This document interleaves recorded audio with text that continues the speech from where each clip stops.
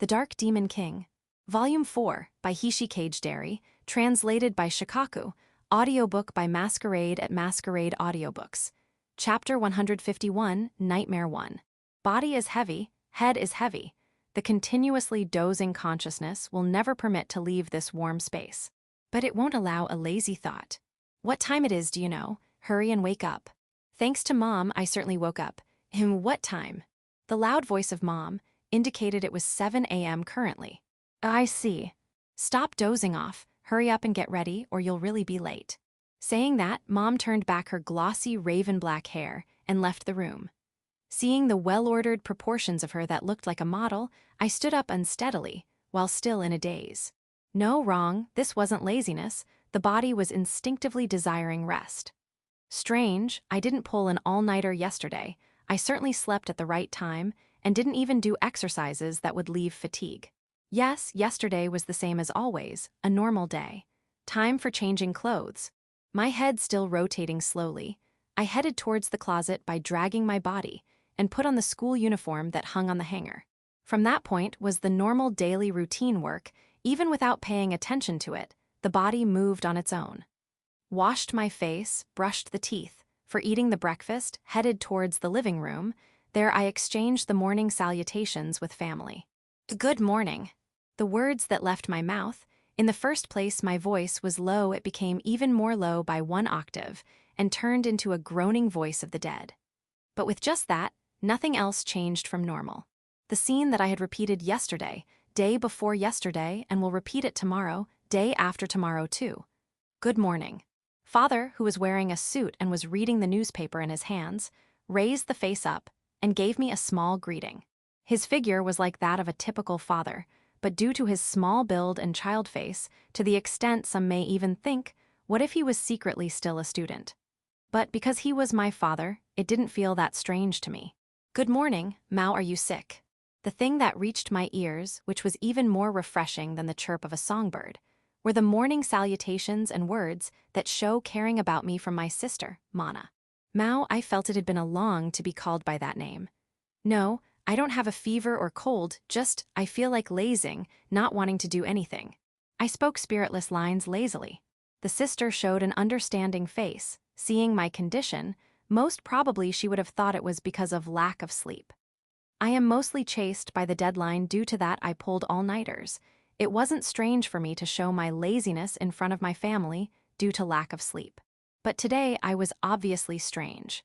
No matter how much I thought there was no reason for fatigue, but the body was sluggishly moving, as if revolting against my words. This most probably was not a physical fatigue, but a mental fatigue. In the first place, there shouldn't been anything through which I would get a mental shock. Over-enthusiastically confessing to Shirasaki-san just for getting rejected, I hadn't suffered from such a melancholic event yet.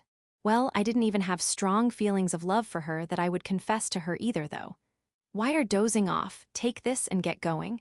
Yuriko-chan is already here. Yuriko-chan. While being forced to take the somewhat less love-filled bento from Mom, I was told that.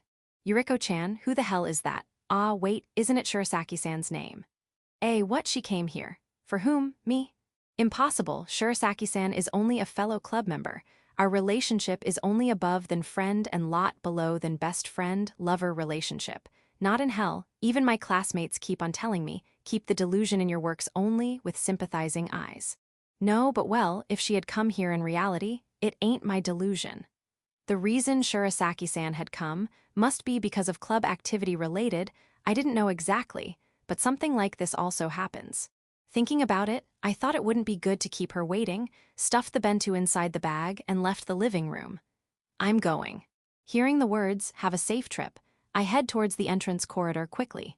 But changing my shoes, the moment I rest my hands on the door of my familiar house, the body stiffened as if it got struck by lightning. I don't want to go. Suddenly, I thought as such. This lazy body and sluggish mind might be a major factor. But this time it wasn't a matter of wanting to do or not, my leg refused to move forward, for something more fundamental, like instinctively. I don't want to go, does that mean school? No, I don't want to go outside. The outside world, spread outside the entrance corridor, was isolated by my house and another world. No, it's not good, I have to go to school. Furthermore, there was a person waiting for me named Shirasaki-san on the other side of the door. Cutting the gloomy thoughts, I opened the door to outside. The scene spread outside the open door was hell. The soil was drenched with blood, the ground's surface was drilled by many craters as though they were creating by taking a hella-strong shock. The thunderously blazing flames close up from left and right.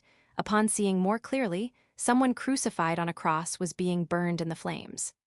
The things burning were not only humans, but also many houses and all anyhow, many things were being destroyed and catched fire. You cannot run. The murmur of that small child pierced deep through my ear. I moved my vision a little below, she was there. The one waiting for me was not flaxen-haired, good-looking Shirasaki Yuriko. I won't let you escape. But it was the apostle of God, having white skin, white hair and white clothes along with brilliantly shining crimson eyes. Sariel, seventh apostle, Sariel was standing in front of me, holding a thin spear. I won't allow you to escape from this world. The thin arms of Sariel moved. With an unbelievable speed, the pointed side of the thin spear struck deep inside my abdomen. Gaha! The blood scattered, feeling the severe pain piercing my body. Without having any other choice, I grabbed the spear stuck in my stomach instinctively. That moment, the spear was pulled out. The blade didn't completely leave the body, due to which my body also got pulled. Gua stop. While grabbing the spear with slender arms, slowly, but surely, Sariel pulled me to outside, the other world. I tried to stop with all my strength, but it was nothing more than wasted effort by the powerless me. Stop it, just stop it. I don't want to go. I don't want to go outside to that world. The place I belong is this, with my peaceful life and family, I belong here. That's why I don't want to go that bloody world, with just pain, injustice, and nobody is saved. SD. I won't let you escape. The body floated in air. Teehee, completely powerless me, was pulled out from the entrance corridor of house while being impaled by the spear.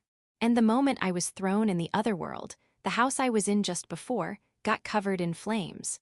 Stop it. Kurono. Having my called out, my consciousness completely woke up. This is. Upon widening my eyes, only my right eye worked. In that small vision, the crying face of Lily, and a little different room than of the familiar guild's guest room, was reflected. Dream, huh? Somehow, it felt like I saw a really bad dream.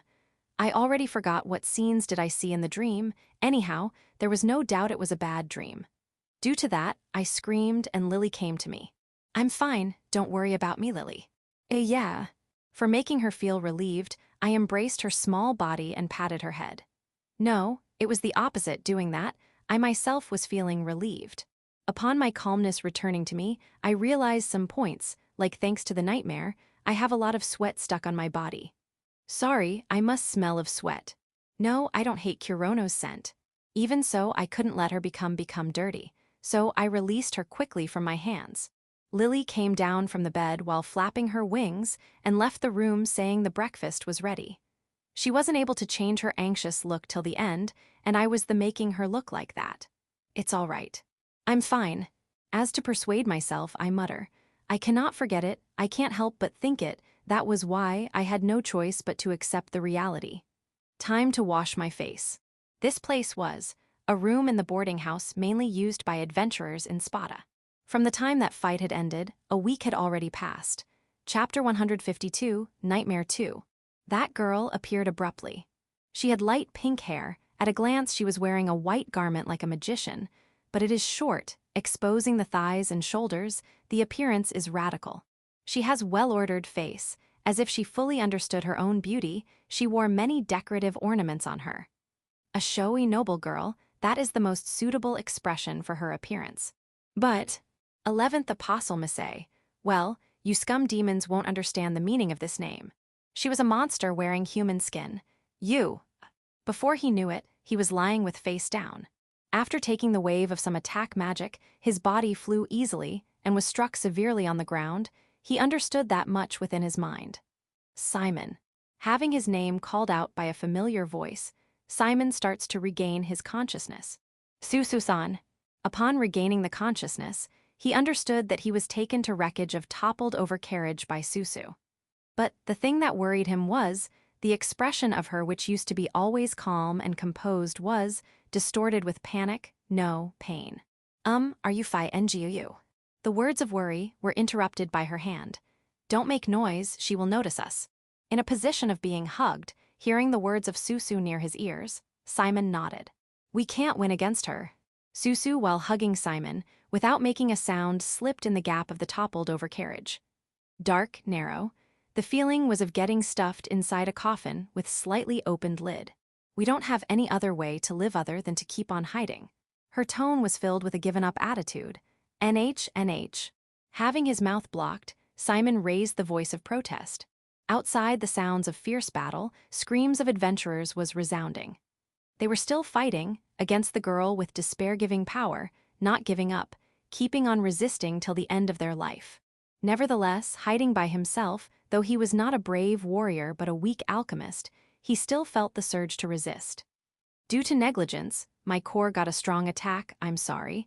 I can't do anything other than to protect you through the camouflage. Hearing that, Simon's body stiffened. He knew that her race was a slime from the time of self-introductions, and he, a rank 1 adventurer too, knew the core was the vital point of slimes. The core acts as the heart and brain of body. It is the most important organ to a slime. An attack to that means an inevitable death. Ugh. He couldn't find any words to speak. No, even if he did and tried to, he wouldn't be able to speak as long as his mouth was blocked. But even without words, Suzu shows an expression as though she knew what Simon was thinking. Don't worry, I will protect you to the end. Simon felt his legs getting submerged in water-like thing. That was because Suzu was covering Simon's body after changing it into slime form. He didn't feel any unpleasant feeling from it, because she was only thinking of protecting Simon, even though her own death was in front of her. NHHHH. Fufu, you're kind, worrying about me. It's not something you need to worry about.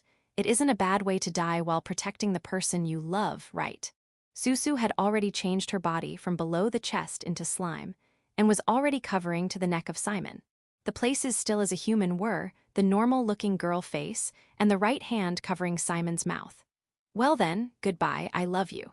Suzu removed her right hand from Simon's mouth, in turn blocked it with her lips. No, that was without a doubt the passionate kiss of a love-struck girl. NH.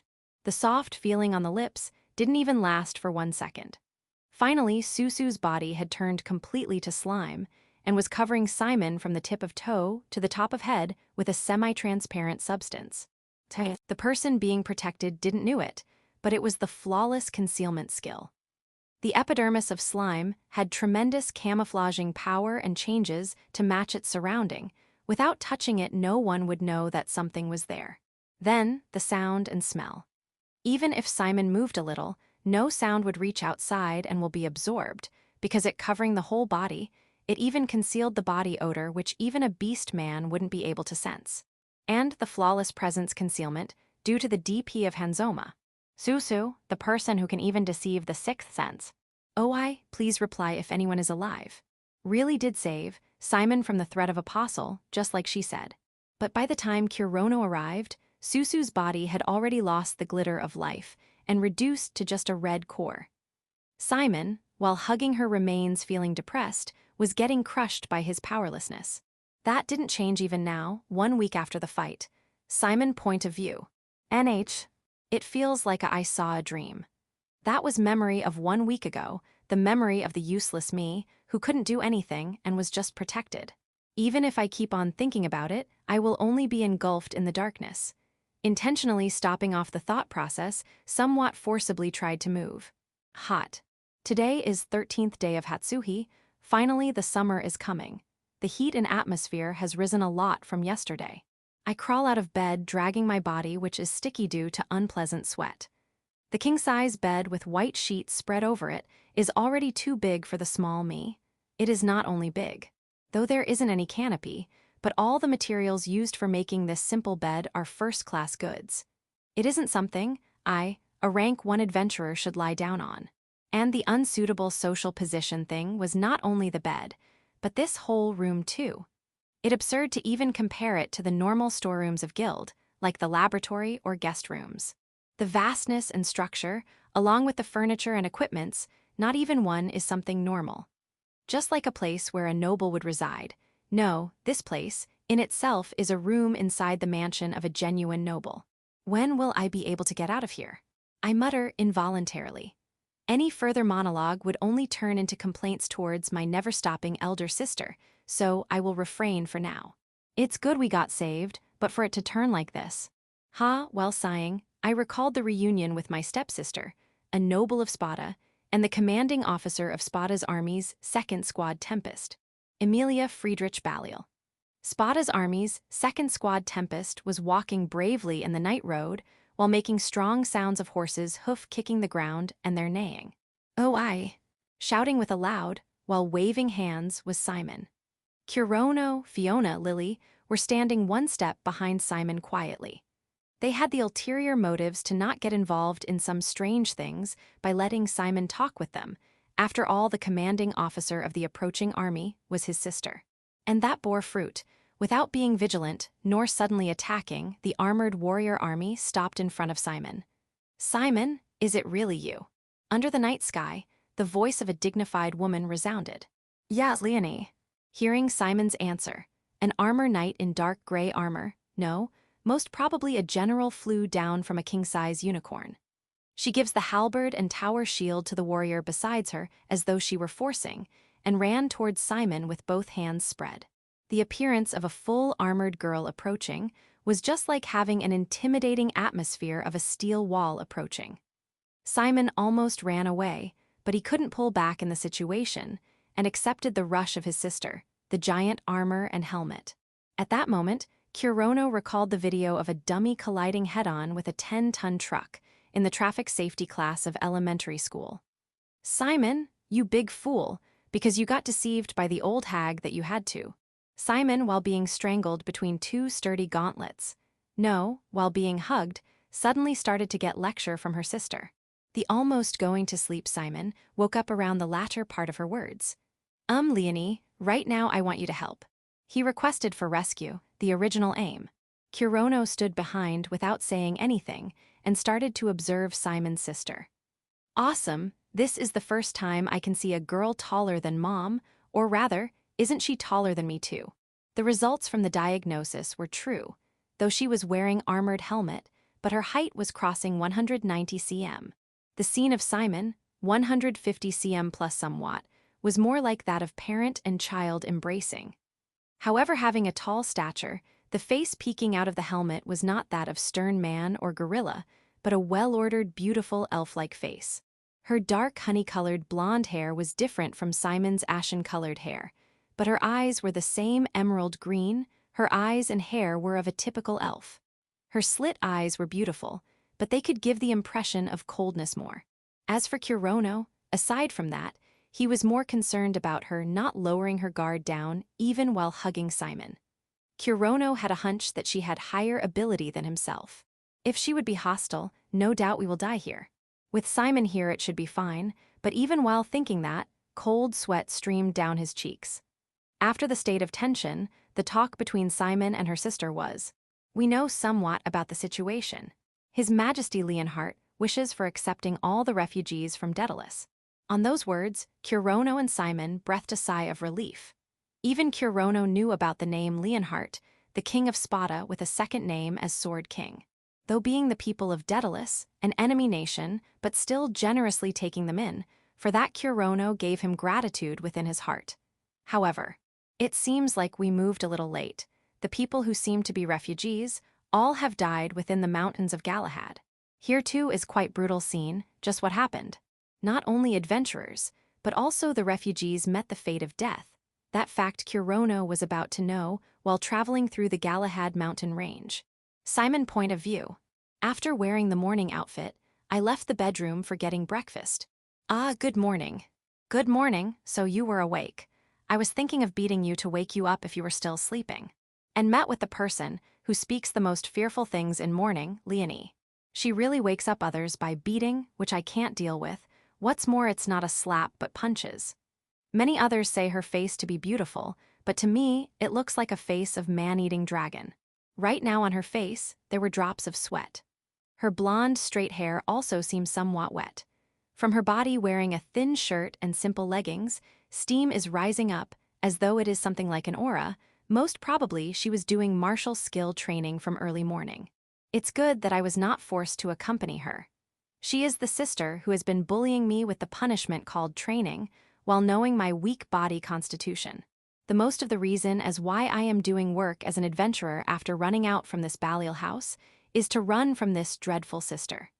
Really dreadful, worst-case psycho, overbearing, sister who doesn't treat others as people. A person who can't act as a good person like Oni-san. Huh, are you thinking something rude, Simon? Her line of sights attacks me, as though it will release laser beams. No, nothing. Your nervousness easily appears on your face. Really, you get flustered easily. Still you call yourself a man.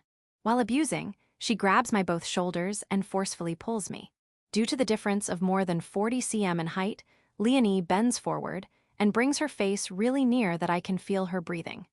This is the stance of threat. Maybe because I was safe for 3 months, that my senses got dull and I got caught. The glint of light in the sharp green eyes seems like it is peering through my eyes.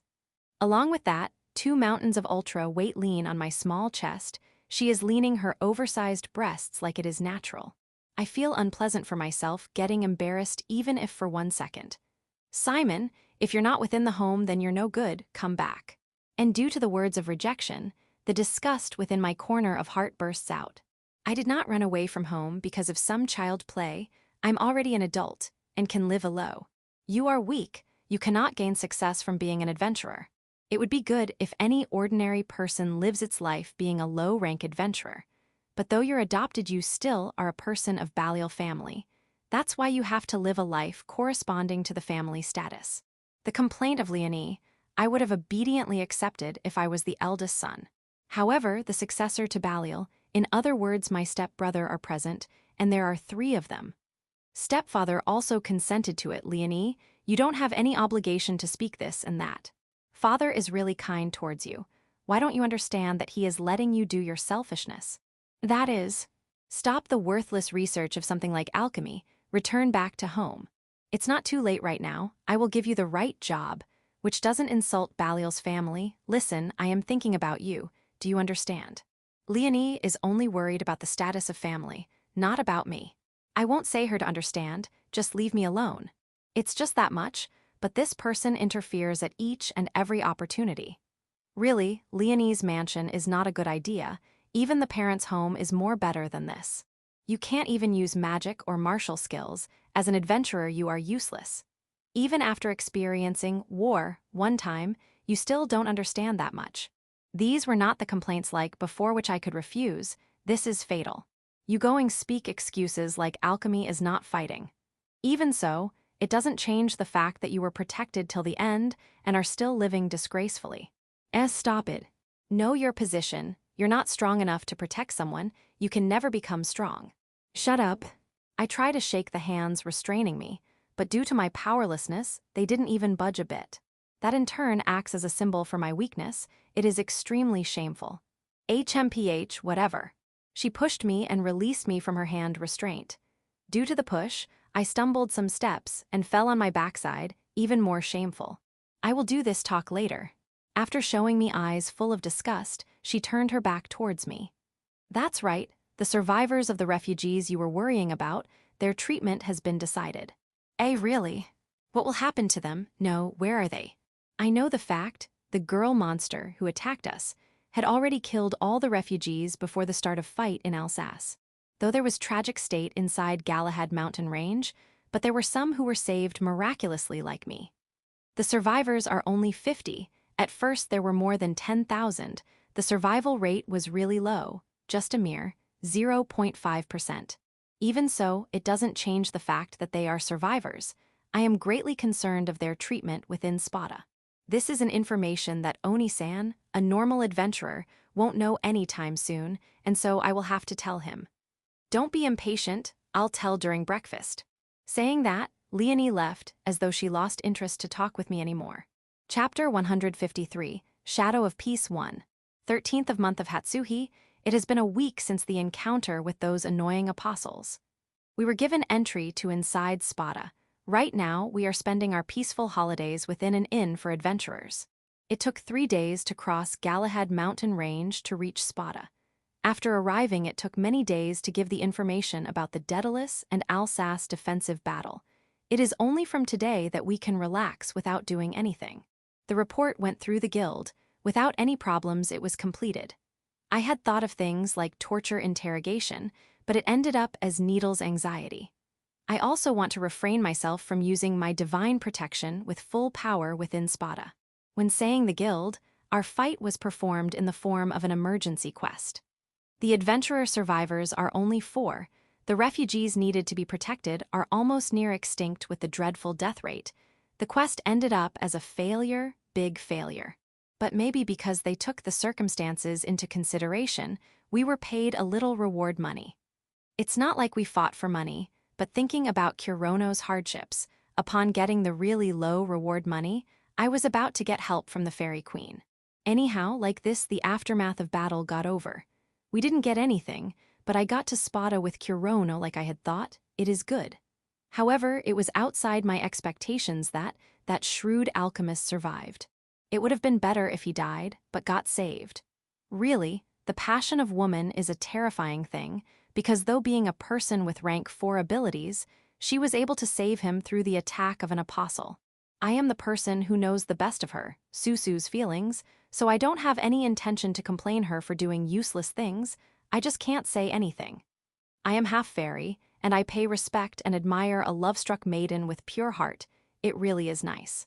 However, it is another story if Simon gets saved, and I need to feel unpleasant feelings.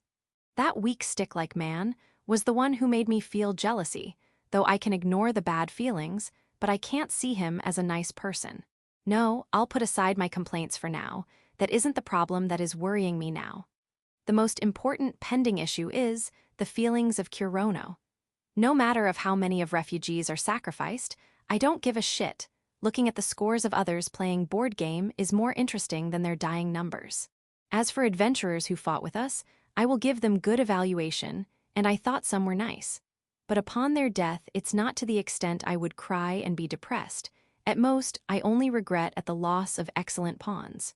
But it won't go that way for kind-hearted Kurono. He can't find a practical answer like the loss of pawns.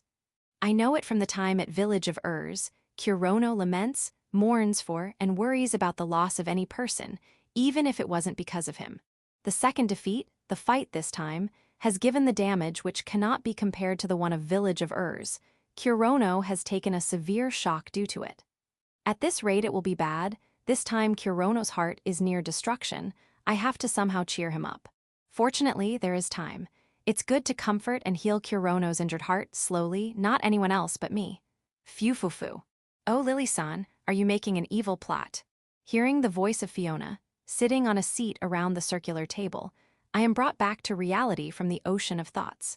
Don't speak disgraceful things. I'm sorry, no matter how I looked, it was an evil smile, so unintentionally.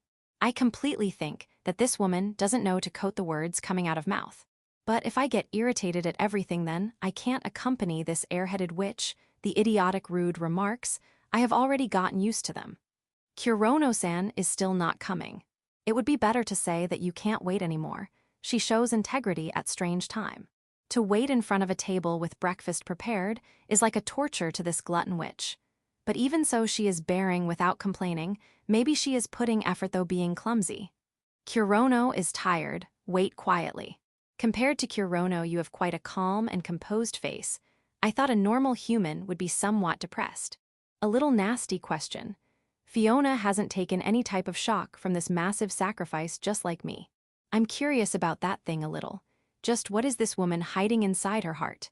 Won't Lily-san understand my heart with your telepathy? You've got quite a nerve to say something like that after casting Protect on it. Fiona's true feelings. The innermost parts of her heart are being protected by a strong mind protect that my telepathy cannot break through. I can only read her true feelings that she doesn't want to hide, the outer surface only. I cannot reach to the feelings she wants keep as secret. It's only natural for creating a wall around heart. For a witch, that's why I'm asking like this, so what is it? Even if you ask what is it? At first, she looks constantly expressionless. but I felt hesitation rising up on the surface of her heart.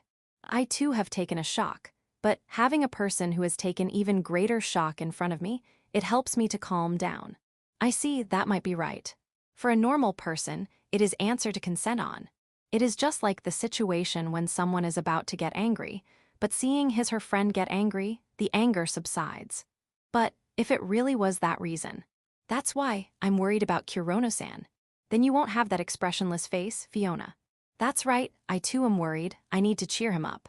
Now that I can't read her true feelings, this is nothing more than a guess. But Fiona didn't get any shock from the current situation at all. If you say it's like mine, then no, it's not. She has taken shock to the fact that she didn't get any shock. For a normal and decent person, it's natural to grieve and moan like Kurono, but it didn't go like that for her herself. Even if the refugees died, the comrades who fought with us died, her heart didn't waver. Geez, having an half-assed moral is really a trouble. Just why do people hesitate to sacrifice others for protecting your important person or thing? Their feelings are only natural that I can understand, but I won't ever agree to them for eternity. Kurono-san came. Fiona speaks in a somewhat happy voice. Is she that happy to be able to eat food? No. Why wouldn't be this glutton happy to be able to eat good? Good morning, Kurono-san. Yeah, good morning, sorry for making you wait. Kurono came after exchanging salutations with Fiona. He doesn't look any different from always. But the things he had lost in the fight have greatly changed the outward appearance of his. He has lost his trademark as a black magician Baphomet's embrace, and now is only wearing a clean shirt and worn-out black-dyed leather pants. It's a casual attire for a normal person. If Kurono's body was not filled with toned muscles and not having an iron plate card hanging from his neck, one wouldn't know he is an adventurer. But the thing that firstly attracts attention is the eye patch covering his left eye. Due to the last attack of 8th Apostle Eye, Kurono lost his left eye. Right now the thing inside his eye socket is the hardened black magic body supplementation as a substitute. A temporary fake eye, of course there is no eyesight in that. Though there is high-grade healing magic to restore something that is lost, but Kurono didn't seem like he cared much about it and didn't even ask for it. Though the bandage, which was painful to look at, has been removed, but looking at Kurono wearing the white eye patch for medical use, it looks like he is hurt and in pain, and my heart feels like it is about to break. I'm sorry, I cannot heal it. The fairy drug cannot restore the eyeball. I'm regretting at my inadequacy. What happened, Lily? Are you sick? No, not at all. I'm completely fine. To Kurono's worrying kind words, I reply with a cute smile. Yeah, I'm fine. The one who is not fine is Kurono. How can you keep that calm face? I know Kurono's deep anguish. But still, during these normal days, you worry about me, smile, and be kind. You don't have to do that much. It's all right to be cooped up in the room and cried the whole day. You can even rely on me too. I will take care of you. I will keep on taking care of you. That's why stop pretending to be fine for not making me worried about you. But you trying so hard for me, those feelings are unbearably pleasant. I can't go against the pleasure of them tormenting my heart splendidly. It's bad, the person who needs to cheer up is you and it's my responsibility, but if you keep on doing that I will only be pampered. I can't be drowned in Kurono's kindness, I have to be helpful to him. After all, I'm his fellow partner, for now only. Chapter 154, Shadow of Peace 2. Kurono, Lily and Fiona are taking a somewhat late breakfast in Tale of Cat Inn, the place they are lodging. This unique inn organized with all war cats is suitable for lower middle or low-rank adventurers. There are many adventurers who are drifting from the intense outside quests use this place. A perfect inn for Kurono and others. It isn't splendidly tasty, but while eating a good amount of food, the three talk about the plans of today. What shall we do today? Should we go to guild and look at some quests? His outward appearance is calm and composed, which he is pretending. While thinking the ideal work of an adventurer, Kurono gives out such a proposal. You don't need to overstrain yourself, Kurono. It's good if you rest a little more. While being in the child appearance, having brought back her adult consciousness back, Lily speaks words of worry to Kurono. No, I'm fine, and we don't have any surplus money too. The reward for the emergency quest was 10 gold per person. More briefly, it was paid in the money unit of Spada that is 100,000 clan. In Daedalus, the silver or gold was used just as it was. But in the city-state in the central part of Pandora continent, including Spada, all used the currency unit called clan. 1 clan equals 1 silver is a normal and easy-to-understand currency value. Even a not good-with-mind adventurer can understand it. With 300,000 clan, won't be able to live normally for some time. This inn takes 3,000 clan for 1 night. Simple calculation, they can stay for 100 days here. Along with the food, drinks, and other expenses, they can live for a little over 1 month. Even Kurono quickly understood it. That's right, if we can reduce your food expenses, then we can live for more long with this much money. Are you trying to tell me to die, Lily-san? In front of Fiona, the plates placed are twice the amount Kurono and Lily ate. It felt like it had been a long time seeing Fiona's real ability. We can't just spend it all on living expenses. We are adventurers. Now that we have already spent a lot, why don't we go to shopping today to buy new equipments? Ignoring Fiona, who is increasing food expenses with her additional food orders, Lily gives out such a proposal. Shopping? Certainly we should. Surely, Kurono lost too many things in the previous 2 fights. Starting from his favorite black robe Baphomet's embrace. The rare baton made for black magical power black ballista replica. The swords used in sword arts, all and every sort of potions, etc. In the end, the only things left with him are cured grudge hatchet horror Ritsu with a big hole in it from the attack of Arrow and the mithril sword stolen from Cyprus. Mostly all of the equipments needed in fights either have exhausted completely or broken. We need too many things. If we couldn't manage it, then 300,000 will just leave our hands quickly. Towards the 2 with no damage to equipments, Kurono ends up feeling guilty. It's not much of a problem, something like 300,000 we can earn it easily. It's only small change. Lily refrained herself from saying it. You're right, we have to work hard and earn money. Kurono felt a need to hurry, in this situation with nothing to do. Along with Spada's military force and the impregnable stronghold set up near the Galahad mountain range, so even if Crusaders were to come, Spada has the strength to stop their advance. Kurono and others heard all this information some days ago during the time of explanation in Spada's Adventurer Guild. However, due to the precedence of Daedalus' army, no matter how much, it will be fine, is said, the uneasiness just won't rub off. Just what he could do as a mere adventurer, even Kurono understands the limits from his position.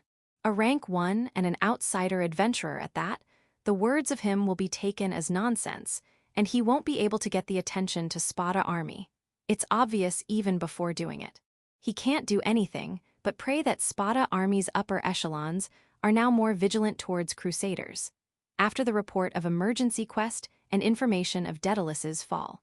Because he knows that, Kurono doesn't say anything. Lily too thinks that the matter is out of their hands now, and she is talking as if she has forgotten about it. But even so, Kurono can't forget about Crusaders and couldn't help but worry about it. The only realistic thing he can do is once again fight as an adventurer in war when Crusaders come attacking at Spada. Thinking that, he needs to prepare for the fight against Crusaders. No, more precisely, Kurono thinks he needs to complete his duty to get strong, so as to not lament over his powerlessness. Well then, let's do shopping today. I also want to get familiar with this city.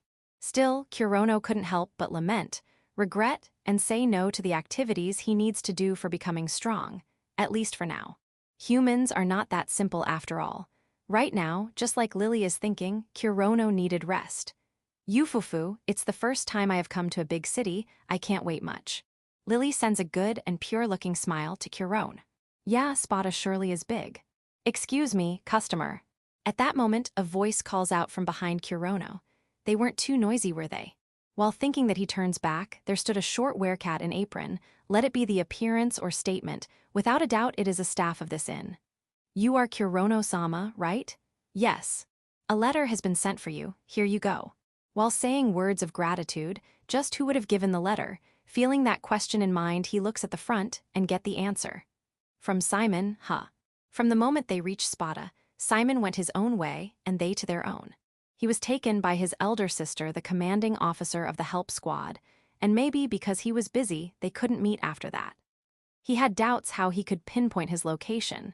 But then, If he is related to someone with great reputation in Spada like his sister, it's an easy task to know the whereabouts of an adventurer, or so Kurono guessed. So what about Simon? Yeah. Upon getting urged to hurry from Lily, Kurono looked at the letter. After reading the whole letter, Kurono conveyed the contents in a serious expression. The location of the survivors from refugees is written. I see. Lily replies that small word and guesses the shopping today is now cancelled. Chapter 155, Rejection 1. Spada is structured with the royal castle in center, and the castle town spreading in concentric circles. It is the same as the capital city of Daedalus. No, as a matter of fact, Daedalus was made taking Spada as a reference. Daedalus was protected by the outer walls and inner walls covering the royal castle, but Spada has crossed that, and there are triple layers of protection.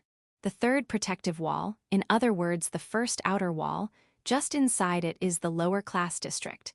The common people live here. The inn Kurono and others are living is also located here. Next, the second outer wall is separated from the inner wall. It is the upper class district. The wealthy merchants or nobles live here. The Adventurer Guild of Spada is also located here, but is only available to rank 4 adventurers and above. It is completely unrelated place for Kurono and others right now. And the most inner part is the third protective wall. It is the outer wall which protects the royalty of Spada, center of the country, the royal castle. It is the most important area where an outsider like Kurono will be punished the moment he steps there. The most probable way for a normal person to stand here would be to join the Spada army. Having no intention to change the job from adventurer, Kurono and others can only use the area between third protective wall and second protective wall, the lower class district. And the place he is headed towards, the place where refugees were living, was also naturally in this area. This place seems like slums. Fiona gives out her, as usual, extremely frank impressions. Don't say that much, people can hear it. Though Kurono acted slightly modest, but deep in heart he too had the same thoughts. But it couldn't be helped, even without any discrimination intentions. It is very difficult to say this place, with filthy and dirty houses made of broken stone and wood, is a very good living environment. The images of slum quarters of Rio de Janeiro, Kurono saw in television long before, frequently pass through his mind. Beyond the dark alleys, it wouldn't be strange if some man with good body build is doing the illegal transactions of drugs. This atmosphere was drifting all over the place.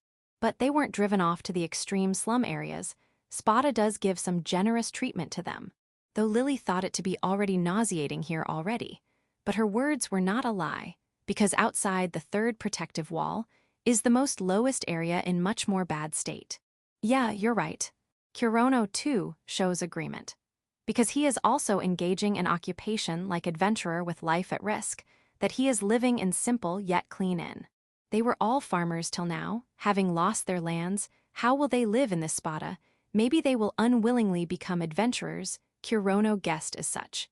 However, he discards the idea of looking after them. After all, it is only a sort of arrogance. Hey Kurono, after meeting them, what will you say? While walking through the somewhat complicated maze-like alleys, Lily asked. There are survivors of refugees, though very few. The time he had this news, he was extremely delighted. But at the time of meeting them, there wouldn't be a chance. Both him and others will be pleased at each other's good health. The 50 survivors who survived, with only the survival rate being 0.5%, he couldn't find the right words to say to them. Don't know. Will it be good to say, it's good that you're alive? Or to repent, saying that he couldn't save anyone? Or would he worry how they will live from now on? Though I don't know, but if they are alive, I need to talk to them. He can't find the words, but his feelings are without a doubt true. That's why, the moment he got the news about them from the letter from Simon, he without hesitation came walking till here to meet them. Lily already had a bad premonition, but she couldn't find the right words to stop Kurono. Around the 3-story apartment-like stone building, bungalows of wood are lined. Not any different from the deserted place from before, this one corner was given to the refugees to live here temporarily. The small childs have been given to orphanage or temples of Spada, but other than them, most of people are still living here. In front of apartment, there were groups of people talking about something. Middle-aged men, small werecats, goblins wearing bandages on arms, lizard men having many scales broken. There are various people of various races there. Kurono finds some faces he has seen, and is convinced the refugees from Daedalus are really here. However, Kurono couldn't find any words for them. They looked depressed and had no life in eyes. The moment he resolved to call out to them at that moment. "Oi, bastard." To the sudden voice, he turns back quickly. There stood a young man. "Bastard, you're Kurono, the adventurer one. Why are you alive? How dare you show your face in front of us, huh?" The face of screaming man, Kurono remembered it.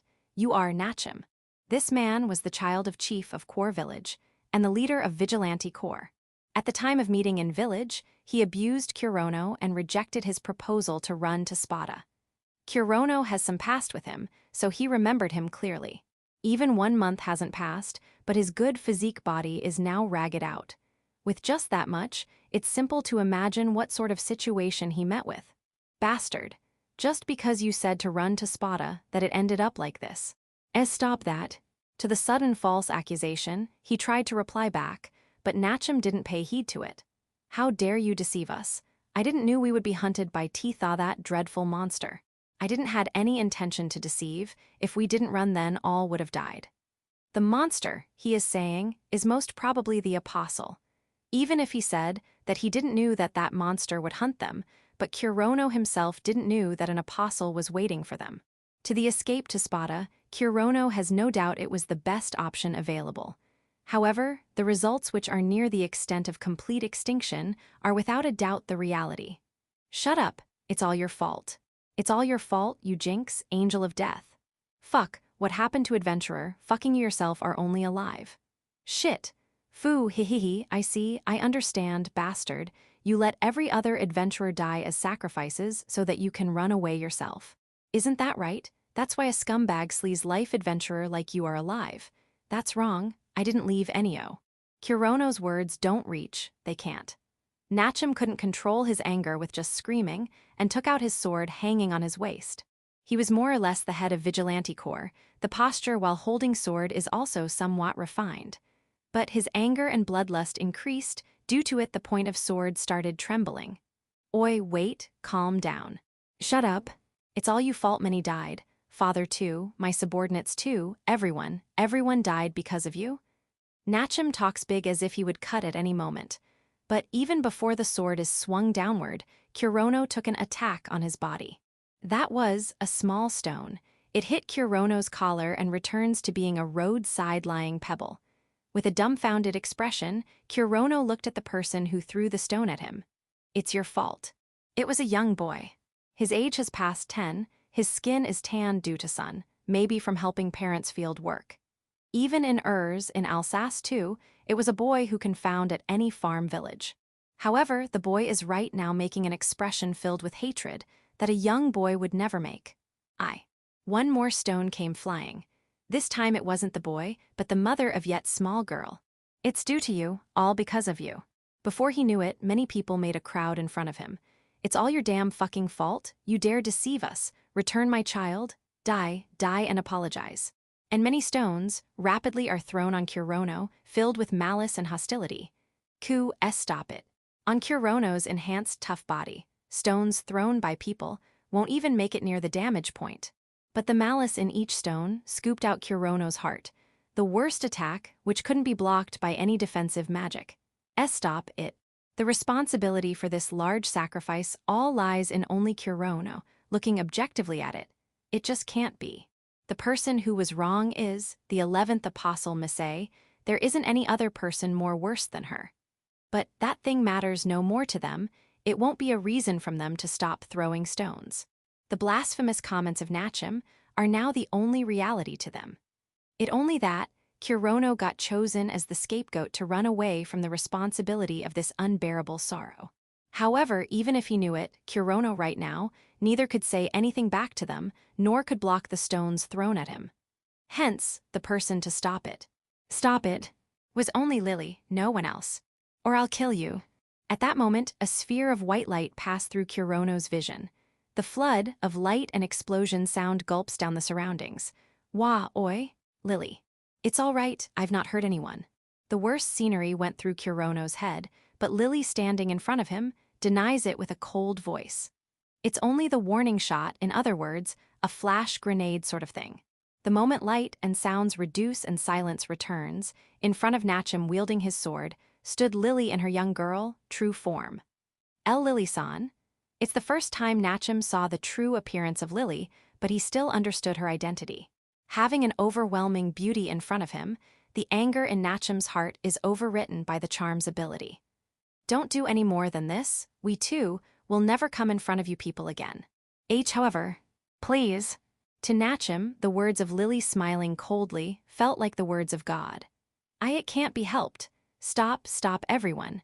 Nachem turned back, and to the group who were throwing the stones, he threw the words to stop. Maybe he still had the charisma of vigilante corp leader, or he was afraid of Lily's threat. The stones or abuse both didn't come again at Kurono. And he dispersed everyone. The people dispersed here and there while speaking words of complaints to Kurono. Now only Kurono, Lily and Fiona, who stood completely unrelated from start till end, were left there. Lily took the hand of dumbfounded and petrified Kurono and smiled warmly at him. Let's go back, Kurono. Yeah, you saved me, Lily, thank you. Showing much more brighter smile, Lily tried to speak the words of gratitude, but the next moment her expression froze. But sorry, can you leave me alone for now? Having said that, Kurono quickly shook off Lily's hand. Chapter 156, Rejection 2. But sorry, can you leave me alone for now? Lily looked at her shaken off hand, and Kurono's face with a vacant expression alternatively. But. On Kurono's unexpected words and actions, Lily revealed a clumsy smile on her frozen expression and replies. I'm sorry, you might be worrying, but I, no matter what, want to be alone for some time. Kurono, too, showed a strained smile and replied back to Lily. That. Please, can you listen to my selfish request? That was a precise rejection. At that moment, Lily had the feelings of rejection thrust from Kurono at her for first time. Lily being a fairy having telepathic power, she is able to sense the feelings and consciousness that appear on the surface. Kurono was not an exception. Till now Kurono didn't even had any stress towards Lily living with him, let alone having evil feelings towards her. And that thing, Lily, who can read the feelings, understood it the best. But right at this moment, Kurono thought to keep a distance between the two. She thought that. That was neither because of uncomfortability or he disliked Lily's attitude. It was because if Lily stayed with him, she would see his appearance that he wants to hide. I don't want to show my pitiable appearance to Lily. That was without a doubt the pride of Kurono as a man that he has been keeping from the time he met her in the Forest of Fairies. Hence, right now, when he has taken a shock he can't bear, he wanted to disappear from before Lily for some time. I'm sorry. If she was in her calm state, she would have understood Kurono's feelings. No, even without telepathy, she could have guessed it from his words, attitude, and actions. But however, the thing that appeared on Kurono's outer surface, the feelings to run away from Lily assaulted Lily's heart with the most strongest attack she has felt in her whole 32 years long life. Having been rejected by Kurono for the first time was more than enough for her to lose her calm. Destroying the fountain of light, letting everyone die, all those things were not able to create ripples in the heart of peerlessly cruel, cold-hearted Lily. But at this moment, her heart was shivering severely. Just like the heart of a pure love-struck maiden who got refused on her confession towards her unrequited love person. No, I'm sorry for giving you needless worry, but I will be fine even if you leave me for now. No, it's all right, I'm sorry for stopping you. Lily wanted to praise herself for replying without going crazy, but her tone of voice was certainly wavering. And that Lily's change couldn't be noticed by Kurono, who is now not caring about anyone else. On the surface, Kurono is left alone, and Lily accepted those words just that much. Fiona, I'm sorry, but can you two go back home first along with Lily? He speaks to Fiona, who is standing beside him as though she was shadow in dark with no presence. Understood. Of course, if Lily couldn't stop Kurono, it's impossible for Fiona to do it then, though she too was worried about for Kurono. I will be back by dinner time, sorry. The shopping can be done at a later date. No, don't worry about it. Saying the words of apology along with a wry smile, Kurono starts walking towards the different way from the road. He moved towards a dark alley. The figure of Kurono going away, Lily watched it with her eyes opened wide while shivering her body little by little. Still, Lily couldn't speak the words to stop him from going away. Lily-san, let's go back. While seeing the wings of Lily which have lost their light, Fiona asked her with worry mixed in her voice. But as though she didn't hear her voice, Lily just stood there staring at the alley Kurono disappeared into. Lily saw. She moved to the front of Lily. The moment she saw Lily's face, Fiona sucked in cold breath on the unexpected scene. Hi, Gusu. From the beautiful emerald eyes, transparent shining, jewel-like large drops of tears were falling. Gusuke Kurono. She shaked her slender shoulders, and while covering her face with white slim hands, Kurono got angry at me, Lily cried for the first time in life. Having refused by her favorite person, being afraid of getting hated, she cried while raising voice. As though the sorrow of her heart is seeping out, the tears continue falling without any end. Lily-san, even if you cry, I don't know what to do. The most unsociable person like Fiona wouldn't even know the right way to console a crying person. But she did feel it won't be good if this crying young girl fairy is seen by people. For the time being, cover the face with this. And then Fiona removed the trademark of witches, three-cornered hat from her head and put it on Lily's head. The witch with pale light blue hair exposed stood besides the fairy till she stopped crying. Chapter 157, Rejection 3. Without any aim, I kept on wandering around. I kept on walking through this dark, narrow alley. It was as if this was a maze. I think I said something like, I'll be back by dinner. But I don't know whether I'll be able to go back from her. No, in the first place, do I even feel like going back? By the time the sun sets, will I be able to shake of these feelings inside me and tell Lily and Fiona that I'm fine with a smile? Impossible. I don't have the willpower to put up a false bravado or a bluff at all. My fault, is it? No, that wasn't my fault. If we hadn't run towards Spada, everyone really would have died. We fought desperately to let everyone run away. We didn't know how many of them were there, but those damned crusaders just kept on coming no matter how many we killed. Against them, our power was limited. We did buy time, it was barely, but we did buy just enough time to run away. But in the end, it was all too late, it was useless. While we were fighting, everyone had already died by the hands of the apostle called Misei. That's right, the one who should be hated is that apostle playing around that ruined everything. It isn't my responsibility. After all, I fought so hard, as if I could say that. Annihilated, that's the result. That's all that matters, that's the reality. Responsibility, excuses, they don't matter anymore. It's all my fault, that's right, I couldn't protect any of them. In front of the graves of my friends in Ur's village, I swore that I won't let anyone else die anymore. But even then, haha, how ridiculous, look at the number of casualties I have created.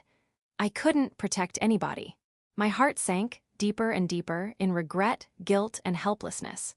I guess, someone like me, a mere high schooler like me, was stupid to think that I could save so many people.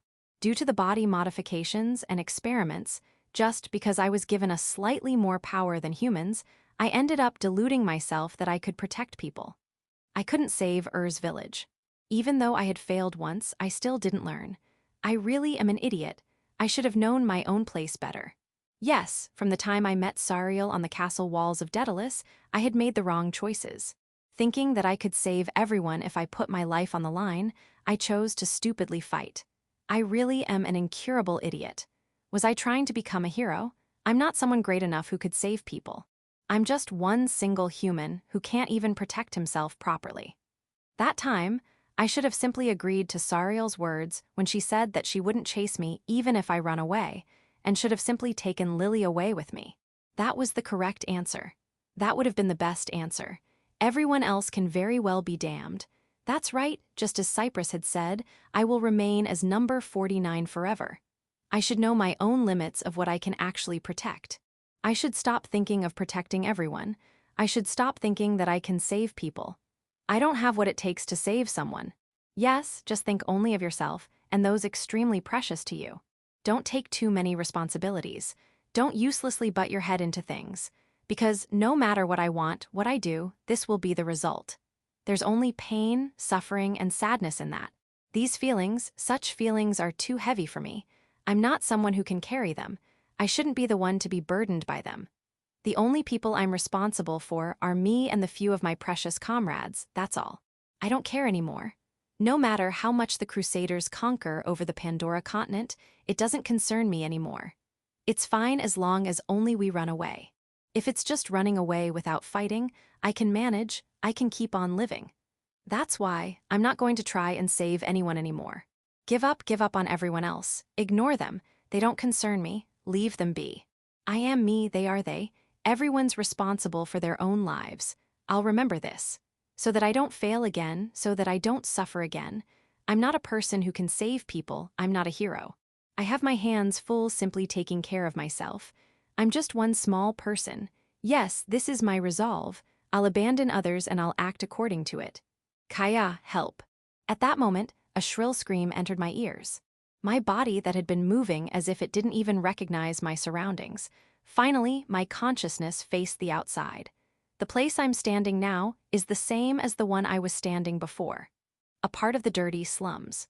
I couldn't hear the screams anymore, but in the alley just in front of me, some voices that seemed to be quarreling came out, showing that the scream I heard before wasn't an illusion.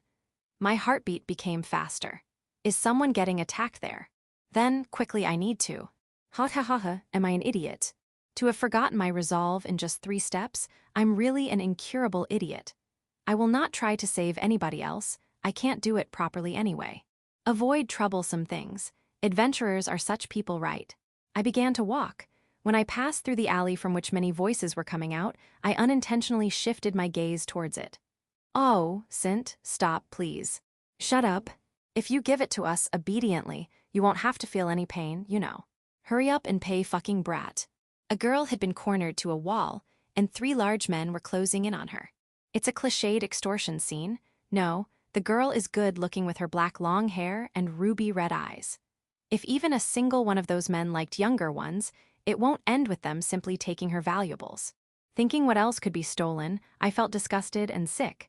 Stop thinking foolish things. At such a place, such things should be normal.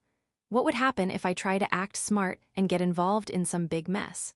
Those 3 men look like typical thugs, but if they have the backing of some gang that rules the underground of this town, even if it wasn't something so grandiose, there's a high chance that they could have a lot of comrades. If I made someone like them into enemies, it simply won't end as something troublesome. There's a chance that we'll be in danger 24/7. Also, there's a chance that even with those looks, they might be strong level 5 adventurers and stronger than me. Impossible, that word doesn't exist. I had thought that it would be impossible for an apostle to appear, and in the end, everyone was killed by that apostle. An apostle, eh? Haha, maybe one of those men is also an apostle like the 8th apostle No, maybe all 3 of them are apostles. When I was thinking that only Sariel was on Pandora, 2 of them appeared and at the same time in front of me.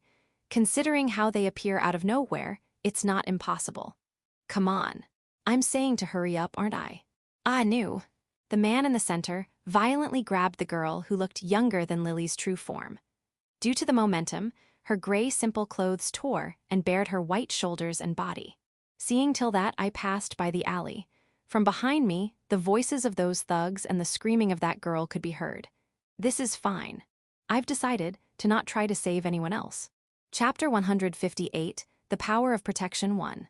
Robbery, theft, extortion, pickpocketing, almost every kind of crime related to money was something very normal in slums and areas where poor people lived. Of course, Spada was no exception. Even now, in an unpopulated alleyway, a pitiful victim was currently present. Kaya, help. Young, probably around the age of 10, the girl raised a scream asking for help, but her scream was soon stopped. Before she realized, in front of him 3 men were standing.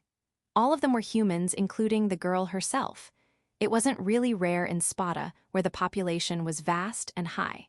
Each of those men had large bodies, and their arms seemed to have strong muscles. Also, the numerous scars made them look even more villainous. Oh, Sint, stop, please. As the men approached with dreadful expressions, she felt that the men looked even bigger. The words spoken by the girl were truly weak, but the fact that she was even able to say that was praiseworthy. Shut up. It'll be fine as long as you give it to us. Hurry up and pay, little brat. Of course, the men wouldn't stop just because she said so. The men had no guilt even when committing such crimes. Come on, hurry it up, I said. I knew. As the man in the middle got impatient, he violently grabbed the collar of the girl.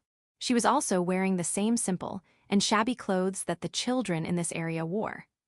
Let alone magical effects, one could tell that it was an inferior product just by looking at its material quality. Due to the force of the man, the cloth tore open with a ripping sound. The girl's bare skin was exposed. Even if one didn't have a young girl fetish, a man would get captivated on seeing that fresh white skin from the neck to the shoulders. And though she had a boyish, short hairstyle, her silky black hair, her red shining eyes and her cute face would definitely qualify as a beauty. And if such a girl would be in a condition when her clothes were in disorder. It was obvious what those violent, beast-like men who lived by their greed and lust would think. Kaya! As the girl screamed once again, the men, driven by a greed other than that of money, rudely stretched their arms. Oi, stop there! A single man appeared. Just like the girl, he had black hair, but his right eye that didn't have an eye patch was of a color of deep black darkness. He had an uncommon combination of black hair and black eyes, but what was more unusual was the sharp glint in his eye that the man was releasing. Due to the voice that suddenly appeared, the men stopped their arms that were moving towards the girl. But obviously they wouldn't reform themselves now. Becoming vigilant of the sudden intruder, two of them entered into battle stances. The remaining one was grasping the girl tightly so that she doesn't run away. Ah, who the fuck are you? The question was very normal, but it possessed an immense amount of threat and intimidation in it. As he threatened, he observed the man who had appeared. His body was as big as theirs, a white shirt and a pretty damaged black leather pants. His look was shabby, similar to those living here. But his toned, muscular body even better than theirs, and his posture that left no openings, showed that he was not a civilian who didn't know how to fight. The plate hanging around his neck was the proof of that. A true guild card, there's no way they'd mistake it. Haven't seen your face here. If you're a newbie, then we'll let you live. This happens here all the time. Even an adventurer would be sorry if he cockily tried to butt his head in our matters. The man who restrained the girl, even after knowing that the man in front was an adventurer, said that with a composed smile. His tone expressed that he knew that they still were superior here. That's because the man's steel plate showed that he was the lowest, rank 1 adventurer. A mere beginner. No, considering his look, he might be a bit more experienced, but not really much. Also, they had not heard any rumors about some black-haired, black-eye adventurer with an eye patch that had done some great deed either. That means he was a normal rank 1 adventurer. At max, he might be strong enough as a new rank 2 adventurer. On top of that, he was unarmed no matter how you look at it. He didn't seem to have hidden even a single knife on his body. The three men, after evaluating the intruder, came to the conclusion that he wasn't much a threat. Come on, hurry up and get out of here, Sonny. NN, or could it be that you've got something to do with this brat? Heh, you've got a pretty good hobby. All right, I'll give this as present to you, Sonny. No need to hold back, though she'll be second-hand goods by the time you get her back here, ha. The three men laughed in a loud, vulgar voice. And the rank 1 adventurer, with no change in expression, took one step forward. I said stop, didn't I? Obediently let that girl go. The men who heard that calm voice quickly changed their atmosphere to a violent one. Are you going to fight us? Not a really good decision. The man tightened his fist and released a distinct killing intent. You should keep your adventures to those quests of yours. The other man also released killing intent. A normal person would have been affected by that overwhelming presence and would have been overcome by fear. I'm telling you to let her go. Please, can't you listen to what I say? As if ignoring those two men who were releasing killing intent, he spoke that towards the third one who was holding the girl. A fool trying to act as a hero, eh? Oi, kill that bastard. With that voice as a signal, the two men began to move together. I see, magic bullet arts. The adventurer who muttered that sound didn't reach the ears of the three men. That's because those men were too far away to hear the adventurer's mutterings. And the two men who had been rushing towards him were Gyuha, fainted after getting hit by a black lump that was fired from the adventurer's hand. They didn't understand what had hit them. No, even if they had seen it, they simply wouldn't have realized what that black object was. In any case, the two men had already been blown in the air due to the impact. And soon, their bodies struck the stone walls on the side of the alley with a dull sound and fell limply like corpses. This bastard, what the fuck did he do? Due to the fact that the two men had suddenly fallen, the third man didn't have the composure to focus on the girl and let go of her hand. At that moment, the adventurer crossed over the two fallen men who were either dead or had simply fainted and had started running towards the third man. But maybe because he was used to such situations, the man didn't panic and drew the dagger from his back. Although he said that, the man's aim was not really one that could kill in a single strike. Although the man was in an advantage with a knife, the situation would reverse if it was taken away from him. So there was no need to uselessly go close to the adventurer and enter his range. He could simply slowly cut him little by little and take away his stamina. Not to mention that killing someone inside the city would bring more trouble. If possible, the man wanted to leave that man in a half-killed state. Thus, his aim wasn't the heart or neck but the adventurer's limbs. The man decided to first aim for his arms. The man's knife shot out towards his opponent's arm. The adventurer's fist would be cut by his knife. No, he was sure of it. Pakian, but it was blocked by a black shield that appeared suddenly. It was completely black plate, a 20 cm small square. But still, the man soon understood that it had been created by magic. Defensive magic. As words of surprise left his mouth, the other arm of the adventurer punched into his face. Hijia. Letting out a pathetic sound, the man blew away to the other side of the alley. His body finally fell and rolled and crashed spectacularly into something, but the adventurer had already lost interest in him and didn't even look towards him.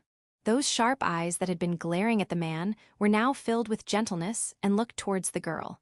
Are you injured? No, I'm fine. The girl unhesitatingly gave an answer towards the man who had saved her, and spoke as she looked into his dark abyss-like eyes while gazing at him with her deep crimson burning eyes. Thank you very much for saving me. Honest words of gratitude. The adventurer also answered with a wide smile. You're welcome. Chapter 159, The Power of Protection 2. Think about only yourself, abandon everyone else, avoid troublesome things, don't butt your head in problems. That's the right way, the clever way to live. I know I agree to it from the bottom of my heart, but Kaya, if I hear someone scream like that, I have no choice but to help them. Before I knew it, I had beaten the shit out of those three men.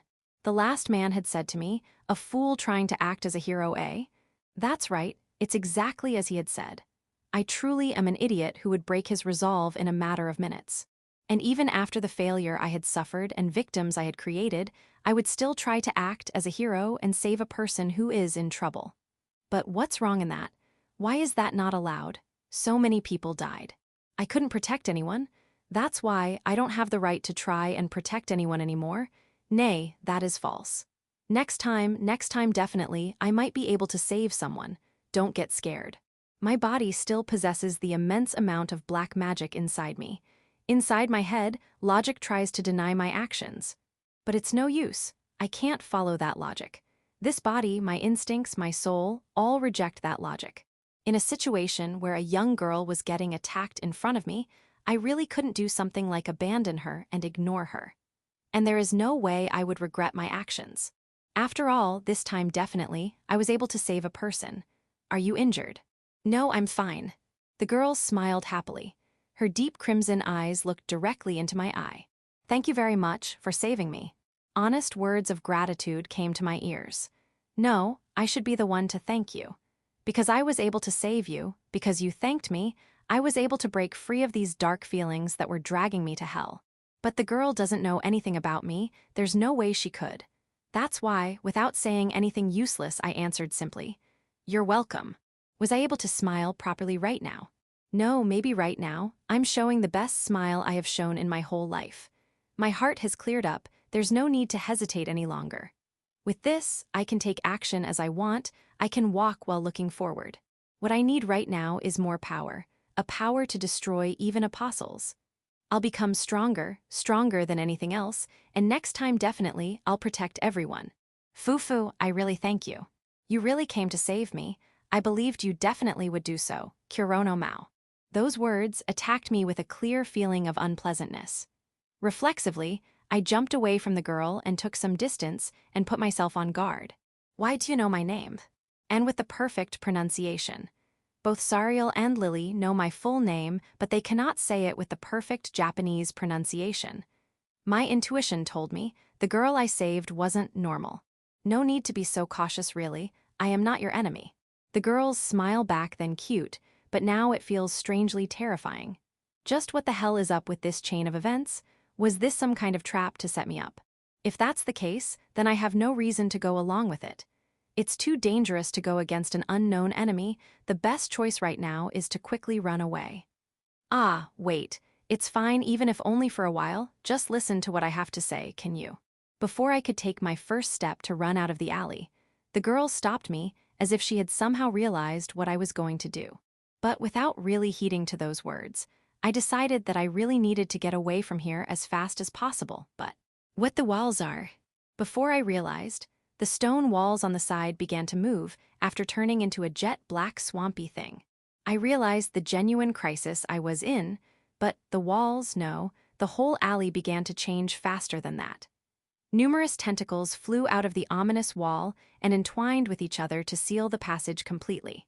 It's as if a wall of black thorns had appeared. I doubt I could even destroy it and break through that. This is the first time I'm seeing a magic like this. To have changed the space in the alley completely is not something normal. It must be a very high level of barrier. Looking closely, the bodies of the 3 men I had defeated had also disappeared completely. Were they also a part of this magic? In any case, it's clear that this girl possesses an incredible level of magical ability. Wait, she really isn't going to turn out to be an apostle, right? Who the hell are you? Why are you after me? Considering her words, it seems she doesn't want to kill me instantly. For the time being, it won't be too late to fight after hearing what she has to say. Maybe I might be able to get out of here with just talking as well. That's why to not show my will to fight, I didn't bring out my grudge hatchet Hararetsu. Sorry, I know about you, but you don't know anything about me, so first let me introduce myself. As if trying to make friends with someone after meeting them for the first time, with an amiable smile, the girl's body began to be wrapped inside the tentacles growing out of the black surface. Those tentacles that had the same feeling as my anchor hand completely covered her. At that moment, a change happened. The girl's ripped gray tunic and her long skirt disappeared and was replaced by those tentacles in the form of a dark black clothing. If I were to describe the clothes in one word, it would be a mantle on a gakuren. Rather than a gakuren, it looked more like the military uniform worn by commissioned officers back in old Japan. The black clothes were decorated with gold and silver ornaments as well. The black mantle with the tall collar looked like those used by vampires in literature works and was so big that it seemed to ignore practicality. Looking closely, the end of the mantle wasn't hanging on the floor, but was integrated with the dark floor itself. Maybe this whole black space had been made by her black mantle. Due to the enormous mantle, it wasn't clear, but she seemed to have a sword, a black wand-like weapon on her waist. The girl who was dressed like something between a noble and a magician hadn't changed from her young look, but rather than a girl, the impression was more like a boy now. The fact that I was unable to distinguish whether it was a boy or a girl in front of me only added to ominous feeling I was getting. But, as if ignoring that sense of anxiety inside me, and now that he had prepared for the introduction with the change into black clothing, she gave a satisfied smile. And that name was finally spoken from those small lips. My name is Mia Elrod, the one who gave you your divine protection. I've come to meet you. I have no memory of knowing either the name Mia or the surname Elrod. I heard that name for the first time, but I know what DP means. Could it be that you're a god? A god, a truly unrealistic existence was, now that I said it out loud. It felt a bit disconnected from reality. But Mia, as if it was obvious, nodded and answered. Yes, I am one of the pillars of the black gods of Pandora. This person who named herself as a god. Though I know that such magical existences truly existed, I still couldn't seem to accept that fact. No, it is a fact there are existences in this world that provide a power known as divine protection, which was neither magic nor martial arts to a person. But still, When one actually appeared in a no matter how you look at it a human childlike form, there's no way I could accept one as a god. Moo, you don't believe me, do you? I really am a god. You know where you're pulling your black magical energy from, right? As the self-proclaimed god puffed her his cheeks in anger, looking at that, I slightly became less cautious. Also, I remembered that Lily had told me that my black magical energy is brought out from the DP of the black gods. But it can't be helped. I really have no feeling of doing so. But I guess it can't be helped since you came from another world, I guess. They don't seem to believe in gods very much. You know of others that came from another world. Since he knew my full name, I'll ignore how she knew that I was from another world, but the problem were those words that implied that there have been others like me. In the era when I lived, there were people like you. In fact, there were many more than now. Is that so? I can understand what she was saying, but whether I can actually accept that is a different case. I can't explain in detail, though. Even gods have rules we need to follow after all. Rules among gods, eh? Then, the fact that you didn't save us even after what we went through is also because of your rules. This is truly unreasonable. Although one can't depend on others for everything, I still need to hear this if she's going to call herself a god. If you're a god, then, why did you not save even a single person? Why did you not stop the Crusaders or the Apostles? No, why did you not save me when I was being subjected to those hellish human experiments? Gods aren't omnipotent. It is as you know. Mia gazed at me with a serious expression and looked at me directly with those crimson eyes and spoke. At least, in this world, gods aren't omniscient and omnipotent existences that can do everything. We live in a different dimension than this. In your words, we live in the world of gods. That's why, even now, Mia in front of me was only a temporary existence. We, the black gods, are nothing more than existences that look over this world from afar. The ways in which a god can interfere with this world are very limited. Those ways are making it rain, giving abundant harvests, and other such natural phenomenon for which humans pray to God. So the DP you provide to a person is also one of those ways. Exactly. That's why no matter how much we struggle, we can't descend directly in this world to save you.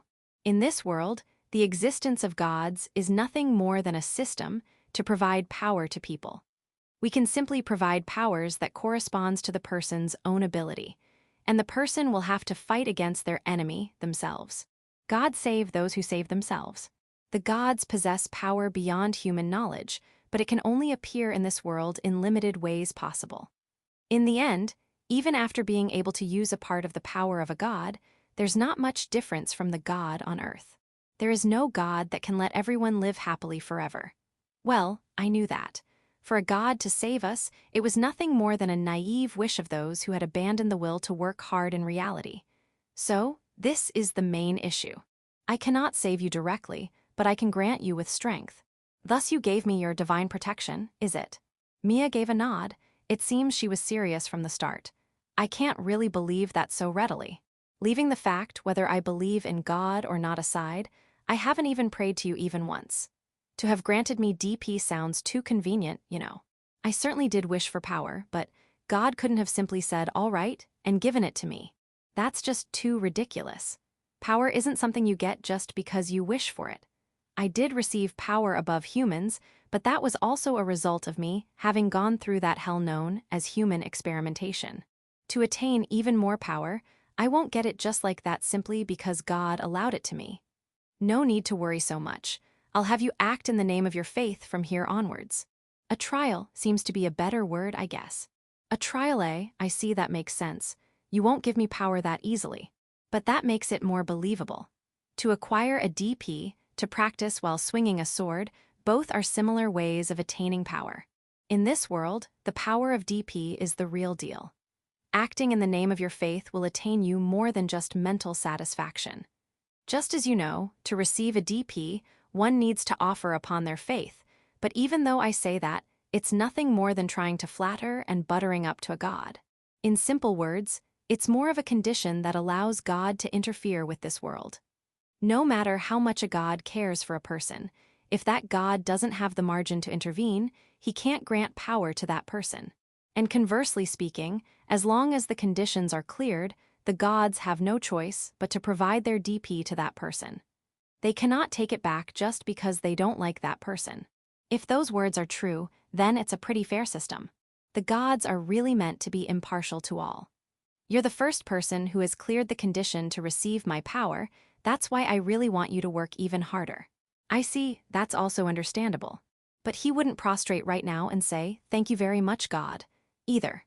Basically, this Mia is still a self-proclaimed god. Their talks till now could have been total bull for all he knew. Mia still hadn't given a proper proof that she was a god. Although, the fact that she could such level of magic showed that she was at least not a normal girl like he had originally thought. Phew, that's fine, even if you don't believe in me now. To ask one to believe in them from the very start is simply the arrogance and selfish pride of a god. To earn one's faith, the god should be the first to give some benefit, right? What she says is reasonable. Even in Earth's legends and folklore, there was a pattern where one would be worshipped only after he saved someone with the help of supernatural powers. That's why I'll provide you with the DP within the given margin of what I'm allowed. Weren't you going to give me a trial? Since you have the power to face off against those apostles of the white god, I'll treat that as a trial, which is why I'm giving you this power. The white god and its apostles. If she knows even that, does that mean she really is a real god? In terms of you adventurers, this is something of an advance to earn your trust in me. That's why I want you to accept it now.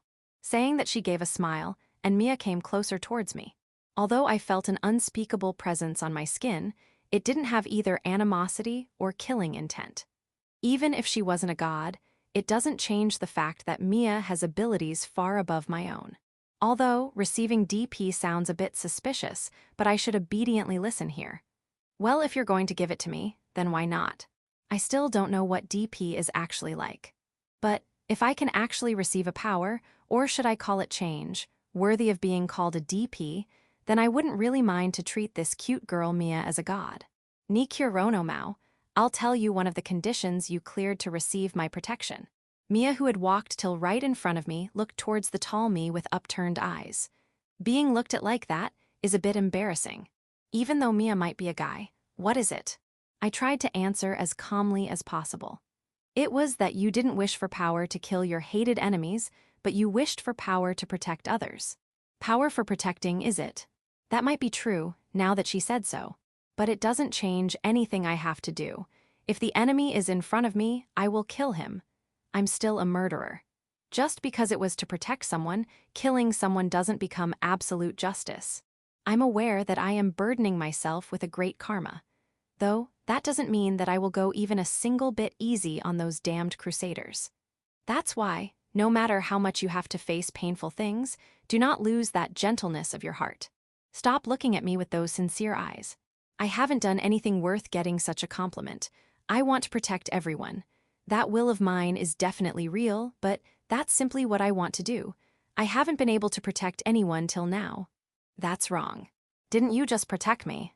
That was simply an act. I had simply fallen for her trick. Without even saying that, Mia spoke with an understanding expression. I apologize to have tested you like that, but I know what you had been thinking till now. Rejected by those who you wanted to help, tormented by your own weakness, giving up on everything, you had resolved to live selfishly for your own sake. I know those feelings of yours. It was true, I ended up averting my gaze. But still you came to save me. You came to save me, an unknown person. You didn't abandon me. You did what was right. No one can deny that fact. That's why, don't hesitate. Next time, you'll definitely be able to save everyone. In reply to those straightforward words, I, thanks, could only say that. I don't know whether Mia is really a god or not, but this child did cheer me up. I need to know only that. Fufu, even though I'm supposed to be the one to thank you. With a gentle smile, Mia really looked like a cute girl to me. Then let me grant you with my divine protection. I can't power you up yet, she continued. Exactly what will happen. Let's see, just like a miracle of God, I'll. Mia touched my eye patch with her fingers. Restore that eye of yours. You can do that. Of course, gods are great. She said that proudly as she puffed out her chest. Then, can you bend properly? Yeah. My eye really will heal. Well, I'm still in doubt how it'll regenerate, but I bent my knee as Mia wanted. After kneeling down, I was at the same line of sight at Mia.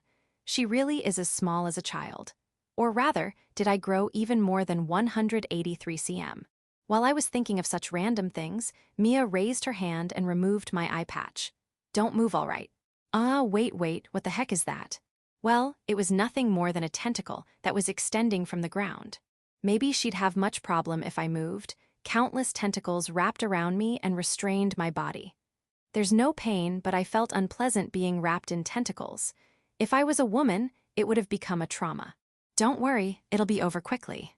Saying that with a smile, Mia reached towards her own left eye and, Gyuri, instantly pulled out her own eyeball. In Mia's hand, a small eyeball that had a pupil in a shining crimson color like the queen beryl rolled over. What? I was speechless due to the sudden act of violence. Surprisingly, the eyeball wasn't stained in blood. It really looked like a clear jewel. But that doesn't mean I'm calm.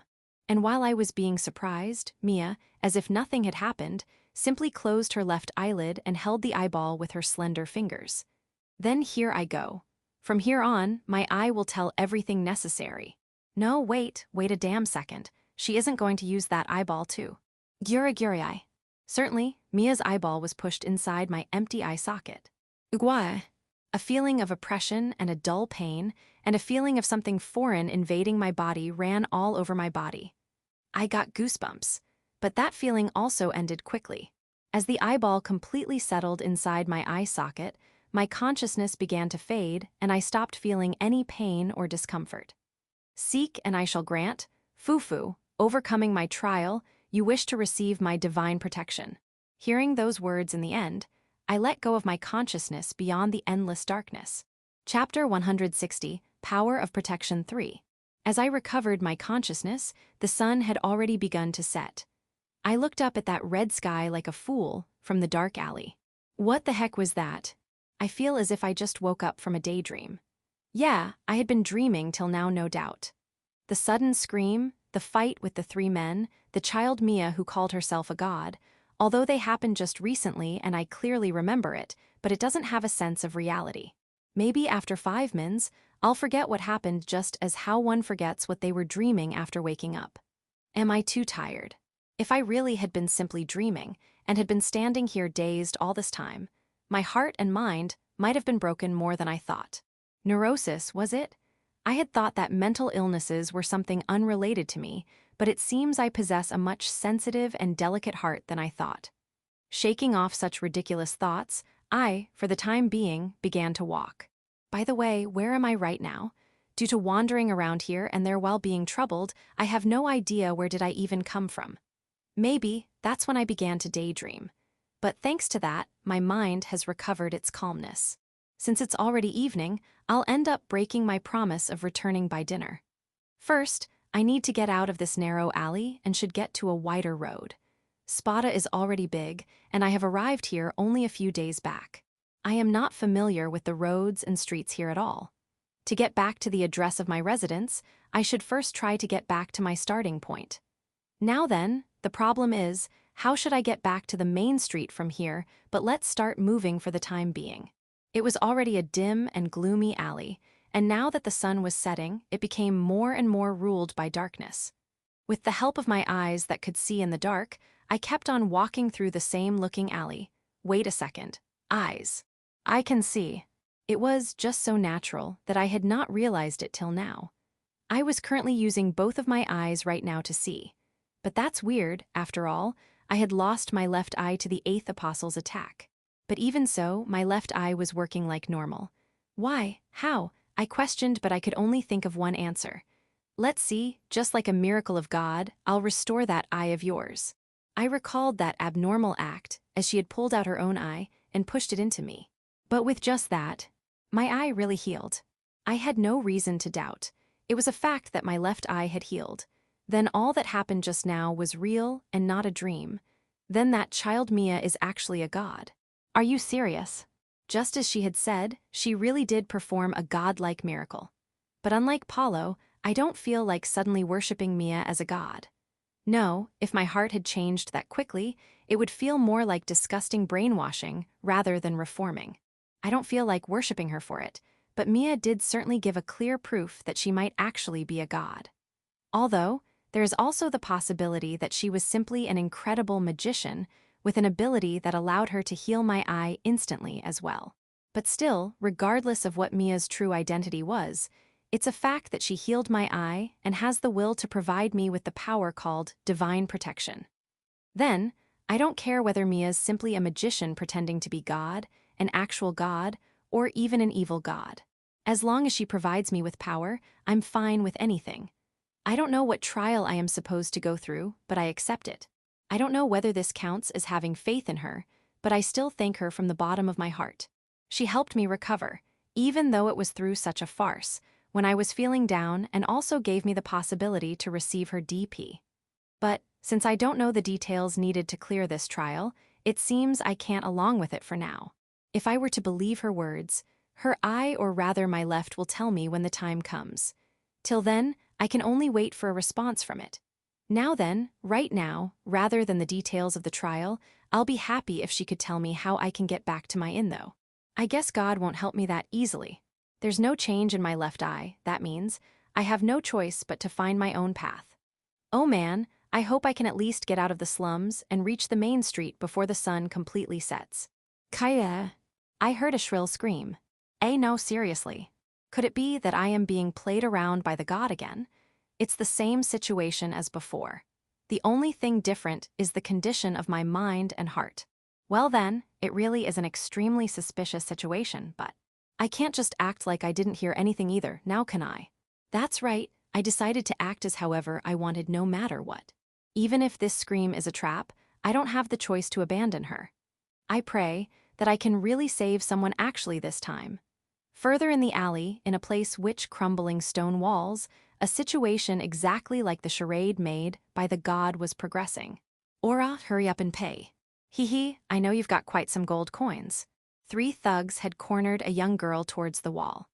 There was a 1 in a million possibility that this was some unavoidable situation in which an outsider couldn't and shouldn't interfere, but, well, going by their way of speaking, I doubt it's anything else than normal extortion. Oi, what's going on there? I don't even have to examine the situation. I quickly appeared and called towards the thugs. At the same time, I didn't forget to glare at them in the form of intimidation either. When I seriously glared, the effect was so strong that let alone my classmates, even my friends were unable to look me in the eye. Ah! The 3 men turned towards me with a look of hostility. Since I had just gone through something like this, I only felt a déjà vu.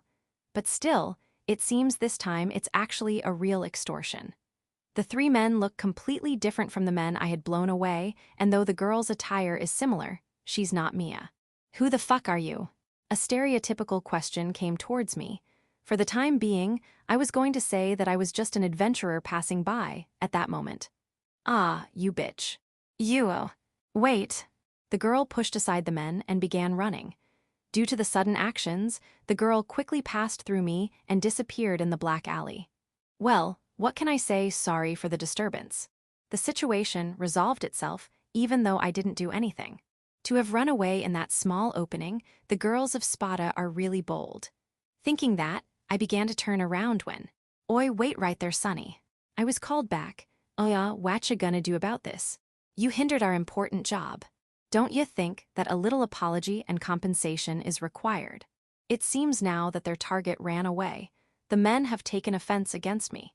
You bastard, you're just a rank 1 adventurer, right? Trying to act cool like that. Pay up everything you have or we won't let you get out of here alive. Saying that, the skin-headed man with the biggest body drew his sword from his waist and closed in towards me.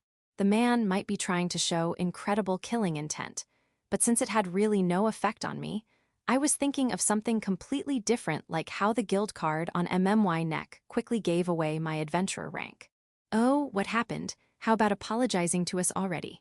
Before I realized, that man was already standing in front of me without even taking a stance with his sword. You should hurry up and apologize. Our bro is an amazing warrior that can even use his boost. A rank 1 adventurer won't be an opponent for him. Bro cut away his arm with you martial art. The 2 men behind him were calling this Baldy bro or whatever. I see, so this guy is a warrior class who can use both boost and martial art. That really is amazing. I wonder if he was comparable to a rank 3 adventurer. Say, You don't want trouble either, right? How about you obediently let me go back? They seem to be all fired up, but I try to end this with talking till the very end. But, are you a fucking idiot? It seems negotiating is impossible. As that baldy raised that sword overhead with a single hand, he suddenly shouted. Force boost. Large biceps could be seen on the right hand that was holding the sword. It's here. Bro's force boost. The underling behind him gave a kind explanation as well. But I couldn't sense any magic from that baldy bro. In the first place, he didn't even chant. Could it be that he is simply putting all his strength at his hand normally? This is the punishment to have underestimated me. Be ready to forfeit one of your hands, slash. Shouting that, he brought down the blade. It's here. Bro's Shirkill technique slash. Once again, a kind explanation was given. By the way, this time it was the second underling that did the explaining. But once again I feel sorry, but this slash that had been fired towards me didn't give off any intimidation, let alone the pressure of a martial art skill. Isn't he simply using all his strength to swing down his sword? Ha, and to think I actually put up my guard. I thought that he might be actually a rank 3-level fighter, and had prepared to use my magic bullet full burst, but it was totally useless. I grabbed the man's right hand with my left and stopped his sword attack. Wah! The baldy's eyes went round with shock. That pathetic speed and cheap swordsmanship, and that too without any boost or martial art. I could stop it with purely my physical skills. Well, it'll be a pain if kept on swinging his sword around like that so. Pile bunker. I smashed my right fist with black magical energy, swirling around it like a drill into the sword handle, and destroyed it. The sword. As I let go of his hand, he stumbled as he took a few steps back and looked at the destroyed sword in his hand dumbfounded. Hey! As he let out a pathetic scream, his underlings behind him ran away just like the girl. Since I was blocking the only passage, the splendidly did a wall climb and jumped to the other side of the wall. It seems, not just women but even men of Spada are quick with their feet. Oi you guys. And the baldy could only look at those two running away like a child who had separated from his parents. Though with the amount of muscles he has along with his shaved head, he only looked disgusting with that expression. Oi! As I spoke to him, WH, what is it, do you still want to fight? Huh. Even while stuttering and shaking, he took a fighting pose with his two fists. It seems he still has enough energy to try and bluff, but I have no reason to go along with it. I'm going back now, don't chase after me, K. The girl in danger has run away, and neither had they taken money from her nor had she been hurt. I don't really feel like personally punishing this guy either. After all, I'm just an adventurer passing through. I have no reason to act any more than saving the girl. Oh, okay. The man had a clearly relieved expression and lost the strength in his legs as he fell down right there. If possible, try not to do such things anymore. If you work as a proper adventurer, you'll still be able to earn money. Though well aware that they wouldn't reform themselves with just those words, I still had to say that. And though I did nothing, feeling satisfied by saving her, I left the place. Now then, where is the way back? It's already dark now. Chapter 161, The Witch's Lonesome Drinking. Fiona point of view. I drank a fruit wine, which didn't really taste that good. This alcohol with slight sweetness and quite bitterness was one of the cheaper drinks in Spada, and was thus also the favorite of the common people, or so a talkative cat beastwoman employee had told me. The cat girl was currently running around, setting up the various tables in the diner of the Of Cat's Tail. I will also need to order again in some time as well. Appeasing my thirst with the drink with quality proportionate to its price, the alcohol made my body a bit hotter. I shouldn't get drunk too much. Currently I'm stuck in what you could call a dilemma. Kurono-san, who had sunk in disappointment, and Lily-san, who was sobbing in despair. The reason and cause behind their sadness was completely different to each other, but it doesn't change the fact that both are currently mentally unstable. Even I felt sad for what happened at Alsace, and was also worried for Kurono-san. Lily-san was, well, paying for her own mistakes. No, I'm worried for her as well. But that doesn't change the fact that as a result, I'm the only one who is still in a completely flat state, and that every time I look at those two, my heart aches badly. I have very less experience in staying in contact with people, so I don't know how should I talk to them at such a time. I'm not stressed that I'm unable to talk to them, I'm more stressed by the fact that I don't even know how to call out and talk to them. At times when you start loathing yourself, it's better to start drinking, or so my sensei had said I think, but yeah, I can't really accept this. Thinking back, I could only remember times when sensei had become completely drunk and I had to look after her, and not to mention, she didn't even fix her problem either. I thought this now after emptying 2 bottles of the fruit wine. What should I do, Kurono-san? Currently, the biggest problem is Kurono-san. During the incident at Alsace, we really did get the worst tragic conclusion, but now we can't do anything to change it. In the first place, we tried to take on the Crusaders with such few numbers, and it wouldn't have been weird if we had been completely annihilated either. The appearance of an apostle was completely out of our estimations, but it's not like we hadn't thought that we could be annihilated. At least, I and Lily-san did expect that. I truly feel sad that every adventurer was killed in action, but at least I have already accepted it as the worst conclusion, and at the same time, I feel slightly disgusted of myself for the fact that I wasn't as worried as Kurono-san. But still, as for the refugees that are alive, because of the actions they took, I only felt anger and didn't feel anything anymore for the victims on their side. Those people didn't even try to know how much Kurono-san thought of them and worked hard for them. If Lily-san hadn't jumped out, I might have burned that whole place to the ground. I was irritated enough that I really would not have thought that as a joke. Thinking that way, Lily-san really took actions coolly and calmly. Without creating any uproar, she quickly created distance between them. It was a perfect move. It's not something I could have done. But to think that even that dependable Lily-san would fall so much into depression just from a few words from Kurono-san.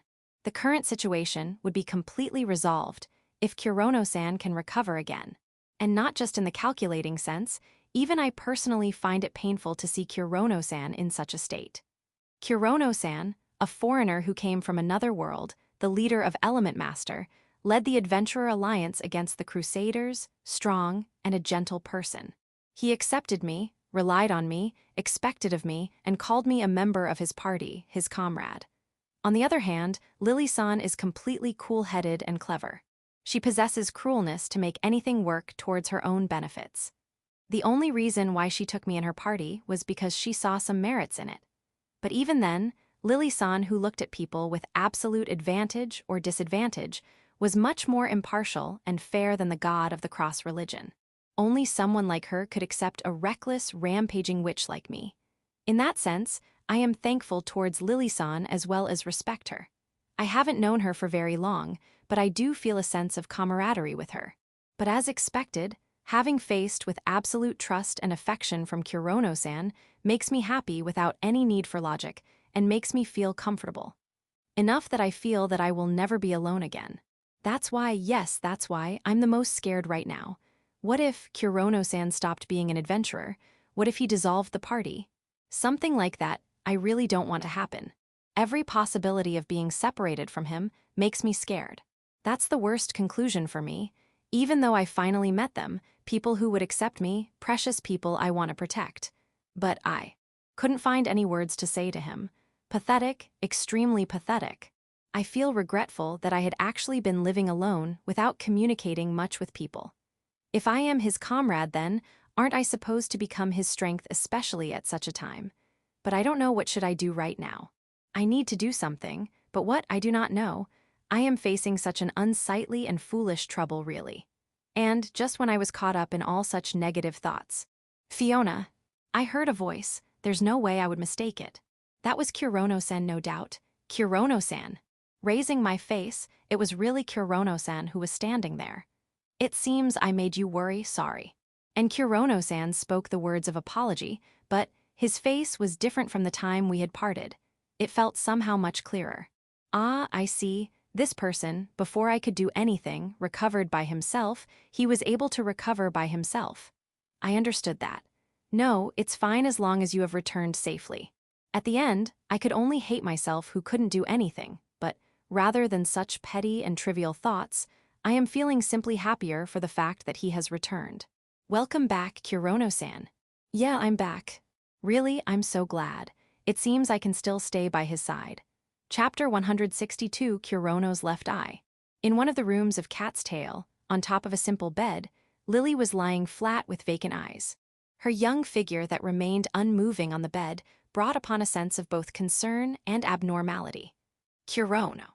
At times, Lily would speak that name as if remembering again. Her green eyes that seemed to have lost their shine crossed the line of sight with Kurono's black eyes. There was no one else on the bed except Lily. But Kurono's eye, only Kurono's eye, was there. In Lily's line of sight was a container that was lying by the pillow. That container that originally contained a potion for restoring flesh still had that transparent liquid, but in it, a single eyeball was also present. The eyeball with the jet black pupil, it was the left eye that Kurono had lost. After Lily woke up from the battle with the apostle, she had found a chance and had secretly collected Kurono's left eye that fallen away. Thanks to being stored in a regenerative potion, the eyeball that had been pierced by the arrow had recovered. But to return this back to Kurono's left eye, all the optic nerves will be needed to be connected properly, so in any case, it was a level of healing magic not doable for Lily. Thus, it had conveniently become a part of her collection which she could gaze at silently whenever she wanted to. Sorry, I'm really sorry. They were words of apology, which she had spoken countless times, but of course, they would never reach Kurono, who wasn't even here. But even then, after practicing apologizing countless times towards the eyeball and Kurono's smell that lingered on the bed, Lily had finally become slightly calmer. Or maybe she had already dried up all her tears. Sorry, please don't hate Lily. She had let go of her adult consciousness long ago and returned to her child consciousness. But just as how Kurono had once explained, the child Lily and adult Lily were not different personalities. There was only a change in their mental age. Just because she had returned to her child consciousness, it's not like she had forgotten having been rejected by Kurono, and neither would it have any change to her passionately burning feelings of love. In fact, it was in her child form that she had fallen in love with Kurono. She hadn't fallen in love with him after calculating and appraising things like his appearance, personality, or abilities. Lily's young heart that was fully devoted towards Kurono was currently swaying with anxiousness that couldn't be borne by a normal child. No, in fact, she might have been lucky if she was actually a normal child. She wouldn't have kept on being worried about it just because her loved one had slightly rejected her. But Lily, who was definitely not normal, was currently being tortured by anxiety and fear that could burst open her heart itself. And after some more time of this never-ending pain had passed, the sound of the wooden door being knocked came to her ears, and Lily slightly brought her consciousness back to reality. Lily-san. It seems the visitor was Fiona. Lily concluded after hearing that voice that she had heard more than enough. But right now, Lily did not have the willpower to answer back to her, nor did she have the will to do so. Lily-san, Kurono-san has come back. Just when she was about to sink back into her consciousness, hearing those words, Lily stiffened. Kurono. Her thoughts began to revolve rapidly. I want to meet Kurono. That desire filled her head instantly, but at the same time, it was a fact that she had been rejected. Lily controlled herself from jumping out from the bed. Let's have dinner together. Lily was currently conflicted, but since she had not given any sort of reply to Fiona, words of inviting her came from the door again. Kurono-san is not angry at Lily-san, that's why you can be relieved and come out. Those words inserted a ray of light inside Lily's heart. But all of her imaginations that she had done till now rejected those sweet words. She ended up doubting the truth of those words. Lily-san, I'm entering okay. Since Lily gave no reaction at all, Fiona became impatient and opened the door. For Fiona, it was a fortunate thing that Lily did not have the attention to do something like lock her door. Are you sleeping? Since Fiona suddenly entered into the room, Lily barely had enough time to quickly hide the potion container with Kurono's eye underneath the bed. Ooh. Lying down face down on the pillow, she raised a voice of protest towards Fiona. So you are awake. Come on, Kurono-san is waiting for you, let's go. Ooh-ya. Lily resisted by flapping her small wings and limbs.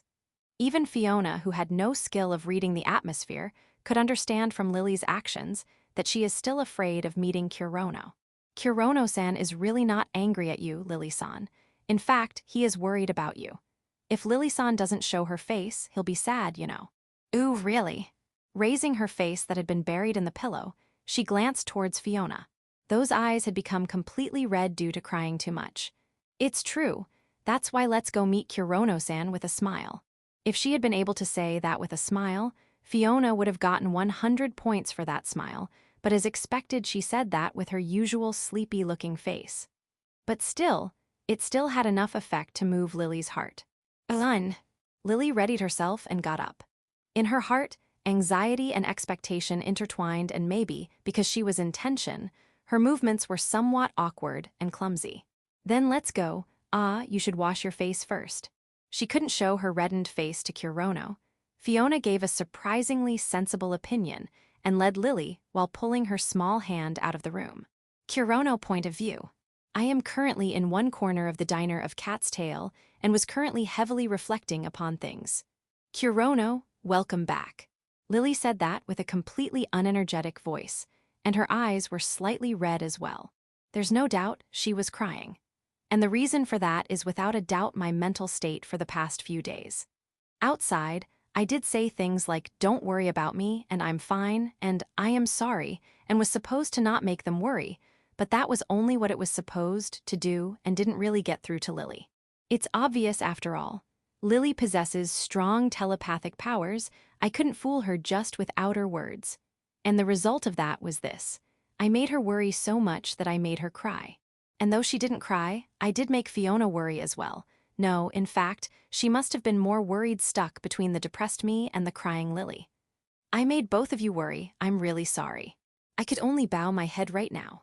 Nevertheless, I could apologize to them like this only because I have finally regained some peace of mind. And I'm in a much better condition compared to the me of this morning. No, it's fine as long as Kurono-san is energetic again. I felt relieved towards Fiona's expressionless face that seemed to imply that she was not worried at all about us. Kurono, while caressing Lily's head, who was clinging to my chest. I'm really sorry, Lily.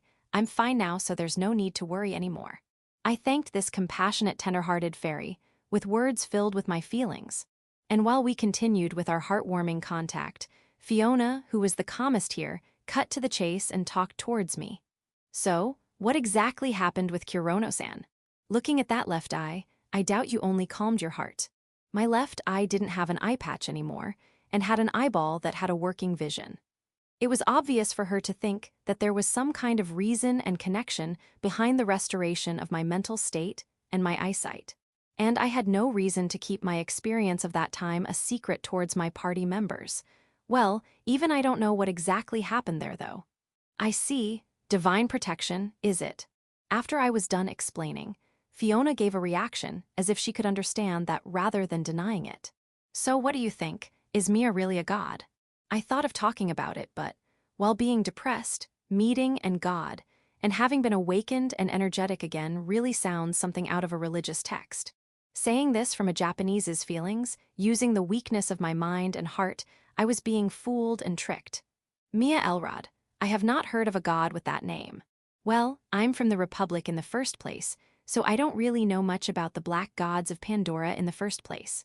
The only ones we know are the names of the gods that had been named by the members of the Adventurer Alliance. Then, what do you think, Lily? I asked towards the fairy who was still firmly sitting on my lap. Mia, Lily muttered while thinking and making such sounds. But seriously speaking, Lily is the one here with the most knowledge about the black gods. After all, she is a possessor of the DP of Fairy Queen Iris. She should at least know what kind of power is a DP. Lily raised her voice like that. A ting sound effect appeared in my mind. Did you remember something? Mia Elrod is the name of the ancient demon king. Hearing that answer, I found it even more suspicious, but considering it more thoroughly, I could remember only one thing from hearing the word demon king.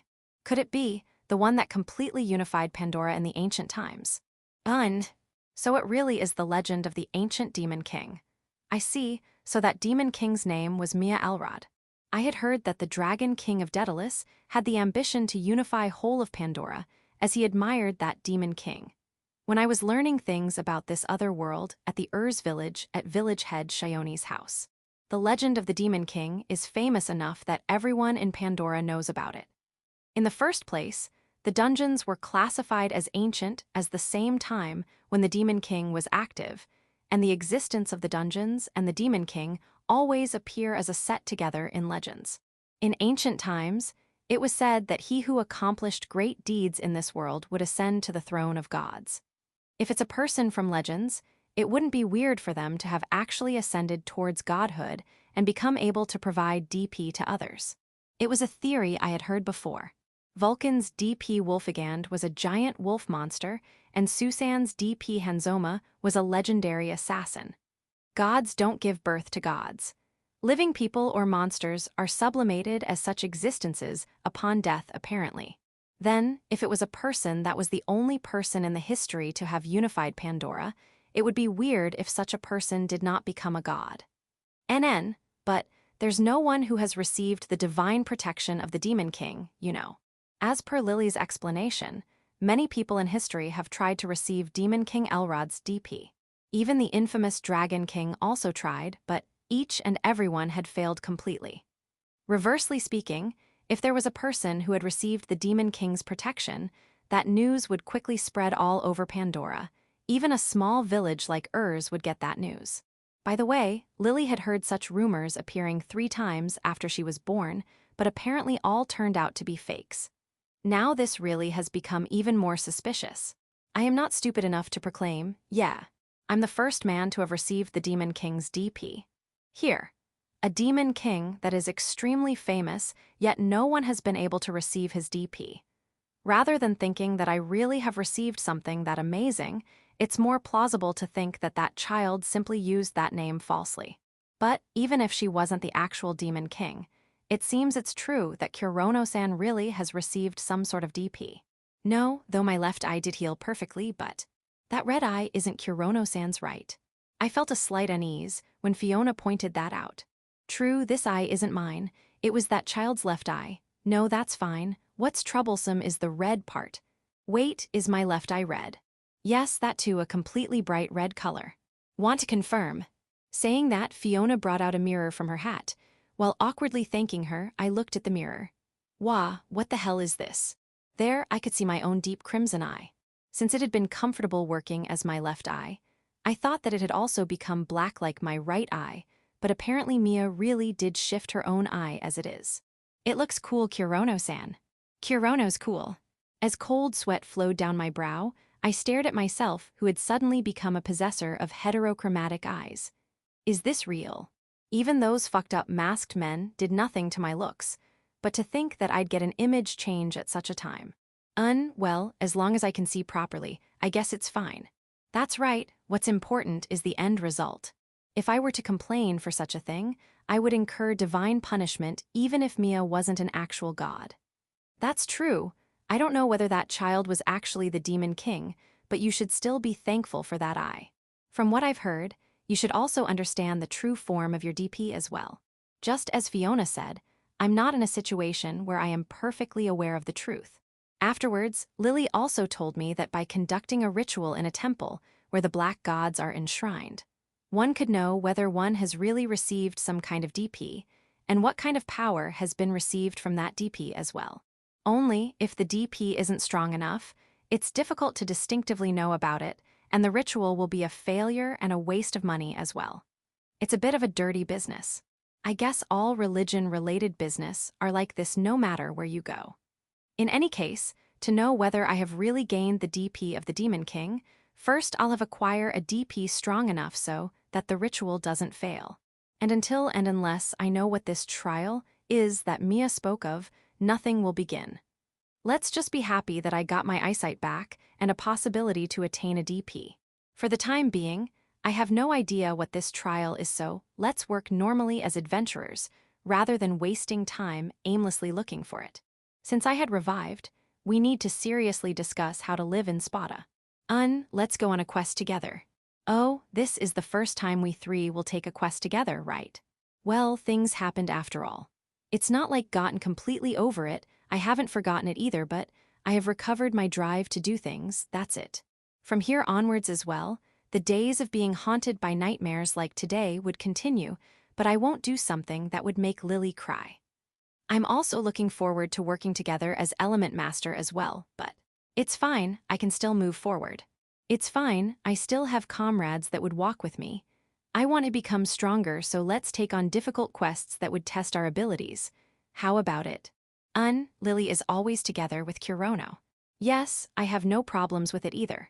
The two readily consented with me. I want to become strong enough to defeat an apostle. Lilies will work hard together with you as well. Yes, this party really might become strong enough to take down an apostle, I think. Thanks for the reassuring words. With this, I continue with our adventurer lifestyle without any hesitation. All right, let's work hard to level up together. Next time definitely. Along with those thousands of religious fanatics of theirs, I will kill an apostle with these hands. Chapter 163, An Oracle to the Hero.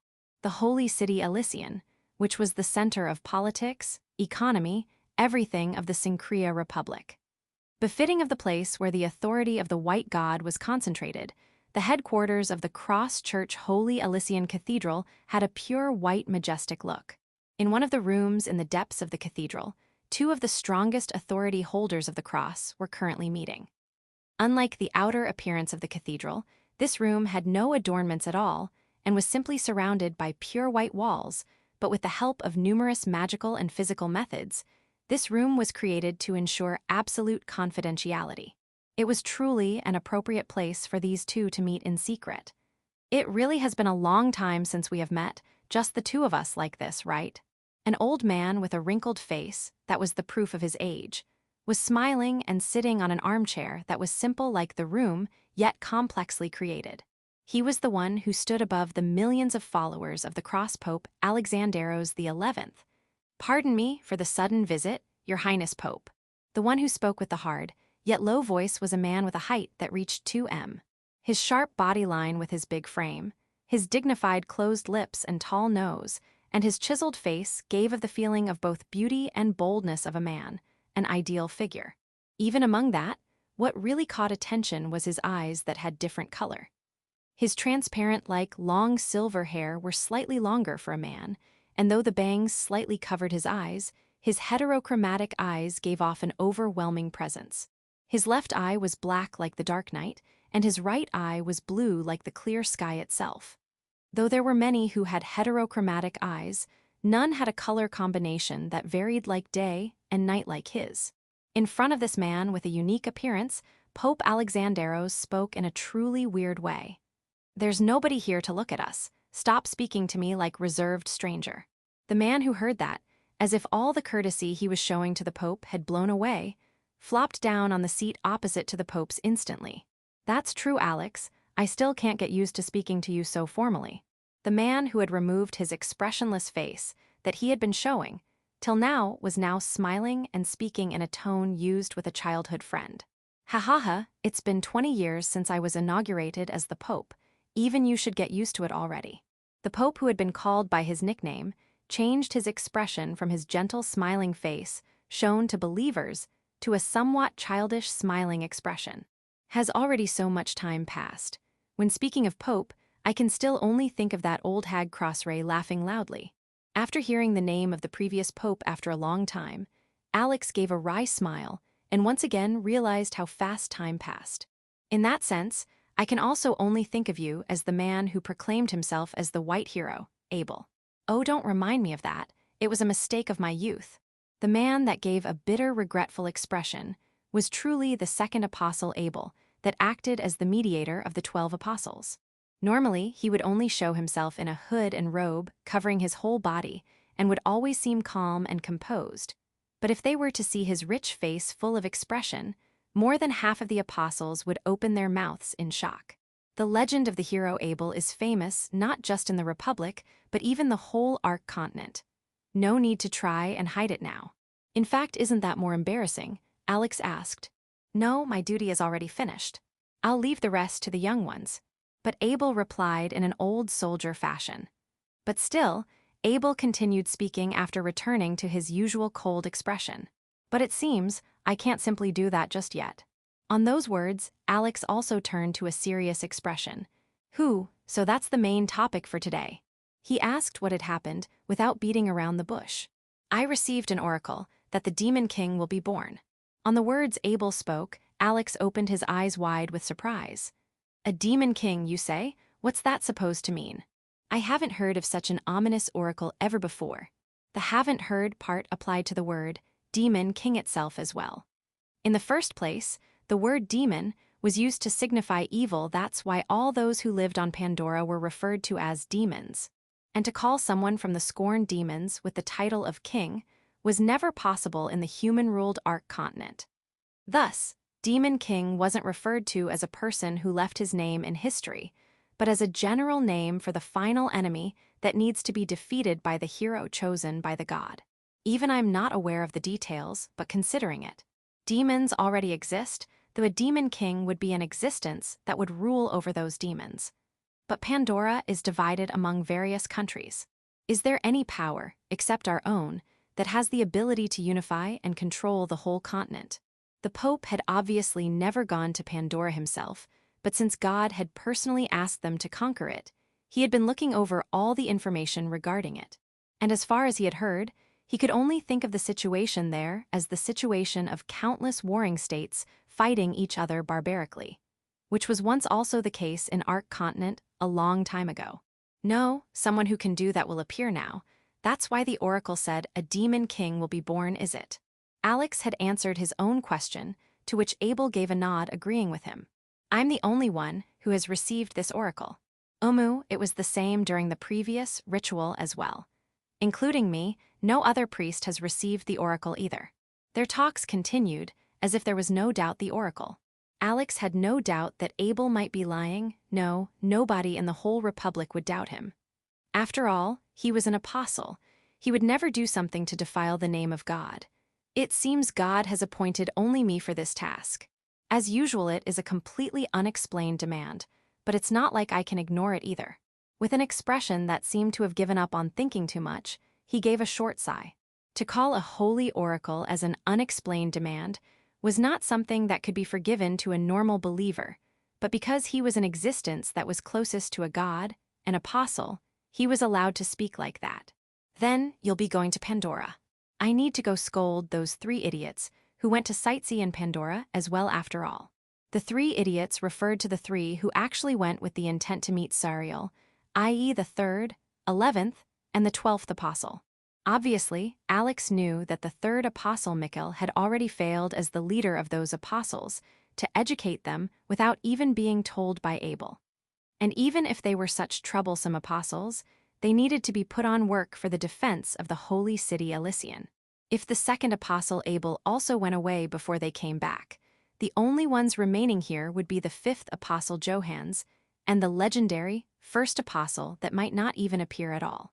The 4th apostle Judah had once again secretly went away on a journey, so it was impossible to call him back now.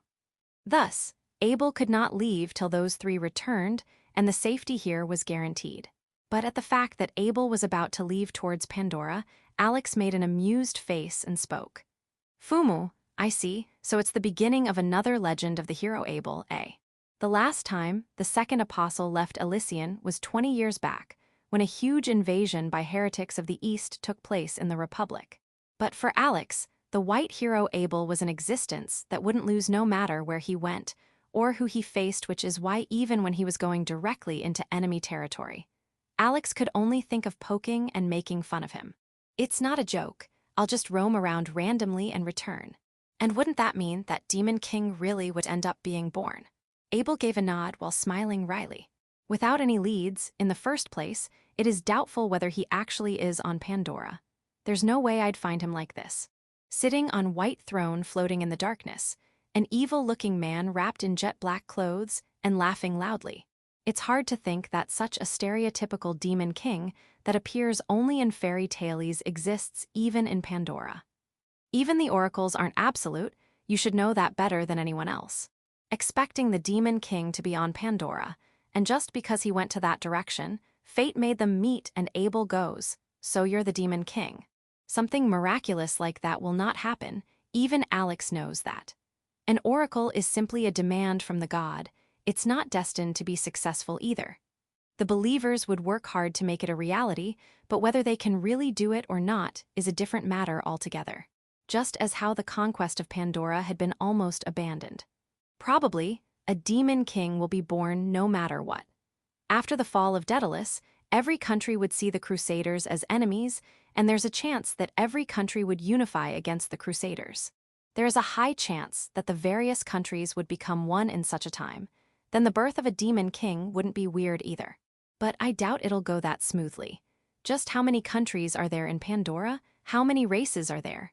If one was to rule over all of them, he'll need to have absolute strength to do that. Still, in any case, if someone like a demon king will appear, it's better to take some measures in advance. Even then, I'll have to go to Pandora. Abel said that as if he was troubled by it and found it tiresome.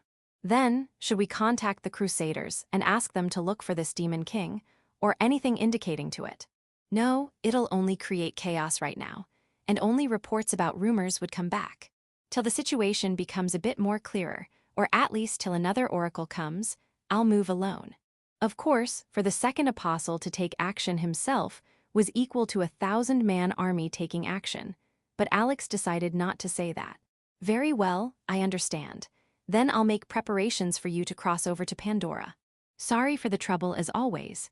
He had allowed 3 apostles to go to Pandora for personal reasons, but he didn't expect that he himself would also have to do the same thing. That's all for today then. Let us both return to our duties, Your Highness Pope. And thus, after giving some words of formality to the Pope, Abel began to leave. I had fun talking to you after all this time. Made me remember the old days. Now then, second apostle Lord Abel, have a safe journey. Saying that, the Pope Alexanderos XI put on his pure white robe and left the room with a magnificent walking pace that would make one doubt his age.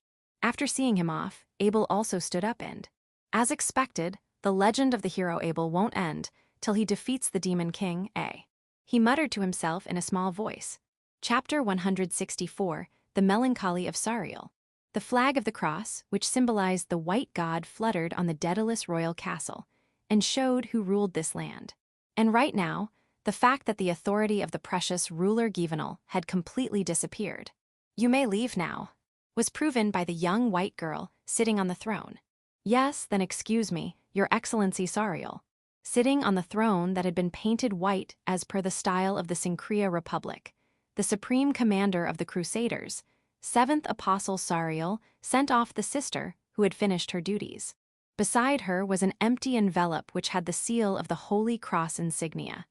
This really was surprising, to think that the white hero, 2nd Apostle Abel, would be coming here. The contents of the envelope were in the hands of Sariel's aide and vice commander, Archbishop Leochrome. The two had read the letter sent by the Pope, and though their faces didn't show it, they were extremely surprised by the matter written in the letter. Do you have any idea why Lord Abel would be coming here? In the letter, it was basically written that they needed to receive Abel cleverly, since his visit is supposed to be a secret. Sariel asked so to her aide, thinking that maybe he, who was much more intelligent than herself, might have realized the reason behind this sudden yet secret visit from the contents of the letter. No, I do not know anything. Whatever it is, the reason must be something very appropriate considering that Lord Abel would leave Elysian. It's definitely not simply a whim. Unlike someone, his voice seemed to contain a tinge of sarcasm. Although sporadic resistances were occurring all over Daedalus in opposition to their occupation, the Crusaders had already reached to all corners of the territory, and overall the situation was favorable to them.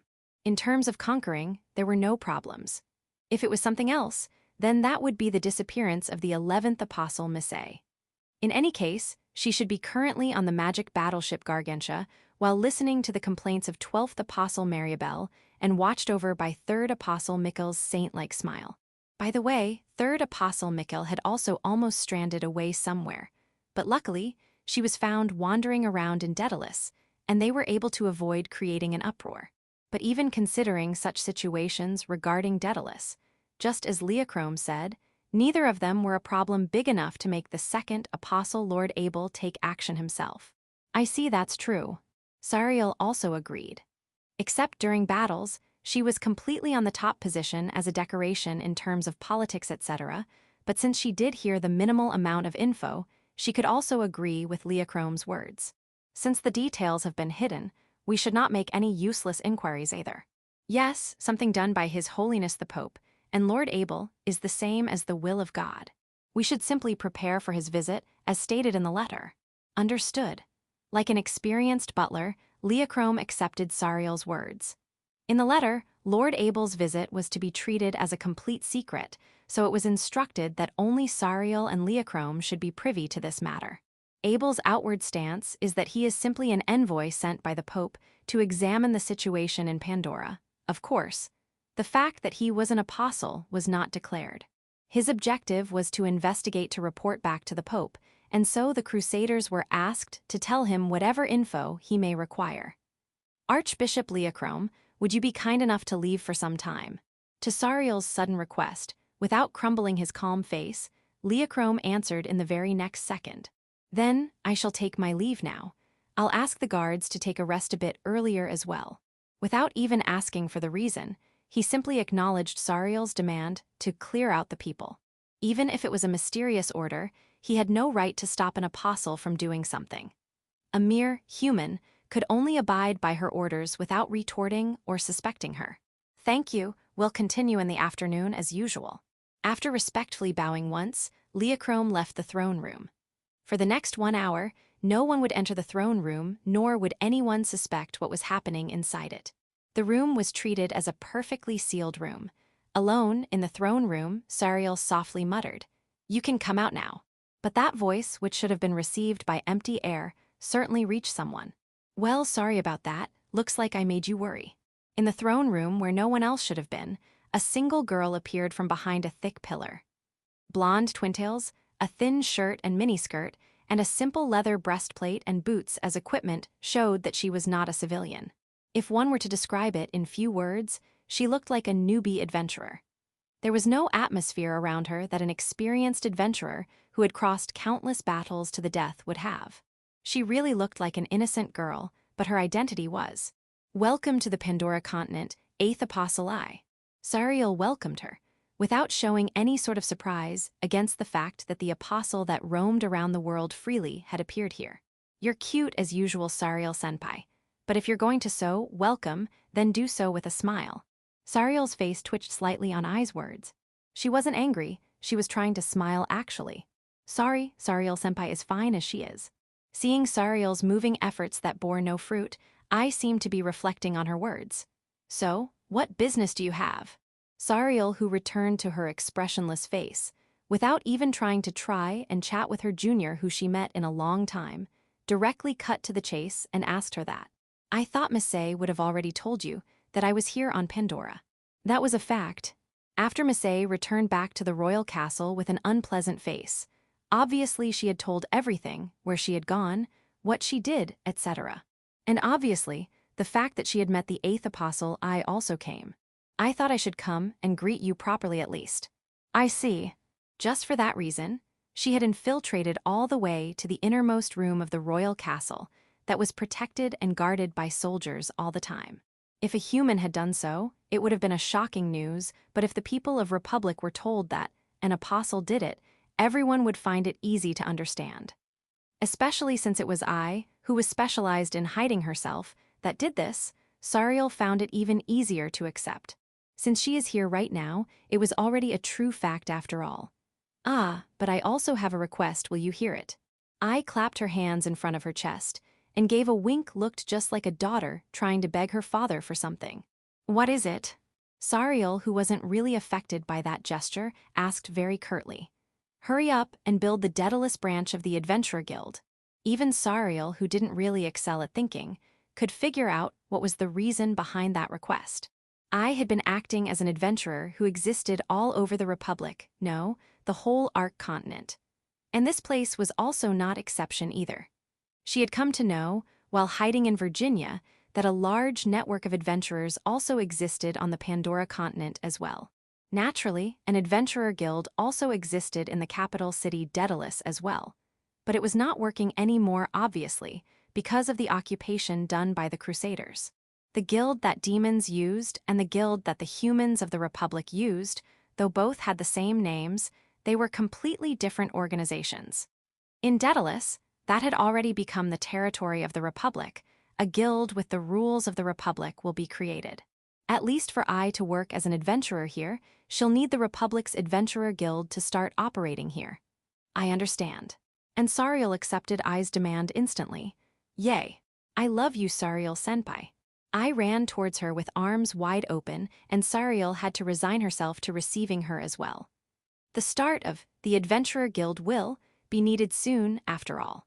As I continued rubbing her cheek with Sariel's, Sariel continued her explanation praiseworthily. The occupation known as an adventurer didn't limit to just going into dungeons and looking for treasure. In this world filled with monsters, they were also an important existence to protect the people at every place. Of course, dealing with monsters is the job of the army, but they alone can't deal with it perfectly. From the point of view of the regular civilians, adventurers are closer to them and protect them by clearing out the monsters near their homes. And that's not all. Gathering herbs, personal escorting, delivering items, etc. are also jobs that they take which are dangerous to normal people. And furthermore, the adventurers also supply items to Adventurer Guild, Merchant Guild, and even directly to workshops and blacksmiths as well. And since they are an existence which is indispensable for the civilians, adventurers existed both on the Ark continent as well as Pandora continent, and was one of the most common occupation taken by people. Then naturally, even without the explanation of Sariel, it was obvious that they needed to start adventurer operations in Daedalus quickly. However, I was currently busy enjoying Sariel's soft white squishy cheeks and didn't listen to the explanation at all. Will you be staying in Daedalus for a while? Sariel asked so to I without showing any sort of reluctance towards her excessive skinship. I'll stay as an adventurer here till everything calms down here. Actually, I wanted to become a Pandora adventurer, but then I'll be unable to do my only job of world reformation. I, the Eighth Apostles, actions were famous and supported by the civilians of Republic as a good deed. Defeating monsters that were causing trouble to even armies, judging corrupt officials and merchants, there was no way her actions would be criticized. But she could only take actions like that inside the territory of the Cross, i.e. inside the Republic. Basically, she couldn't save a person who was not a believer of the Cross. I moved almost completely independent of the influence of the Church, but her actions of saving the believers of the Cross in itself was an act which could be said to be correct as an apostle. If you're going to be here, then Daedalus will be safe as well. Enfufu, thanks. Hearing such pleasant thing from Sariel, I tried to kiss her mouth to mouth, but as expected that was probably no good for a believer of the Cross, and Sariel blocked her gently with her palm. There's one thing I want to ask. What is it? Maybe she was still attracted to Sariel's lips. I was pouting like an octopus. Did the devil, who brought out huge damages to my crusaders in Alsace, really call himself Kurono? Due to the case with Missé's independent actions, Sariel was also aware of the battle at Alsace. Inside the favorable territory of Daedalus, to have lost more than 1,000 men, it was a hard battle that was now well known not to just Sariel, but to the whole of the Crusaders. This battle alone was not called as resistance by demons, but was a clear-cut war. And since I had appeared in that battle, it was normal for the Supreme Commander Sariel to ask her about it. But to ask just about a single man named Kurono was truly incomprehensible. Could it be that Senpai is acquainted with Kurono-kun? I asked Sariel with a grinning face. It looked like a girl bullying another while asking the name of the man she liked, but the contents were serious enough that it might turn into an interrogation. Sariel answered with silence. She was unable to lie after all. I, who took that as a yes to her question, answered the original question with a satisfied face. We did name each other after all. It's not some rumor or misunderstanding. He had a rare combination of having black hair and black eyes, and he was wearing full black clothes as well, so he stood out. Also a super cute fairy and a pretty witch were also with him. Do you know something about it? On I's such words, Sariel could only answer back with silence, but no doubt that was truly Kurono Maou. Sariel confirmed inside her mind. The black magician that killed countless crusaders and was called a devil was without a doubt the same man that she had let go off twice. It's rare for Sariel senpai to show interest towards an individual person, or rather, isn't this the first time? That truly was correct. The girl called the seventh apostle Sariel was indifferent to her surroundings. Anyone who had been concerned with her, even a little, was well aware of that fact. She would simply defeat her enemies and complete the mission given to her by the church. In a way, she was truly an ideal apostle, but that made it difficult to judge her humanity. Such a girl tried to confirm whether the name of the man she knew referred to the same man that faced the Crusaders. Such a simple thing was a proof that the existence called Kurono was a special existence towards her. Nini, could it be that you're worried for Kurono-kun? Or could it be that was your ex? Kaya, with a sound like that, I seemed to be getting excited by herself, but there's nothing like that. The girl was a doll. Let alone human emotions, she did not even have the survival instincts of a living being in her. She was completely unrelated to the womanly emotion of falling for a man. She simply could not understand that emotion. Foon, is that so? Maybe she sensed the atmosphere, decided not to pursue it any further. Well, whatever. This is my new guild card, so if something happens, request me through the guild. Saying that, she handed over a card to Sariel. On it was the very common name along with her class and other such personal data, along with her adventurer rank. On the Pandora continent, metal plates were used, but on Ark, such cards, that to the type that were printed in huge numbers so that one could give them to people like a business card, were used. About Kurono-kun, if I get to know something, I'll tell you. After all, I do owe a favor to Sariel senpai. I'll use this chance to return it back. No, I am. So see ya. Work hard, Sariel senpai. And after throwing words of farewell one-sidedly, she grandly left through the door, and Sariel could only silently see her off. Kurono Maou. Sariel's muttering, this time finally didn't reach anyone's ears. I should not have let him run away. The feeling she felt in her heart was without a doubt regret. Sariel was the supreme commander of the Crusaders. Her job was to kill the enemies, not to have pity on them. As the leader of an army, she had a duty to limit the losses of her army to a minimum. And Sariel, whose race and dare was her work as an apostle, to have caused damages to her army due to her personal actions, was not something forgivable. Thus she regretted she should not have done that at that time. Everyone has such a regret, and Sariel also suffered from it. Unneeded casualties were created because of me. For Sariel, what was important wasn't who died, but the fact that someone died in itself. She was not sad for the death of people, she could simply not forgive that she had made useless losses to the army. Conversely speaking, it was nothing more than that. For Sariel, a person's life and death wasn't important. What's more important was the success or failure of a job. Then, it would be ideal for me to deal it with it. And thus, Sariel resolved her heart towards the man called Kurono Maou that was hated by her crusaders. If I meet him again in the next battle. No, there was no if in that. That man would definitely appear on the battlefield, she was sure of that. Thinking about that time that will appear in the near future. I will kill him with my very hands. As if telling herself, Sariel spoke those determined words. But what ruled her heart was not anger towards Kurono, that was the reason behind her mistake. She simply felt anguished to the fact that she would have to kill the man that she had hoped would be salvation, hope for the experimental humans. Yes, after becoming the seventh apostle, Sariel felt melancholy for the first time. Chapter 165 Zero Chronicle. The 14th of Hatsuhi, the blue sky was bright, befitting of a summer day, and occasionally a cool, refreshing wind would blow.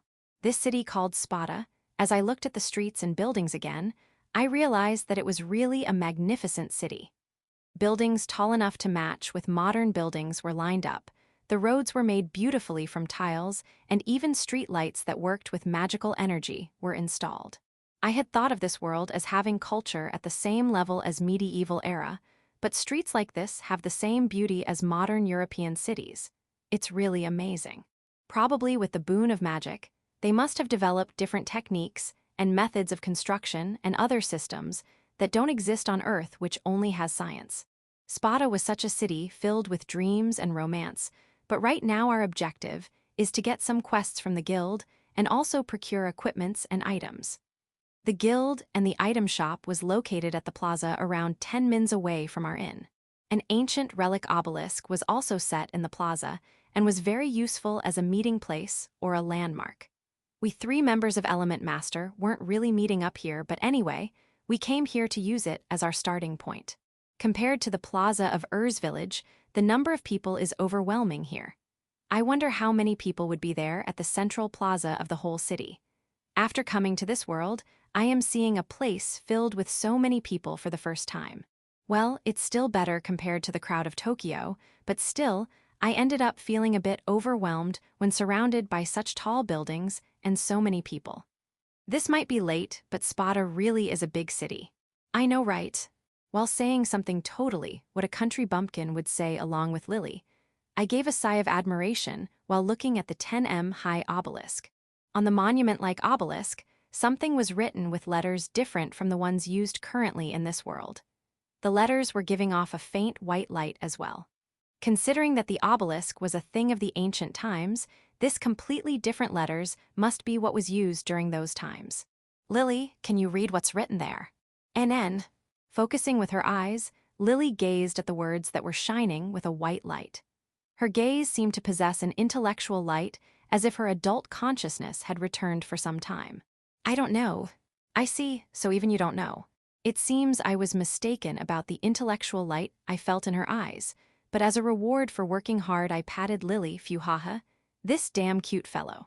Kurono-san, something about Mia Elrod is written on the obelisk it seems. While I was admiring Lily like a pet cat, Fiona gave a serious answer. And somehow, she is also stuffing her cheeks with a lychee-like fruit that she had bought from a cart, but I couldn't retort to that. Is that so? Fiona, you can read this. Yes, of course I can read this. I am really surprised.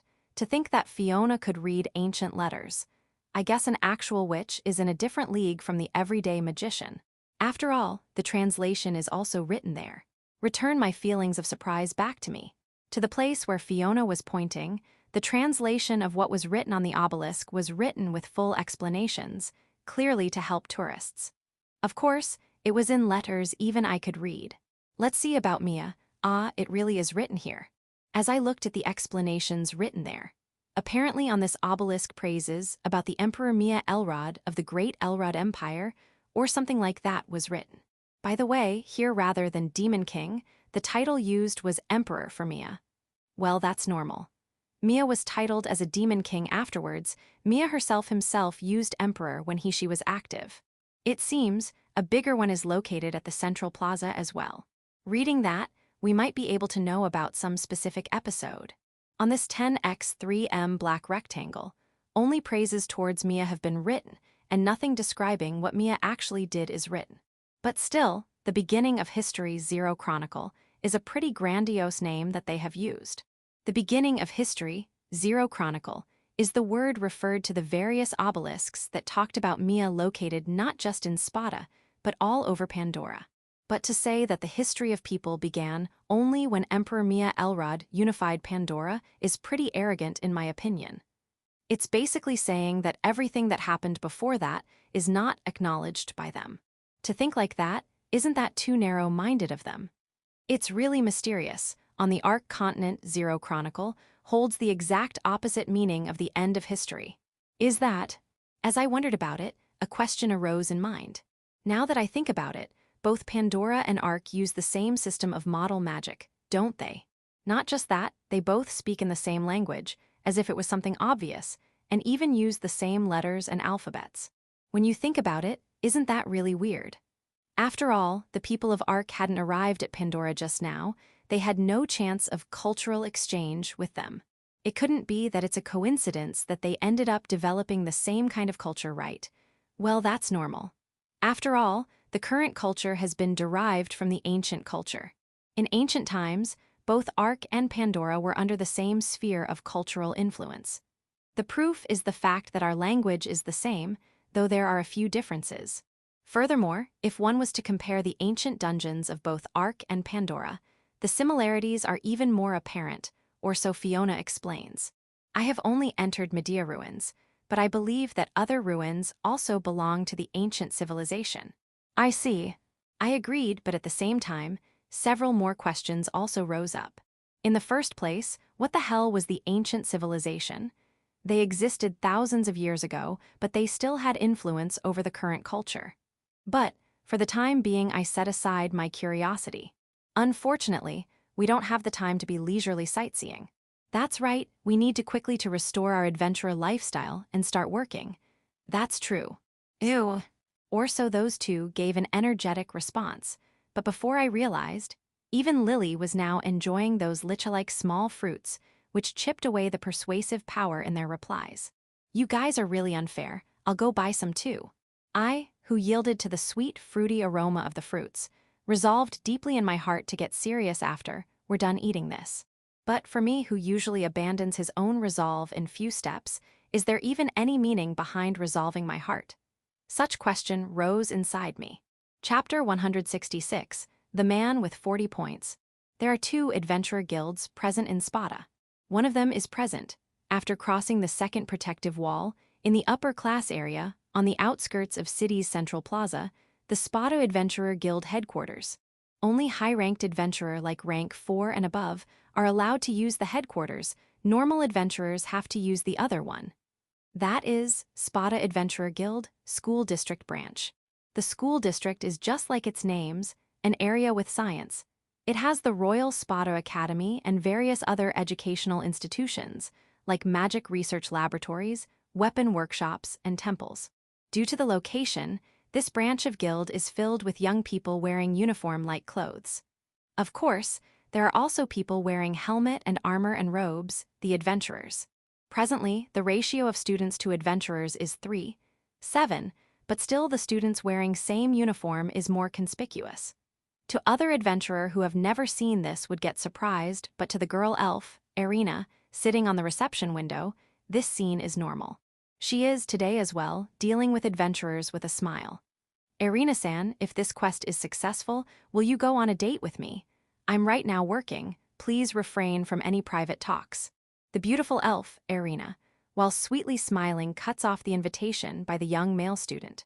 To Irina, with light chestnut-colored hair folded into a chignon, sky-blue eyes, and with Oni-san type looks, this sort of invitation was a normal scene. But if you become able to take quest from the headquarters, then I might think about it. Really? In that case, I'm gonna give it my all. Becoming a rank 4 adventurer to take quests from headquarters is a very severe task, but if said with a seductive wink, there is no man who would not be cheered up. While seeing the figure of students' groups, heading towards the quests full with spirit. 45 points. She speaks those words along with a sigh. With his appearance, grades, and parentage, he could have gotten 50 points, but too bad his personality is of an idiot. Marking any man is like a normal habit for her. After all, she didn't have any lack of men trying to woo her since childhood. The branch is not good, arg. I need to get employed at headquarters soon and meet a good man. But right now is the time of waiting. It's the time of lower social strata. Saying that she persuaded herself, and without making any unpleasant expression, she has tried to keep working in her job. After graduating from Royal Spada Academy's civil official course with great scores, she easily got accepted in the Spada Adventurer Guild. Her academic background, along with having her parents' home in the upper class area, she is in other words an elite. And if she continued her duties seriously without any big mistakes, she would be steadily promoted, and in 3 years promoted to the headquarters. Smoothly sailing on the path of elite course Irina, wanted to have the man who would be her partner with a suitable status and abilities. At the very least, there is no possibility of a man who would attract her in this branch section of guild with rank 3 and below adventurers.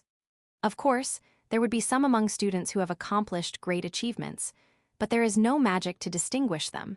Though there was magic, it's not possible to know about future. Hence, she is today in her 2nd year of the job too, stably trying to be pleasant to everyone while being the receptionist. Having the rapid coming of men with points less than 50 recently, she has piled up a lot of frustration, but due to her skill of feigning innocence, she only shows the smile which can fascinate anyone, but not her true black feelings. Next person, please. The man after the common student adventurer was a man with attracting eyes. No doubt, the moment she finds out the person is man, her marking starts. His face is really good.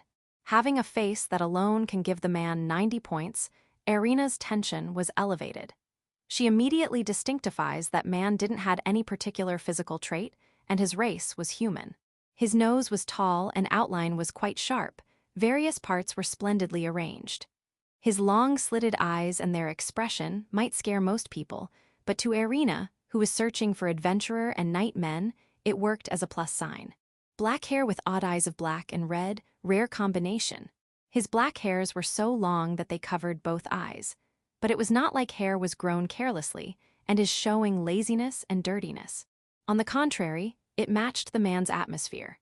More than anything, the strong life force inside the black eyes that seemed like dark abyss of hell, and red eyes that seemed like brightly blazing flames increased the charm of the man. His eyes don't seem to have something in them. It's bit disappointing for them to not be mystic eyes. But wanting mystic eyes is quite severe, thinking that Irina then looks at the man's equipments. White shirt and worn-out leather pants. I can't tell if you're an adventurer if you don't have guild card. Why is he wearing this even if it's a holiday for him? And there isn't even one knife on him, he is too much careless. That kind of appearance, to an adventurer, is equal to being nude. Irina starts her reevaluation from the lower section. His rank was 1, even the student from before had bronze plate of rank 2. In this case, she can't expect great strength based on his appearance. Please show the guild card. While having feeling of sadness, Irina speaks out the standard lines. The Adventurer Guild is just like its name says, used by adventurers and ignored by common people. Hence, for getting the services of guild to use it, it's needed to show the proof of being an adventurer. By the way, at the time of applying for quest by a common person, they are lead to another reception window. Here it is. To the man taking out the iron-plated guild card hanging from his neck, marks are added.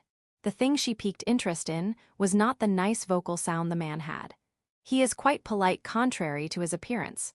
The only one word here it is something that a knight with muscle brain, or an eccentric magician with brain of magic, can never speak. Thank you very much. Showing a smile that can be 100 points for a girl. Business use only, Irina takes the guild card and starts reading the information written on it with her personal magic item. In truth, guild card contains information more than what is written on it. Like what quest in progress, or how many the person has passed or failed, these personal information is written in it using the magic techniques. Of course, the actions of adventurers are not being updated in real time, but the staff member of guild updates it based on the achievement progress of quest.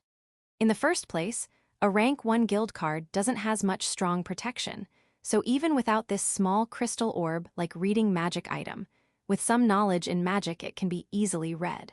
And within less than 3 seconds the personal data of the man is displayed on the display screen of crystal orb. You are Kurono-sama, rank 1 adventurer, right? White-facing Kurono, who was nodding. She gave sidelong glance on the information and read it in fast speed.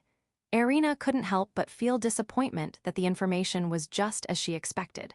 Yuwa, he's from Daedalus, where the hell is this he isn't even from the capital. He's quite a country bumpkin. To Irina wanting a man with good family, a country bumpkin with no surname is of no use.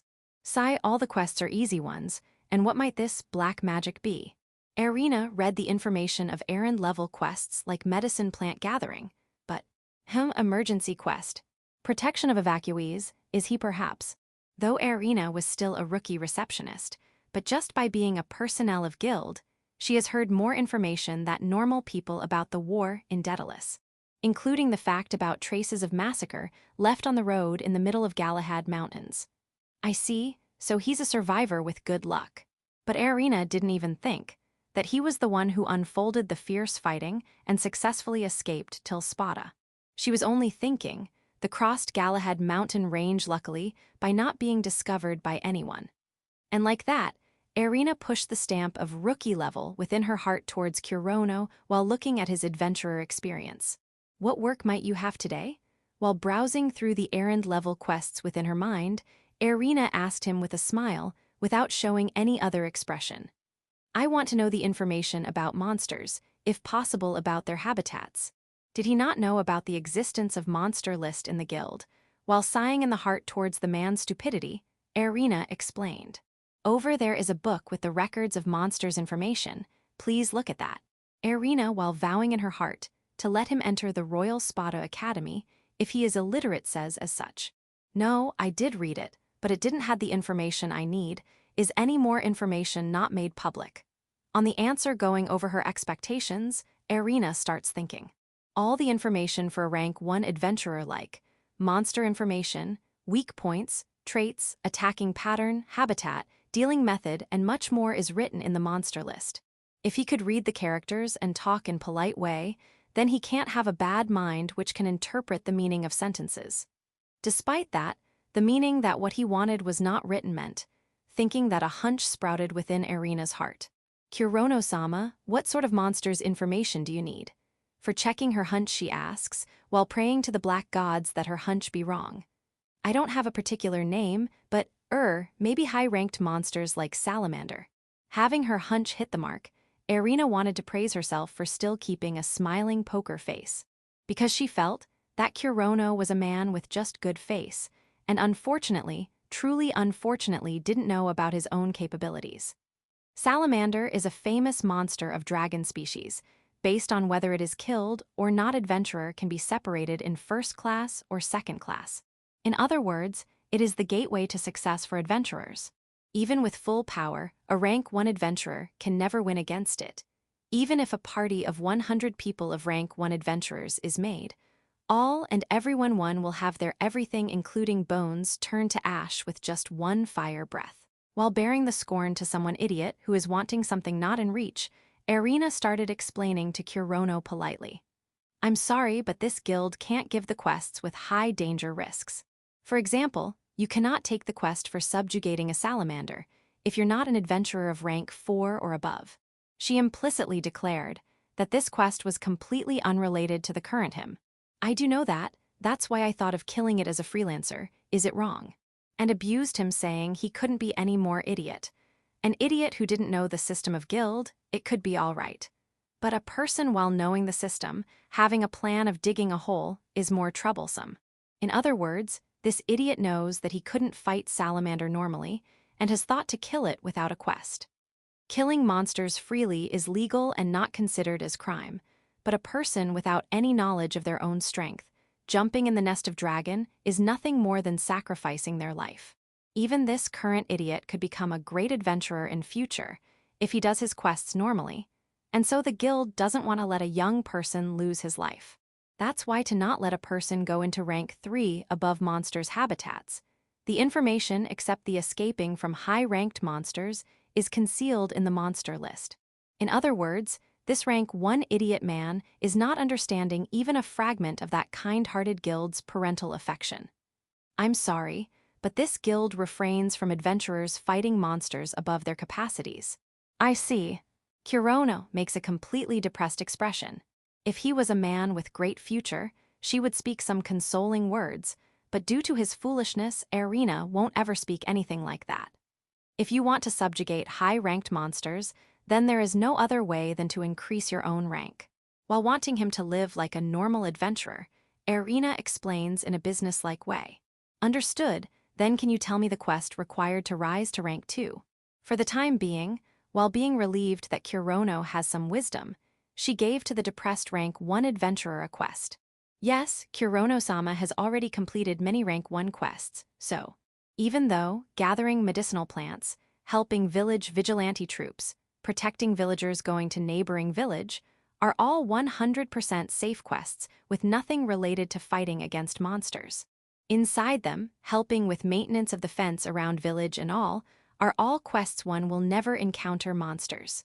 Of course, no one would fail in them, so Kurono's success rate was 100%. It isn't something one should be proud of. Even so, achievements are achievements. If he now completed some subjugation quests for rank 1 adventurers, he could easily be promoted. Irina quickly lists out the quests needed for rank promotion in less than a minute. Kurono says the words of gratitude without forgetting, and taking the list in hands reads it. Irina guessed he would choose the easiest one, with the subjugation of 5 goblins. Well then, I will take them all. Stop fucking around here. She stops her intense urge to shout with her strong mental strength, a special feature of elves. Calm down, don't get mad, elves are always cool. While persuading herself with those words, Irina politely dealt with him. It's possible to take all the quests at once, but I won't recommend it. Why? To Kurono asking like an idiot, she replies in a businesslike way. There is a time limit. If not completed within it, a penalty fine would be needed, and the fine for breaching the quest contract. It's better to do quests one by one, without any risks. It was a really polite and kind warning from Irina, but no, I will be fine. He kicked it away. I see, then is it fine with all this quests? While cursing Kurono, who gave affirmation boldly that he should fall in debt hell due to that fine, she completed the procedures of taking 5 quests. Excuse me, I want to take them as a party. Then say that first, you dimwit. While cursing within her heart, she replies while smiling. It will be fine, if you request after completing the quest, it will be regarded as the achievement of party. But, if you hadn't registered the party then do it now, later it would turn troublesome. Then I will come tomorrow. While hearing shitty information, Irina completes the preparations for quest. I will be praying for your success, work hard. While giving the bundle of receipts, she said as such without any real meaning behind it. Thank you very much. And then, Kurono left while showing a faint smile. Looking at the figure of Kurono, with tall and slender body, cold facial expression, and smile like spring, Irina. So his looks were the only things good. Really bad man, 40 points. Leaked out those words of disappointment. Chapter 167, The Trial is. After taking the quests from the beautiful and sociable elf Receptionist, I left the guild and returned to the plaza. During the time I was taking the quests in guild, Lily and Fiona were buying potions and various sorts of items. In short, it was division of roles. However, though we had formed Element Master. But we haven't officially registered ourselves, so in the end all 3 of us have to go to guild. So let's go tomorrow. While thinking I try to find the 2 but can't find them, seems like they are still shopping. Even if it's potion, are females shopping always this long? I sat on a bench in the plaza which has the obelisk of beginning of history, 0 chronicle in the center, and wait for the 2. Trial While muttering that, I touched the top of eyelid of my deep crimson left eye. It was completely out of my expectations that I would find the identity-like thing of trial. In the first place, I opened the monster list of guild for fighting the rank 4 and above monsters for getting stronger. As expected of Spada, a big city, the information amount is heavens apart from what was present in Urs. Well, in the end, just like explanation of Receptionist, rank 1 adventurer should refrain from fighting high-ranked monsters even if it's their own free will, but like I care about. But that's not the problem, but the fact that I found a clue to trials within the monster list. Within the many monsters in the list, some particular monster names were releasing red light as if it was a sign. At first I thought the list had some sort of magical trick, but the name of monsters in red light could only be seen by me. It was proved when I asked the surrounding adventurers, this is shining with red light, right? The reply I got was cold stares saying pitiable guy. For confirming I closed my left eye, the luminescence vanished. Conversely, the light could be seen when looked through right eye. Without a doubt, this red light could only be seen through my left eye. Thinking back, Mia said something like this. In future, my eye will tell you the necessary things. In other words, this eye literally is telling me. Along with the affirmation, I recall the drastic move of gouging out the left eye and transplanting into me. I somewhat squander my eyes. Even God would say, couldn't you have done it in a more divine and sacred way? After all this time, that complaint arose in me. Geez, you're rude to say that, even though I healed it. I shake my hand off the eye, there the person with the same face I was thinking just now is standing. Is it you, Mia? The appearance is somewhat different from that time, but still has the black short hair, deep crimson eyes, and androgynous beautiful face. The so-called self-proclaimed god, ancient demon lord, Mia Elrod. The left eye that was supposed to be transplanted into me is naturally with her, and shining with constant red light. The black robe and uniform-like clothes are the same as the students from before in guild and people within the city. By the way, it's a male blazer. On top of that is Mia's hand is the same small fruit with sourness and sweetness, and a not-yet-seen faint yellow milk-like liquid inside a cup. It won't look anything other than a child buying and consuming food. But that completely food-consuming middle schooler boldly announced the name with the jet-black obelisk at the back. Indeed, we are the king of Elrod Empire, Mia Elrod. Just kidding. The figure of him hurried with the little tongue out had a lot of cute destructive power. Even though there is no trace of divinism anywhere to give presence and hail screaming God. To me, Mia's remains as the mysterious magician. I have something to ask. I ignore Mia's unexpected appearance and disappearance and ask what I want to ask. What is it? I can answer everything until it touches the god's rule. While smiling, it sat on the bench I am sitting at, moreover really close that our shoulder come in contact. My left eye indicated the name of monsters, is the trial to defeat them. It's horribly lacking explanation, but with this much Mia would understand. Yeah, roughly it's like that, but defeating everything is not the only way. What does that mean?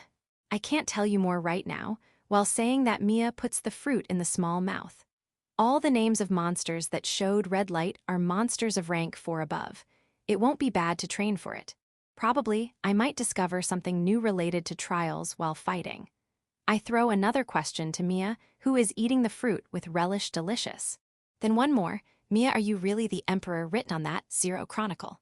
On this obelisk, there is not even a word of the emperor's appearance, so just by looking won't give even one hint. I can't prove it for now. Will I know after I get the divine protection through completing the trials? Revealing a vague smile, that's right maybe, Mia answers as such. Looks like there is no intention to answer me clearly. In the end, I can't know the name of God until the ritual at temple, until I get the divine protection. Getting Mia's true identity is postponed. Sorry, the people from ancient times can tell you the magic and techniques lost in the current era, but it's violating the rules, right? Showing a somewhat surprised face, you're sharp, and said those words of praise to me. All the black gods are people who have lived in this world. People like me who got the divine protection are permitted to talk with gods. That's why there are many who tried to get the information about lost technologies like this. Even so, in the current era, the ancient magic is classified as ancient and is said to be impossible to reproduce. Ancient is the general name of the magic used only in the artifacts found in dungeons. If that complex magic equation was deciphered, then it would have been added into model magic, and a magic system used in old days would have been recreated. Yeah, that's why I can't tell much about the past. It's good than boasting strange things. And is there some other strange function in this eye? I want to keep it as normal eye as before.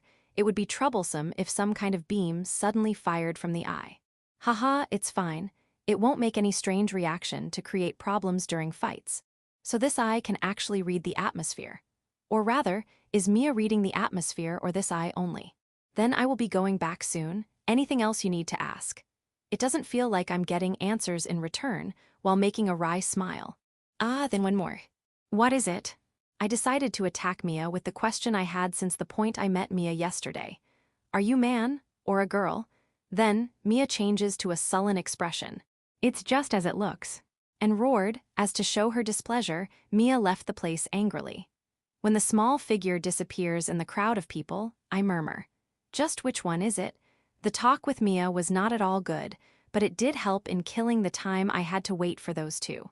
They appeared in the plaza while passing the crowd. It was already noon, so we decided to have lunch at some place to eat. Still, there are quite a lot people, though it's due to the time period. But this quarter with shops serving foods has more population density than at the plaza. No wonder it's called Academy District. There are many students. Just as Fiona says, the people wearing blazer-like uniform clothes do stand out more than they did at the guild. Obviously, there are some people who look like middle-aged men and women, but most are young boys and girls of the same age as me. Looking at that, I recall my times of a high schooler. Or rather, based on my age, I'm still a second-year student of high school. It won't be strange for me to say myself as an active student. No, I'm not going to school now, so it's bad to lie. After all, I'm an adventurer who left the school in the middle of term. That's true. Kurono, you want to go to school? Was I that much immersed in my emotion that it showed on my face? That's right. It would lie to say that I don't want to, but right now there is no time for that. Unfortunately, I end my sentence with that word. But I get objection words thrown at me from some truly unexpected. No, it's a good idea to go to school. That was Fiona, who shouldn't have good memories of school. It won't do any good to study after so long. My ultimate goal is to acquire power to defeat those apostles. the most short and certain way is to raise my rank as an adventurer to fight stronger monsters. Either way, it's not a problem that can be solved by learning national language, mathematics, science, and social studies. Oh, was the objective of school only to learn written knowledge in Kurono-san's birthplace? In Spada's schools, you can learn the magic, techniques, martial skills, and all things necessary to live as an adventurer. I only had the image of a school to have 5 plus a little more courses. But, I see, this is another world, so there might be schools that tell things like that. Thinking back that students took the quests at Guild, it means they're being trained as adventurers. I see, so there are places like adventurer training centers. Rather than that, in places like this, the combat techniques like magic and martial skills are studied, developed, and practiced. It was like that in the Republic. According Fiona's explanation, they are playing the roles like the universities in Earth, like researching the latest technologies at places like that. I definitely had the image of the laboratory places to be in some remote place inside forests with magicians. But in this world with magic, it's only natural for it to be researched in this big city. Now that I think about it, Kurono-san, it's not been even a year since you have come to this world. So why not take this opportunity to learn the basics of the basics? Yeah, that might be a good idea. It's only been 3 hard months since the day I met Lily on 4th of Ryokufu month till today 14th of Hatsuhi month, though it was quite a dark period of time. But it's hard to say that I have learnt about this world. It wouldn't have been a problem to live as an adventurer of rank 1 in Village of Urs. But in this big city called Spada, I have to stand on top of many adventurers. So, I have to learn many things too. Shall we postpone knowing the school system here for a later time? For the time being, it won't be good if I don't complete today's goal. After that would be fine, no? After we become rank 2 adventurers. If I went to school, what would you two do? Though I say what would they do, the feeling to enjoy the school life stolen from me, along with these two, is swirling in my heart like a muddy stream. Along with these two, it would be more troublesome than my previous world, but there's no doubt it would be more humorous. Lily will also go with Kurono to school. Yeah, I see, then let's go together. Now would Lily be able to not enter the elementary schools?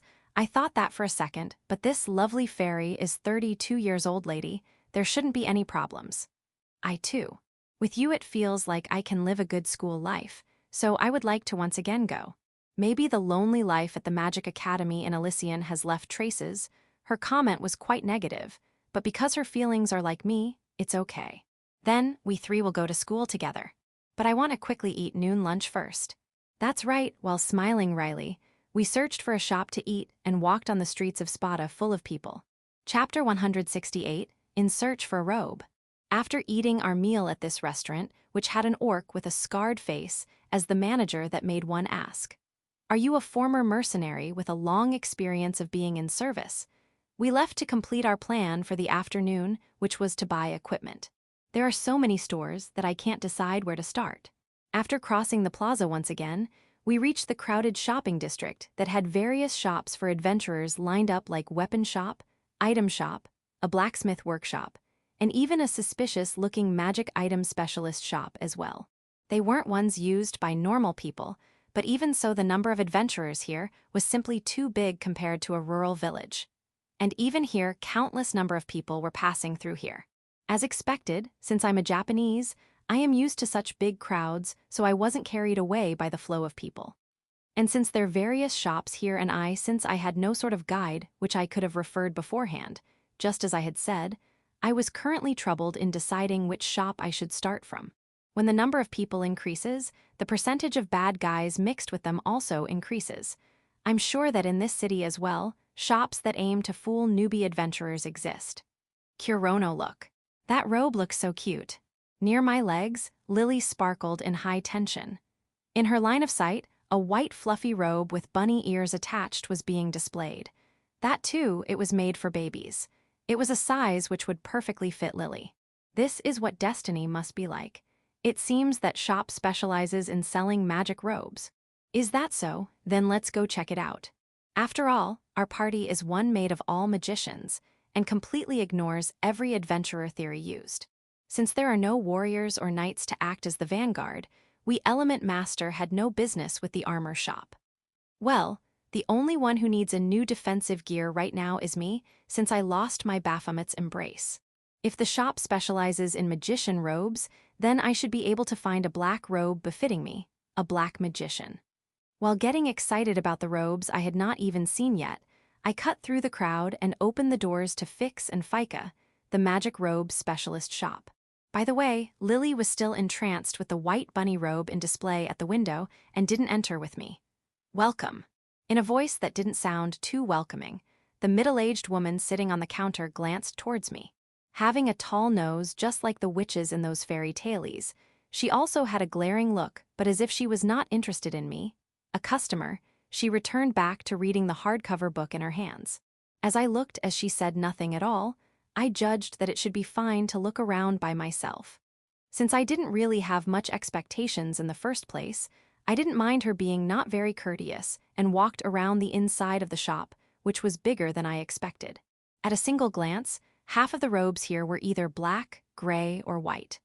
The robes had been displayed on some mannequins, but will they arrange it in a different size for me if I ask them to? While thinking such things, I looked at the various types of robes casually. Unlike the Urs Village's item shop, most of the articles displayed had a price tag attached to it. Since they had no intention to negotiate the prices, that's why they can show such a dry attitude towards customers, eh? No, maybe that's just how that witch-like old lady is normally. "What do you think?" Suddenly, Fiona asked me while standing beside me. Since I can't really appraise them, I am not sure about anything with just seeing them. There was not a single one here that was a high-class item with a defensive magical enchantment that even I could sense. Also, with every robe, the affinity to an element, elemental resistances, and the level of defensive magic all change. More than half of the ones here had used the skin of monsters. Without knowing what monster had been used, I couldn't even roughly discern what kind of property it would have.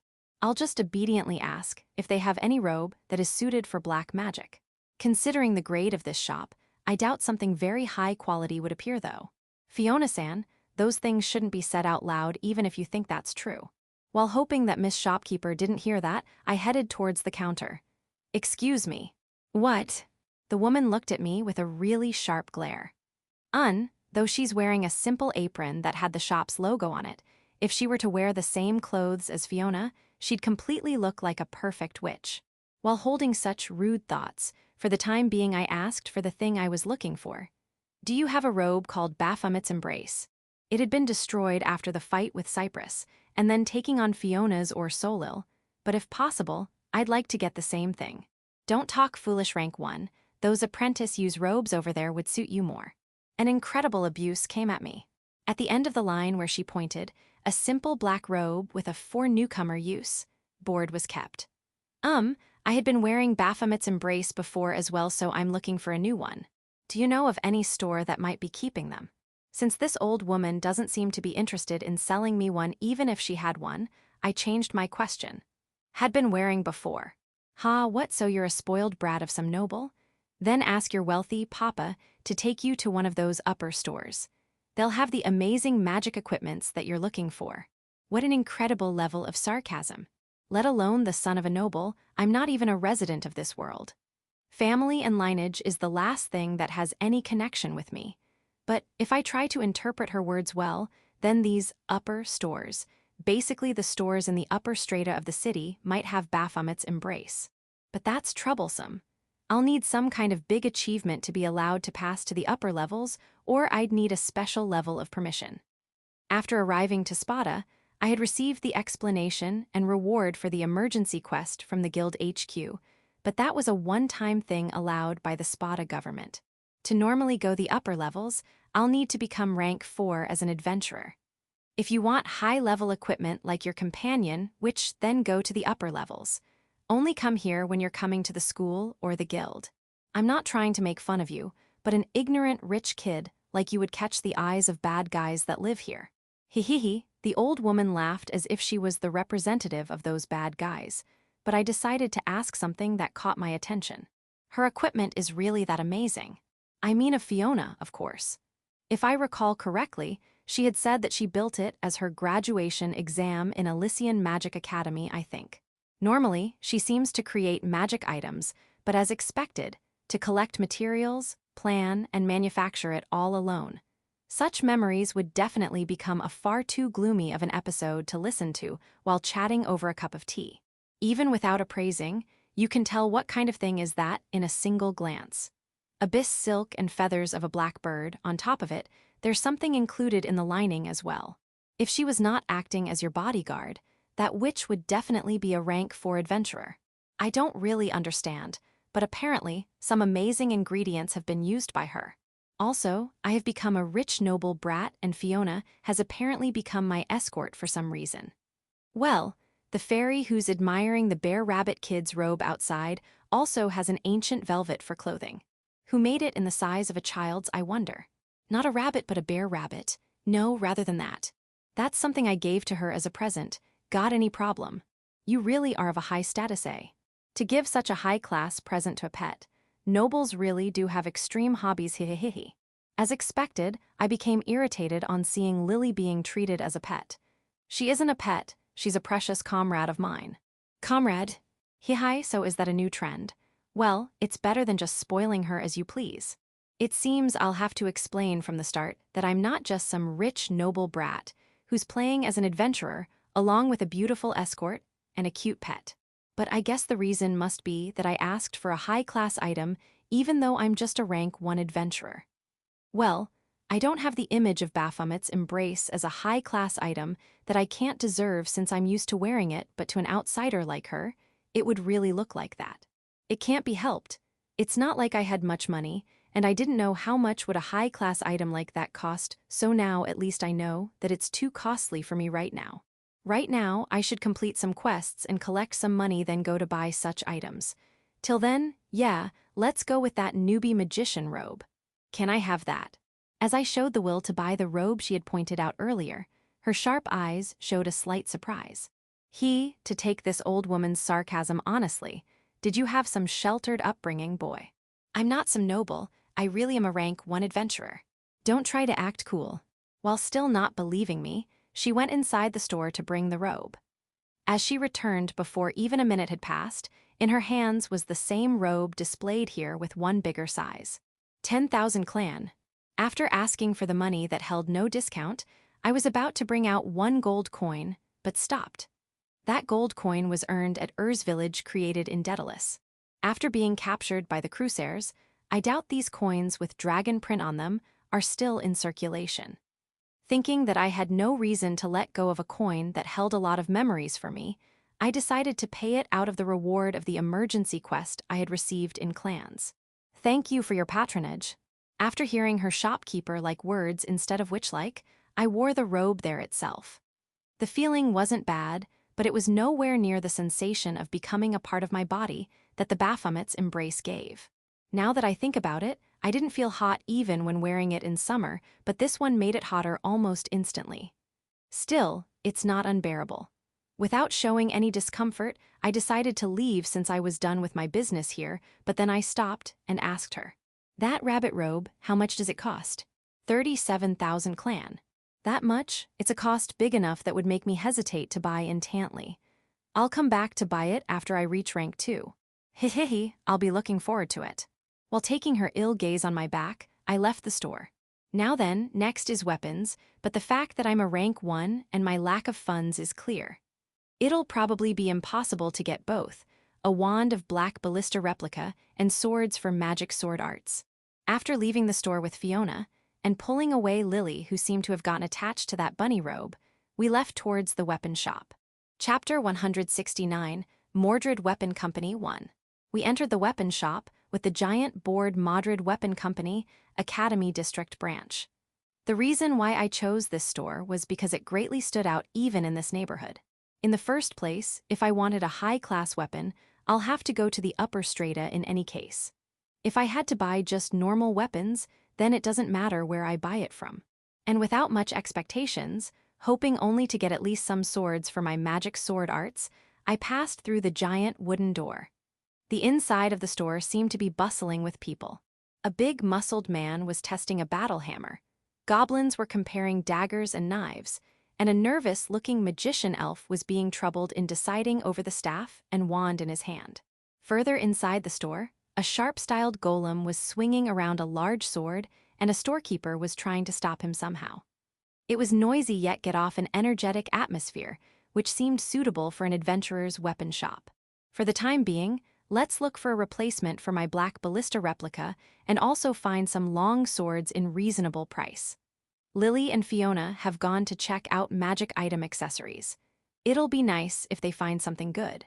Yup, I have no idea what's good or bad about these ones. I haven't searched all over the shop, but I did go through the wands and swords corner and decided that it'd be better to ask the shopkeeper for advice and moved towards the counter. Welcome, what are you looking for today? A normal-looking man, much more amicable than that witch old hag, greeted me. On his apron, a pirate-like skull emblem was printed along with the words Mordred Weapon Company. No matter how much you guys are dealing with arms and deadly weapons, isn't that logo a bit too straight? But I don't have any reason to mind that, so I quickly conveyed my need. Do you have a wand that specializes in black magic? Well, that's a rare type of magic you use. Unfortunately, we only deal with major common weapons here, so minor demand weapons like that aren't available here. You could have one order made at the head branch, but considering your rank, that'd be difficult, you see.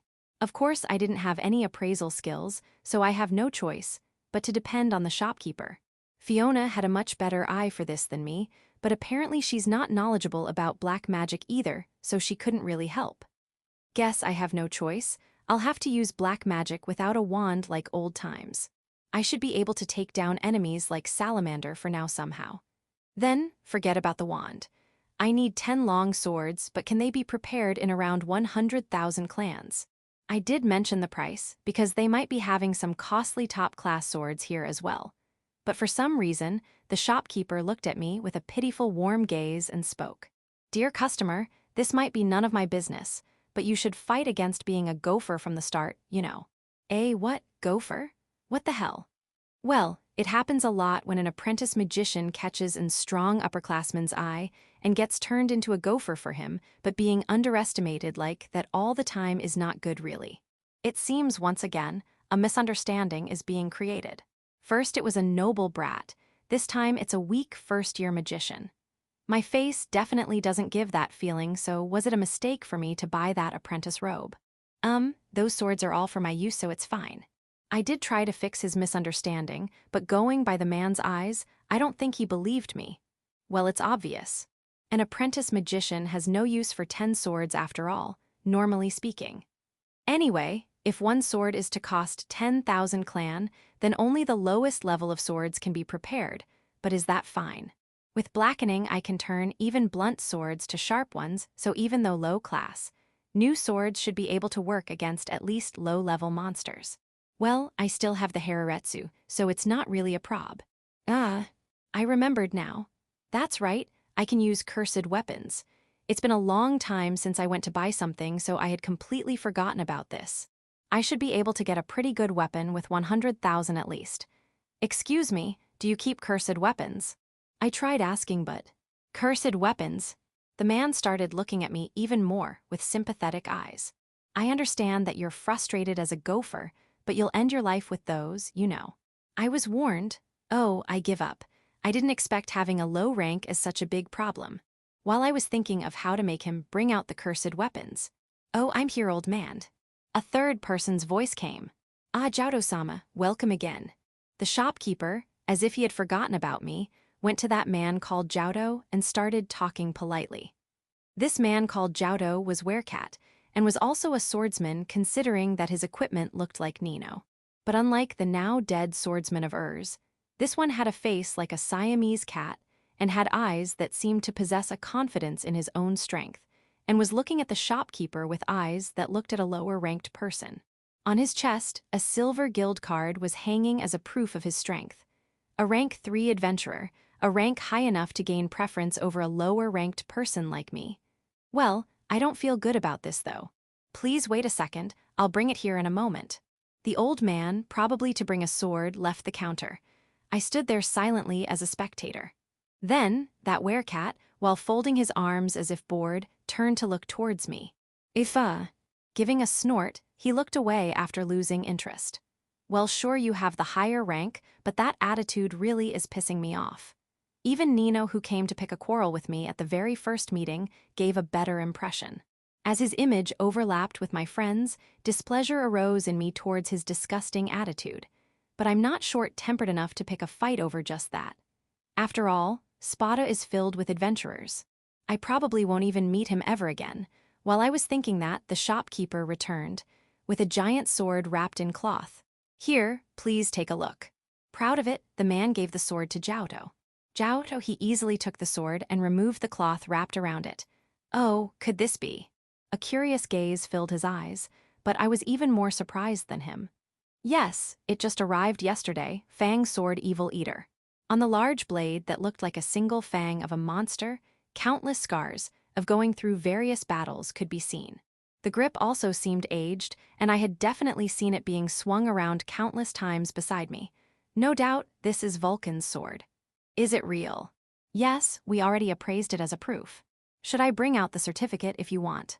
Jiaotou smiled and refused.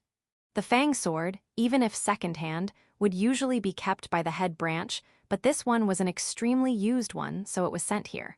Nice, right at the time when I could rise up to rank 4, I got this. This must be Detini. The shopkeeper continued his sales talk, as Jiaotou seemed to be captivated by the sword. Since it has the effect of eating magical energy, it doesn't have any effects like hardening, lightening, or sharpening like enhancement magic, but the raw materials used are top class. Even without such magic, its hardness is great and is light yet sharp, which is incomparable to a steel sword. On top of it, since it absorbs magical energy, it regenerates and fixes itself even if it gets slightly chipped. As expected of a blade made from a rank 5 Chaos Eater, its performance is incredible. Yeah, I can swing this easily with just this much weight. Its size is a bit of a problem, but if it's me, I'll soon get used to it. Yes, I'm sure of it. The man agreed and satisfied. Jiaotou asked him, what happened to its previous master? You should know if you appraised it right. Yes, of course. It was a werewolf man, and he was quite the veteran as well, it seems. So it really is Vulcan's sword, but why is this sword here? It should be at the highway. Oh, I see. It must have been recovered by the Spada army and must have been sold to this weapon company.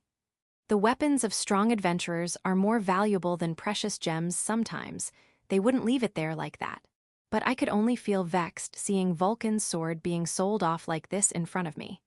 Heck, to have fallen even with such a sword, he must not have been that amazing. No matter what the reason, this is a fair trade. It's being sold to a fucking irritating werecat, but I decided to stay quiet. But it's becoming even more irritating now that he's insulting my comrade. After some hesitation, I decided to say something, but, come on, Jiaotou, hurry up. Oh, sorry, I'll be there in a sec. After hearing the voice of a female party member, Jiaotou returned the sword to the man and turned. Prepare a sheath for it. I'll come back later and pay it lump sum with gold. As the shopkeeper thanked him from behind, Jiaotou quickly left. It might have been good that it ended without me causing any trouble, but my feelings haven't settled down yet properly. I'm sorry I made you wait. With a smile that didn't seem very sorry, the man returned to me. He must have been happy after selling a high-quality item. So, I believe I asked you to show me cursed weapons. I wasn't feeling really good right now, so my words might have been a bit prickly. I can't really recommend cursed weapons. I can't bring them out unless they're reliable like the adventurer that just came. Also, even if a cursed weapon is sold at lower cost, 100,000 still can't be enough. Then how much will it cost? 1 million at least. I see. When I bought the basilisk's bone needle, it didn't even cost half of that amount, but I guess in a big store like this, storage risk would be low, so the incentive of getting it out of their hands as fast as possible won't work here either. Or maybe the items might be simply that good. But nevertheless, I don't have a million clan on me right now, so I won't be able to buy. No, wait, even if I don't have money, I do have something worth millions. Do you purchase weapons here as well? Yes, we do. You have something to sell. As he agreed, I brought out a silver shining sword from within my shadow underneath me. It was the divine mithril sword. I'll get 1 million for this, right? Why? The man's eyes widened with surprise, and he looked between the sword and my face repeatedly. He thought I was a gopher and an apprentice magician, so it must be too much for him to think that I would be possessing such a high-quality item. Considering the cost, I couldn't have normally bought that. Well, it's a fact that I did technically steal it. So, if you can prepare money to buy this, you can show me your cursed weapons as well, right? I know, but appraisal also has. Maybe he really didn't want to show an apprentice cursed weapons. The man seemed to be at a loss. No, if he's still hesitating now, it might be better to simply rake up some money and raise my rank to buy the weapons, but... Are you interested in cursed weapons, apprentice magician kun? Once again, a third voice came in between. Who is this time? Thinking that, I turned and... A giant death god was standing there. But soon I remembered Mawson and figured out that this man, with a body even bigger than me, must be of the skeleton race. Death god is what I said, but only his black robe fit that image. His whole body was thickly covered with golden ornaments, and he had a long staff with multicolored precious gems inlaid in it that gave off a rainbow-colored light. That image was truly that of a lich. His nouveau, rich king-like, overdressed-up figure really fit the high-ranked undead class, lich. In his empty eye sockets, purple flames shined as a proof of his magical existence. Although I was surprised by him, I didn't get overwhelmed and looked towards this skeleton's face. For the time being, I decided to ask him who he was, but... Mo, President Mordred. Why have you come here? The man revealed his identity already. I see, so this man is the top position of this company. Well then, why does such an amazing person have something to do with me, who is nothing but an apprentice magician? Author's note: the Spada army didn't just loot their items, etc., they also gave the dead ones a proper burial as well. Chapter 170, Mordred Weapon Company 2. Point of view third person. How about it? I can exchange that normal mithril sword with a cursed mithril sword. Hurriedly completing the self-introduction, Vane Wirtz Mordred, the owner of Mordred Weapon Company, said as such. On hearing the offer, without being delighted by it, he directed a puzzled glance to the big-sized skeleton. Why that deal for a rank 1 adventurer like me? Kurono stood in a position with no gaps, absolutely impossible for a rank 1 adventurer, but Mordred calmly answered, while wavering the purple flame in his eye socket. It's all right, don't be so vigilant. It's only like a hobby for me. I like cursed weapons. I'm somewhat famous as a collector in the neighborhood, however. I like a person who can use those cursed weapons even more. That's why you give them to those who are searching for it, huh? But yeah, it won't be all for free. Saying a businesslike line, Mordred confirms. Can you show them to me? Of course I will. Along with that answer, the shadow below Mordred expands and is dyed into a color of darkness from abyss of hell.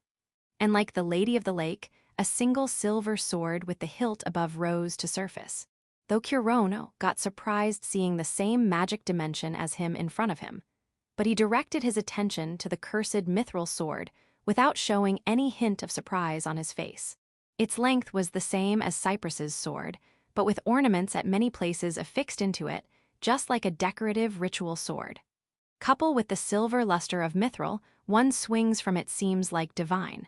You want to use cursed weapons, right? Try taking it in hands. On the provocative words of Mordred. That's right. Kurono decided to ride on the flow. In the first place, one won't understand a cursed weapon without taking it in hands. Not always they release the ominous atmosphere like the cursed hatchet. Across the sides of cursed mithril sword, both of their eyesights intersected. In a moment of silence, it felt like the domination feeling has risen. And without losing his way, he reached out his hand to the hilt of silver shining sword. Ahem. The moment he grabbed the sword, a painful and resentful voice resounded in Kurono's mind.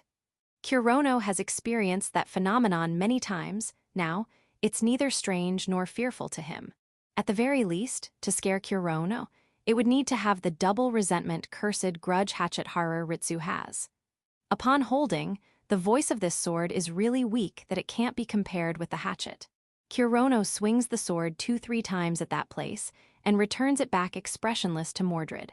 Fabulous, you have a strong heart to control the cursed weapons. To the not insane Kurono, Mordred raised a joyful voice. Even without swinging the sword madly, there are some patterns for knowing the person being possessed by curse. In the case of grudge curses, the most popular pattern is to not let go of the weapon. At the point Kurono returned back the sword to Mordred is the most definite proof that he didn't get possessed by curse. I had been searching for talented person like you. I seriously want you to use this sword. In exchange with this, huh? Kurono takes a glance at Cypress's sword put at counter with cold eyes.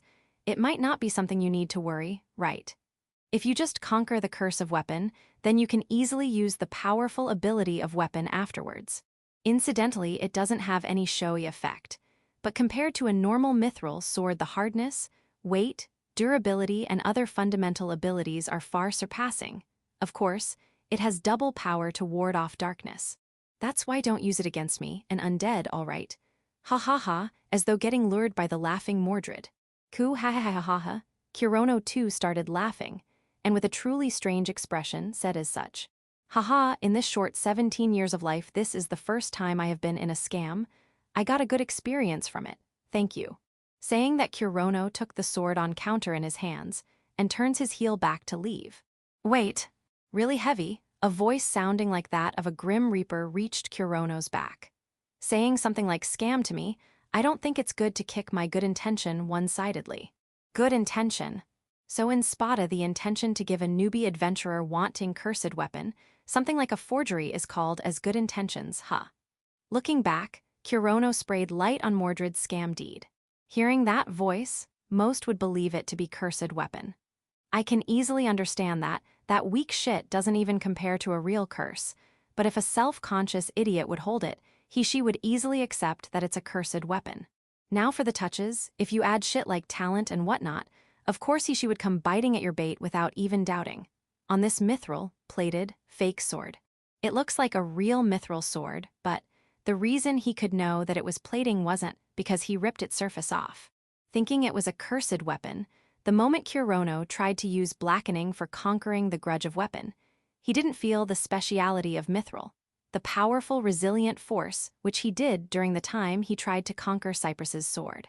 Of course, the moment he heard the snicker and resentful complaints completely different from the hatchet, it was more than enough proof for it to be proved as a fake. Most probably, it isn't a true curse, but a magic trick rather than curse to let the wielder hear the voice for deceiving. Fufu fuhahaha, you are a collector of real cursed weapons even with that appearance. No, I'm not a collector. I did a rude thing to person with same hobby as me, sorry, let me apologize. To the unapologetic and haughty attitude of Mordred, Kurono passed over the anger and showed a fed-up expression. Is it all right that a famous big weapon dealer like you should be doing something like scamming? It's the work of an adult, no, a collector, to scold a youngster like you who is underestimating cursed weapons. Mordred didn't show any room for repentance of his actions, but it did show his love and affection for cursed weapons. But still Kurono, though it wasn't good to be doing scam. You're Kurono, right, all right, as per your wishes, let me show you the cursed weapons in our company's possession. No, it's all right. Though this is not the main office, but here too are many good weapons, choose at your own discretion. But you won't even get one clan of discount though, phew-ha-ha-ha-ha-ha. Mordred showed a menacing ignoring skill. No, most big dealers might have this much vitality maybe. Well, if it's just looking. It would let him complete his work at first, though it would be annoying, but Kurono let himself drift with the flow. Chapter 171, Lover Rendezvous in Moonlit Night. By the time I returned to the inn, the sky had already started to be dyed red. After arranging all the minimum necessary equipments and items, we three reached back while talking to eat the dinner at some shop. But in the end, we ate the dinner in the dining hall of Cat's Tail, where the quality of food is 60 points, and quantity is 100 points. I come in front of the guest room, open the thin door, and enter alone. From the time we started staying here, I slept together with Lily, but from yesterday she had been sleeping in the next room to mine, Fiona's room. The rooms are both same, but it might be different with different sleeping partner. Well, I had been with Lily always, so it's a little lonely for me, but I have no right to complain, so I'm letting Lily do as she wants. Either way, I'm tired. I throw off the glittering black robe, with a symbol of first-year student embedded into it, and immediately sit on the bed. The time I wore Baphomet's embrace. Unexpectedly, I had never thought to remove it other than the time I slept, but that ain't happening with this fake look-alike robe. It needs to be taken off during the time I want to relax. It's better to put it away before it gets creases, thinking that I throw it inside the shadow gate which had its belly full unlike the morning. After all, I filled it with 15 long swords, while having the spare energy of 5 extra swords. I can now use sword arts. Incidentally, the extra 5 swords were given as a service to make up for the same he pulled off. I don't know if the solatium for the crime of fraud is really worth 50k clan or not, but I had no intention to complain about it and stiked the deal. Well, though it went fine this time, but like hell I would go to shop like that another time. Oh, I'm not that much angry. When I get more money collected, I'm thinking of going to buy a cursed weapon for sure. Speaking of cursed weapon, eventually, I didn't buy it. Selling the mithril sword would have gotten me the money to buy 2 cursed weapons, but thinking of fighting against monsters with darkness attribute or black magic, I rethink and stopped myself. Due to mithril's nature, upon covering it with black magical power, it gets purified in some time, so it's got the disadvantage of not being used in sword arts. But there is no objection is swinging it normally. All the other cursed weapons I saw were all very fascinating. My heart wavered, but I decided to bear that pain. Above all, it was annoying to get carried on with that lich skeleton's sales talk. Well then, it was at the time I thought to check the articles I had brought. Letter? I noticed the existence of a paper folded 4 times, placed near the pillow. What if it is another message from Simon? Guessing that I opened the letter. I will be waiting in the plaza tonight, and only that small sentence was written there. Who is it? Anxiety swirled inside my heart. It's natural, getting an anonymous letter anyone would feel anxiety. Just if I had got this in my high school days, I would have been in high spirits thinking on the possibilities of it being love letter. Unfortunately, in this situation, something that good, I can't expect. From the people I know who would send a letter to me would be apostles. From 8th Apostle I's foolish personality, I completely like hell don't think it's written by her written. She would appear almost anywhere while being a normal adventurer. But in that case, the possibility of naming herself beforehand is high, right? If they want to see my shivering and pitiful state, telling their identity as apostles would have better effect, no doubt. If it's not apostle, then the next would be self-proclaimed God Mia, huh? No, this side would too will gave name first. If so, is here another god wanting to bless me with a new divine protection? If you're another damn god, then appear in dreams and do some oracle or crap. My thoughts swirl while running around in circles. In this situation with no leads, I can't possibly find the name of sender. However, ignoring this letter would leave a bad taste. On the contrary, it really piques my interest. I won't go is a choice I won't take. All right, ready to go. I put on the robe, which was thought to be left alone in the shadow gate today, and step out in the spot ruled by darkness. I had already discussed about the letter with Lily and Fiona during the dinner. Well then, Lily-san and I will hide in the plaza beforehand. If it feels like dangerous situation, I would release the Or Solil. Please rest assured. That offer, which seemed like a scheme to kill me, only had its first part usable. At least keep it to Igni's Kri Sajida. I have given a warning, it would be fine. I don't have Baphomet's embrace. Also have returned Nana Blast amulet back to Fiona, so I don't have any particular defensive power on me right now. But well, unless an apostle does appear, I can get past it, thinking that I walk the street in the dark. Cat's Tail is facing a quite wide road. Due to that, it can gain the benefit of having the street light, so the road is somewhat bright. In the first place, today is full moon night. Even without the street lights, the darkness can be made less. Maybe it's their return time to inn. I can see some adventurer-esque drunkards. Seems like only I'm heading towards the plaza. The people who sometimes come across are all passing beside me. As the plaza is in different location from pleasure quarters, finally the human presence are all gone. Only the sound of me kicking the stone pavement can be heard. Now then, who might be waiting for me? My anticipation rise exponentially, wanting to know the answer. From the contents, the place to meet is most probably the plaza with the obelisk. Starting from Central Plaza, there are other places that can be called the plaza, but it wasn't stated particularly, so I couldn't think of any other than this. Incidentally, the word tonight is a quite vague designated time. It hasn't been much after the moon soared up in the cloudless starry night sky. Therefore, I wouldn't have made the other person wait long that they went back. Of course, using this sort of way to call me means that they have the willpower to wait till dawn. Good, just after this, huh? I walk in high spirits from the entrance of the now deadly quiet plaza, which was lively with people in the noon. It isn't that big. Upon entering the beginning of history, Zero Chronicle, enshrined in the center can be seen. Apparently, there isn't any sign of people in front of the obelisk of more than 10 m size, including the pedestal. What, no one is here? My head cools down rapidly. Yes, I had completely thrown the choice of this being a prank into oblivion. That's right, that is the most possible pattern. While feeling sad and regret for making Lily and Fiona do some labor, I hold on the faint hope of the sender appearing and move towards the obelisk for waiting some time. And when I reached the jet black wall, which is completely immersed in the darkness of night. You really did come, thanks. That voice came from behind the obelisk. It is, the sender was already here from before. I, in a hurry, run towards the opposite side of obelisk while feeling half surprised and half vigilance. Now then, the person waiting for me there was. Lily, I'm sorry for calling you in this way. My most intimate and trusted partner in this world, Lily, she was standing there in her true form, the young girl form. I see, today is full moon night. That's why she can remain in her true form without using divine protection, neither Queen Beryl. But more mysterious thing is, why did you do something like this?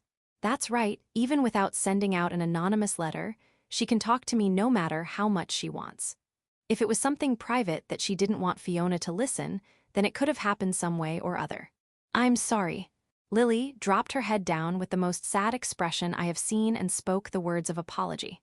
No, I'm not angry. For Lily to do something like this means there is a reason for it. Can I hear it? Lily always looks pure and innocent even in her little girl form. But that form too has a skill, that is to read the atmosphere. That's why she won't spring out selfish desires and play pranks as a child, and neither tries to do them. She has 32 years old equivalent, no, not that much. But yeah, somewhere along those lines of thinking power and judging power. For her to do this means she has a reason. Even now I can't find what it is, that's why I'm asking her. Just what did happen to her? Thank you, Kurono, for caring about me. It's natural, what happened, tell me.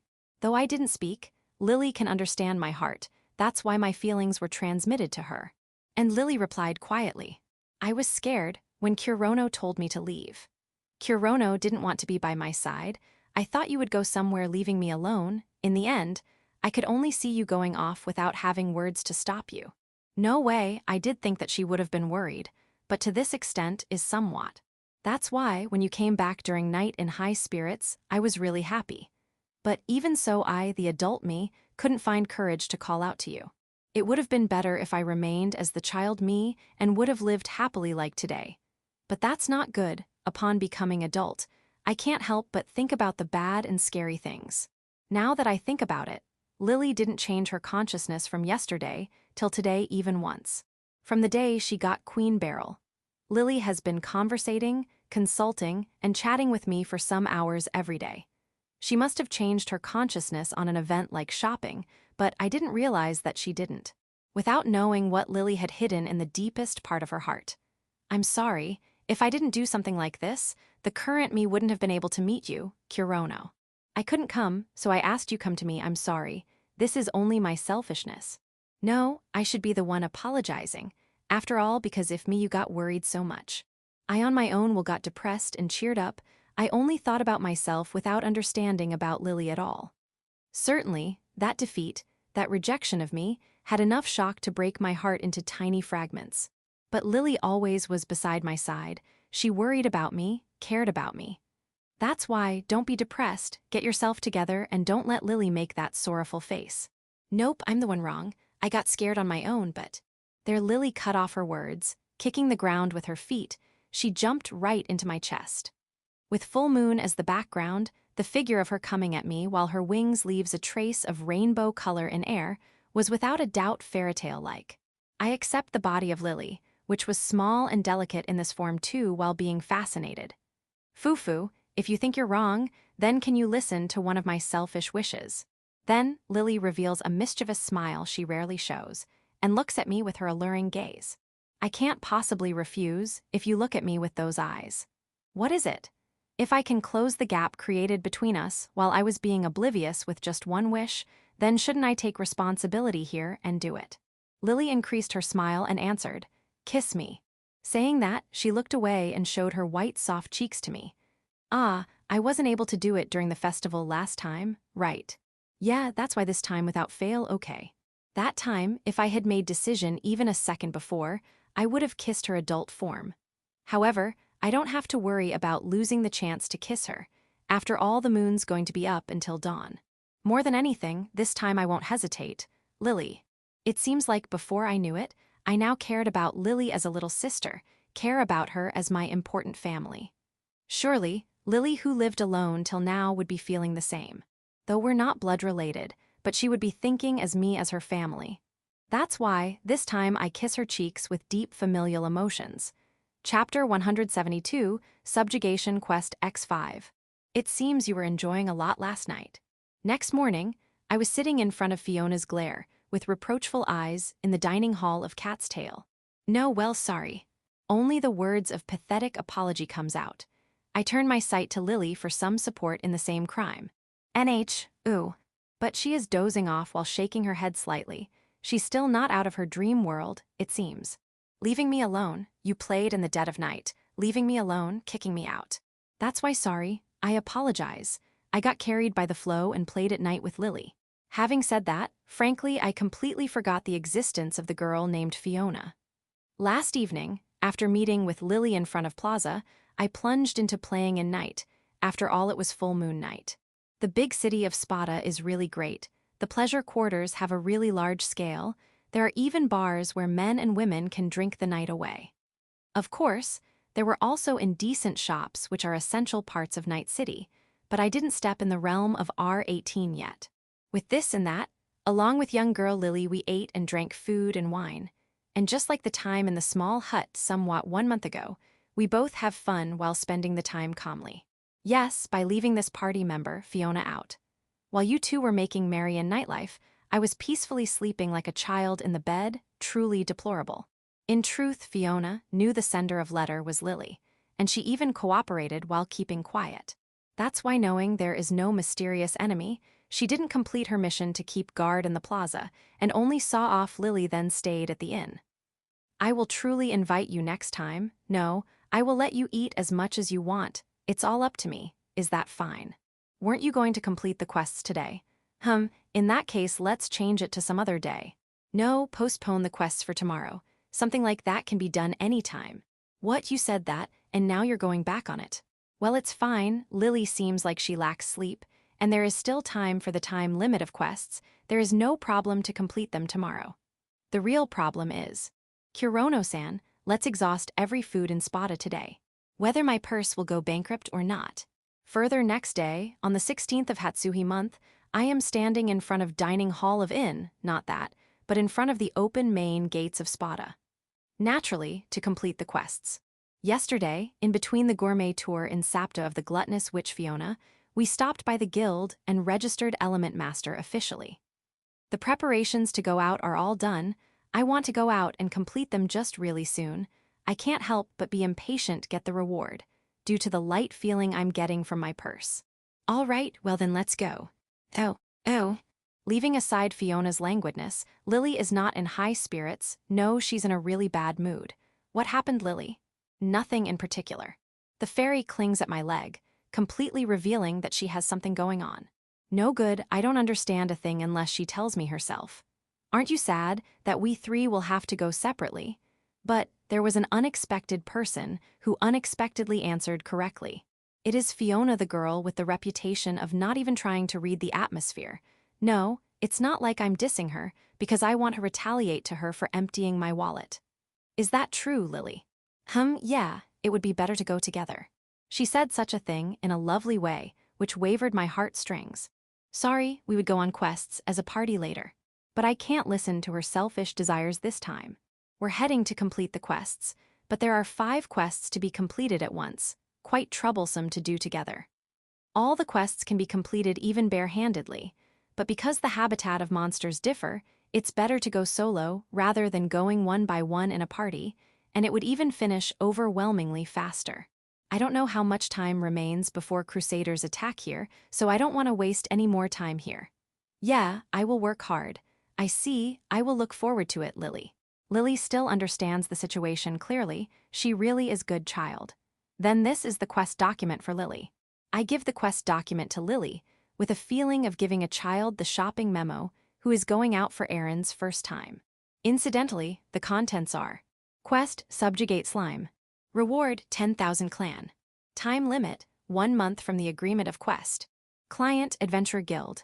Request contents, subjugate 5 slimes. On the subjugation of more than required, the reward will be increased. Written in a quite blunt, businesslike way. The slime subjugation quests are always being offered as quests for guaranteeing the security of people living in area. Quests like this are not exclusively put up by other people. Even the army sometimes goes on quests like this. But due to the monster's marvelous reproductive abilities, it's far away from extinction. Therefore, by taking the help of adventurers too, they can keep the monsters away from human habitations. By the way, all the quests taken this time are of this type. Quests like these can be taken by any adventurers.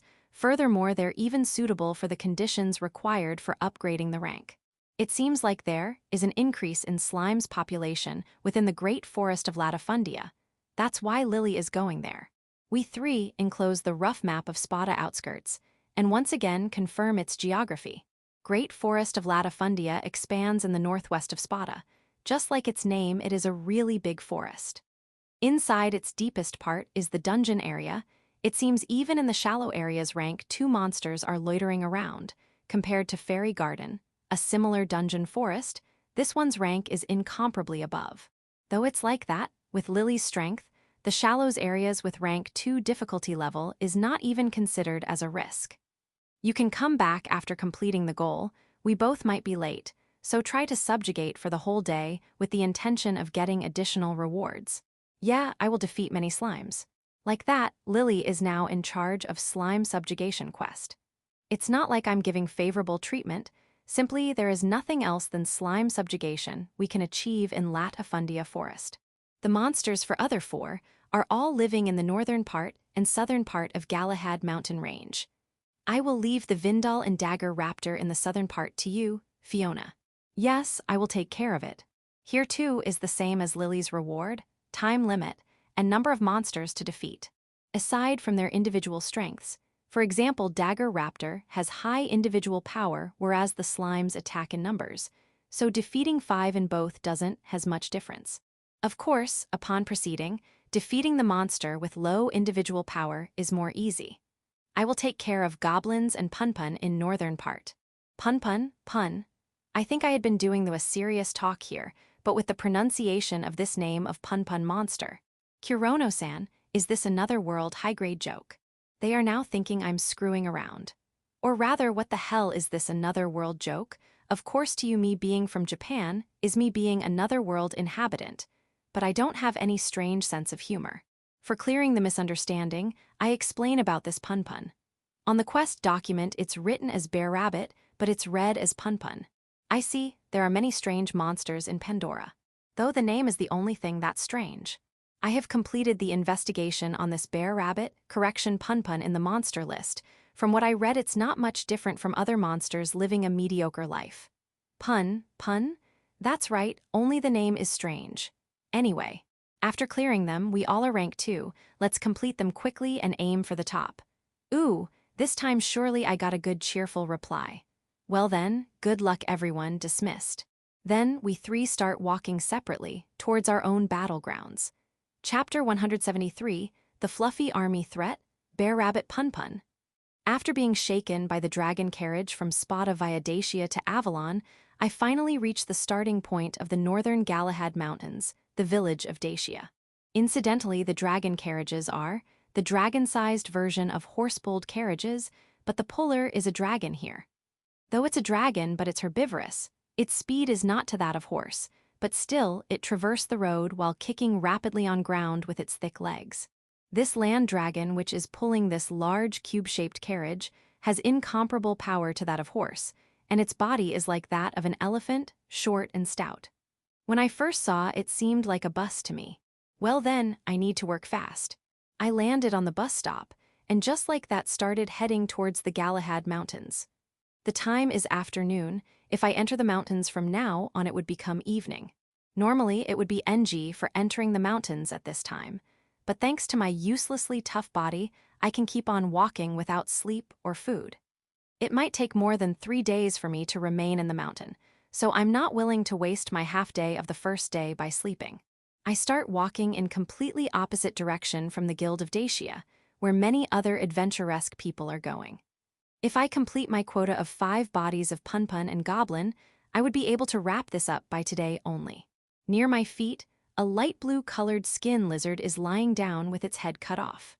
Its size more that of a crocodile rather than a lizard, and its silhouette is like that of a newt, having suction pads rather claws in front of its legs. This monster, called as Minotaukage, a rank 1 monster, inhabits the waterside I'm currently at, and just like their appearance, they control water attribute of magic. The water itself can deal no damage even if it comes falling at you.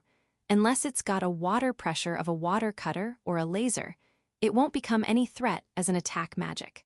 Of course, Minotaukage, who have been classified as rank 1, have no way to fire a water pistol that can pierce through iron plate too.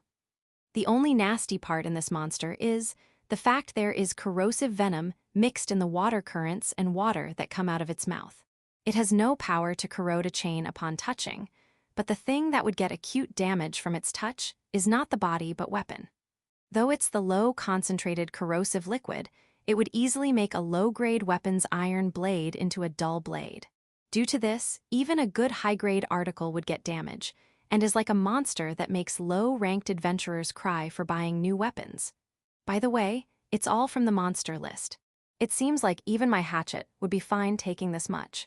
I judge it upon touching the corrosive liquid mixture, sticking to the now severed head like drool with my finger. Before it could launch its water pistol or anything, the match got over with my one attack from Cursed Grudge Hatchet Haru Ritsu. In the end, the blade itself has no contact with the liquid. But it's better to know its power, right? A high-grade weapon can take on some venomous attacks, so there is no problem in using this cursed hatchet.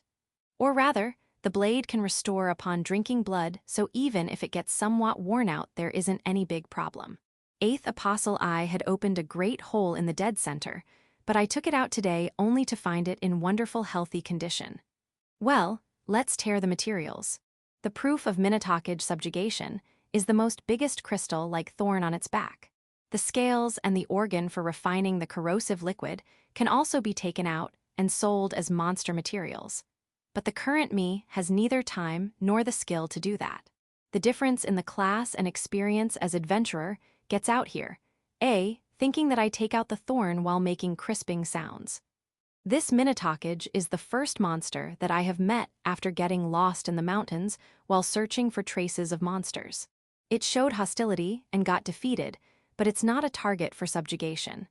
I thought to once again search for goblins and Punpun while tearing off the thorns. Looks like I don't need to do more labor. But I'm glared at with hostility-filled eyes. They got lured in the till here by the smell of the lizard, it seems.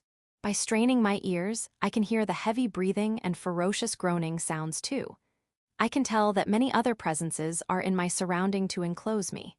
No doubt, I've got no choice of running back here. They themselves came here, shouldn't I welcome them gently? Right hand equipped with Cursed Grudge Hatchet Haru Ritsu. Charging bullet arts completed, preparations all completed. Come out, I will play with you all. And as if answering my words, SFX Geo Un.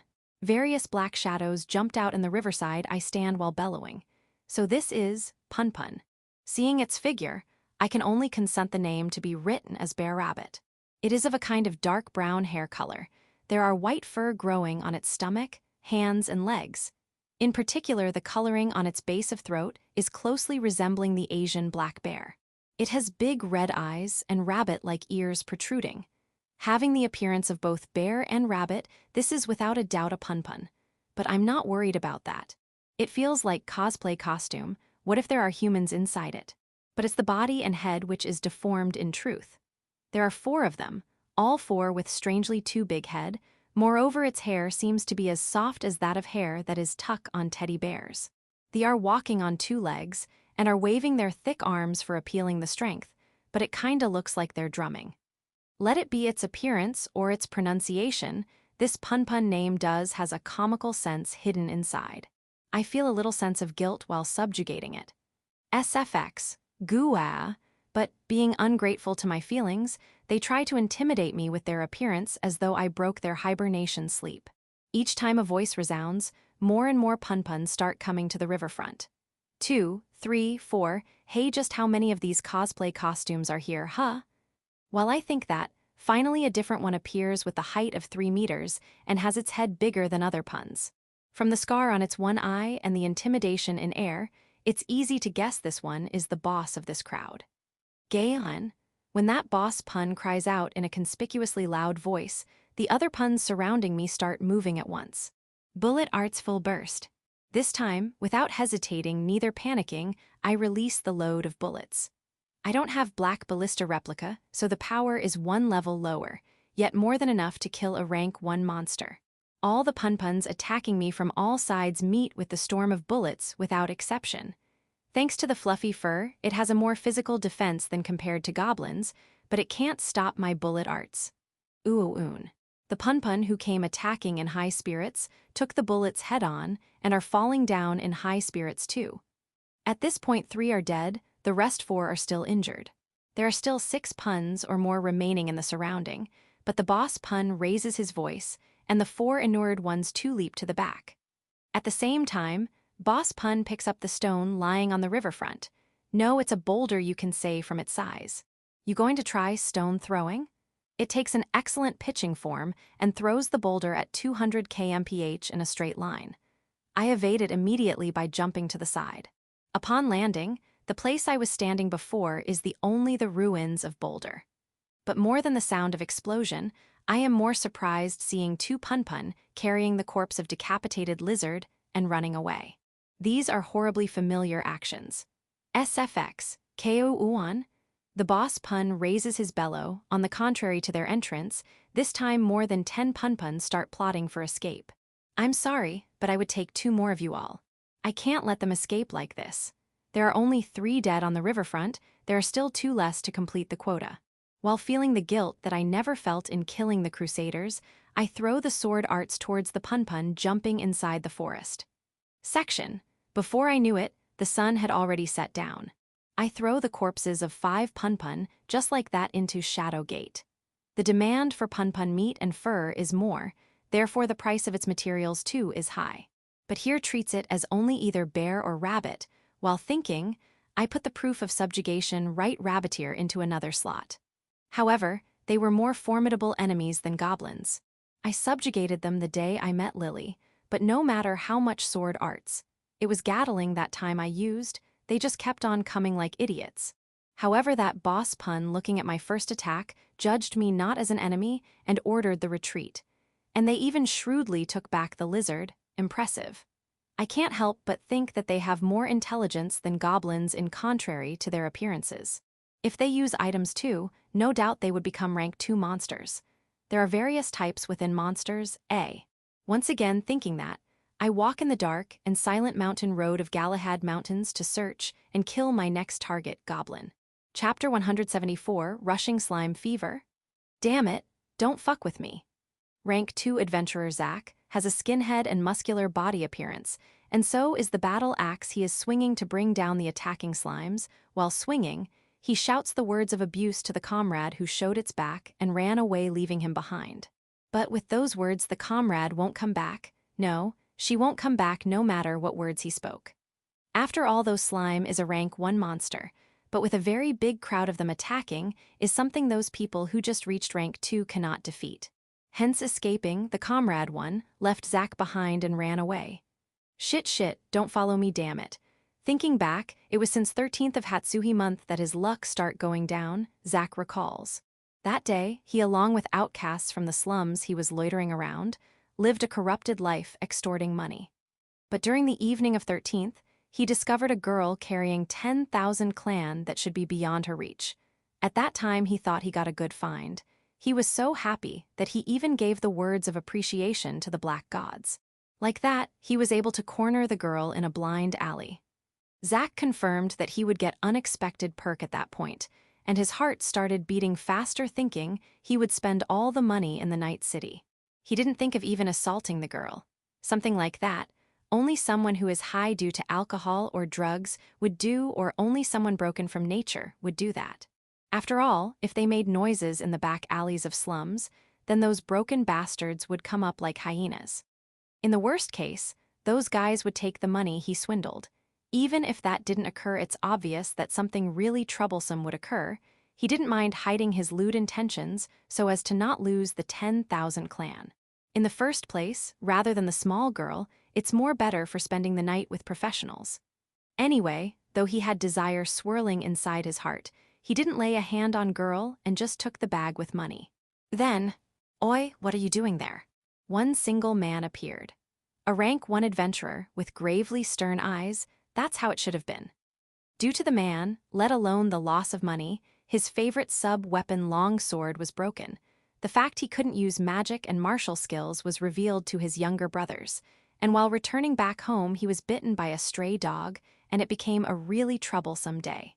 What in particular was bad was, his 2 younger brothers were grandiosely making it public that Zack is a good-for-nothing with nothing else than his height.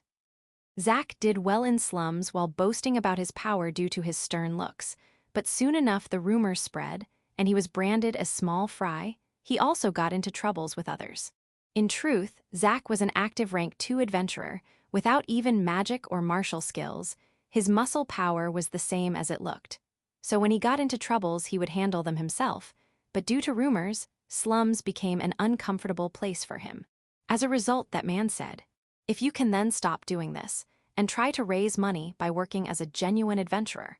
He couldn't help but accept those words in this situation, at the very least until the rumors lose their spread and the heat starts to cool down. Then he took out the bronze plate guild card and battle axe with dust on them, and after 1 year he decided to show his face in the guild. There he took the suitable Q quest, made a temporary party with suitable people. That's how he came to this great forest of Latifundia, aka the Forest of Lati. And it all leads to now. Pant, stop fucking with me. It was bad move for him to cut into the group of slimes while doing his job as a vanguard. The moment Zack stepped 1 step inside, from the surrounding, a light blue-colored slime army appeared. The judgment of temporary members was quite fast while looking at that. They used Zack, who was in a bad position, as decoy and escaped on their own. It was heartless action, but sometimes, to live, things like this can be done. In the first place, though they were a rank 2 party. But if they were an old party with lot of experiences, then they would choose to escape everyone, and there was a possibility that everyone would return alive. But in the end, it's a temporary party. If it got a little dangerous, they won't hesitate to disband it.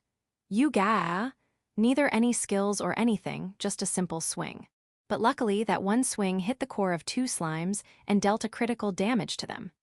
Great. Crushing the dying slimes while leaving their blue body behind by the sole of his solid boots, Zack retreats.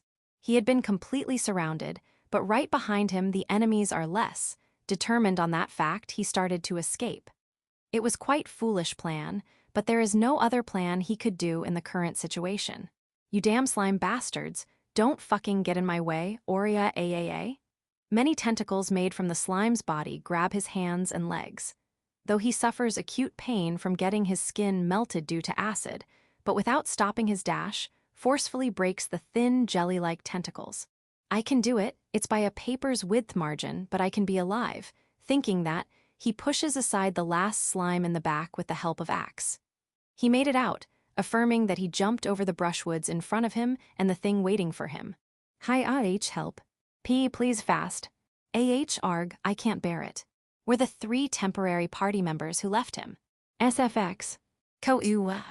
Getting eaten by a giant slime. Giant slime, impossible, fuck, why in this place? Giant slime is a monster of rank 3 difficulty. It's just a slime that got big excessively, but due to that it got a power-up and is regarded as rank 3. In the shallow areas of the forest, where only rank 2 monsters appears, unless someone has really bad luck they won't meet it. I really am unfortunate, Zack thought as such while watching the special digestive process of slime. I'm done for.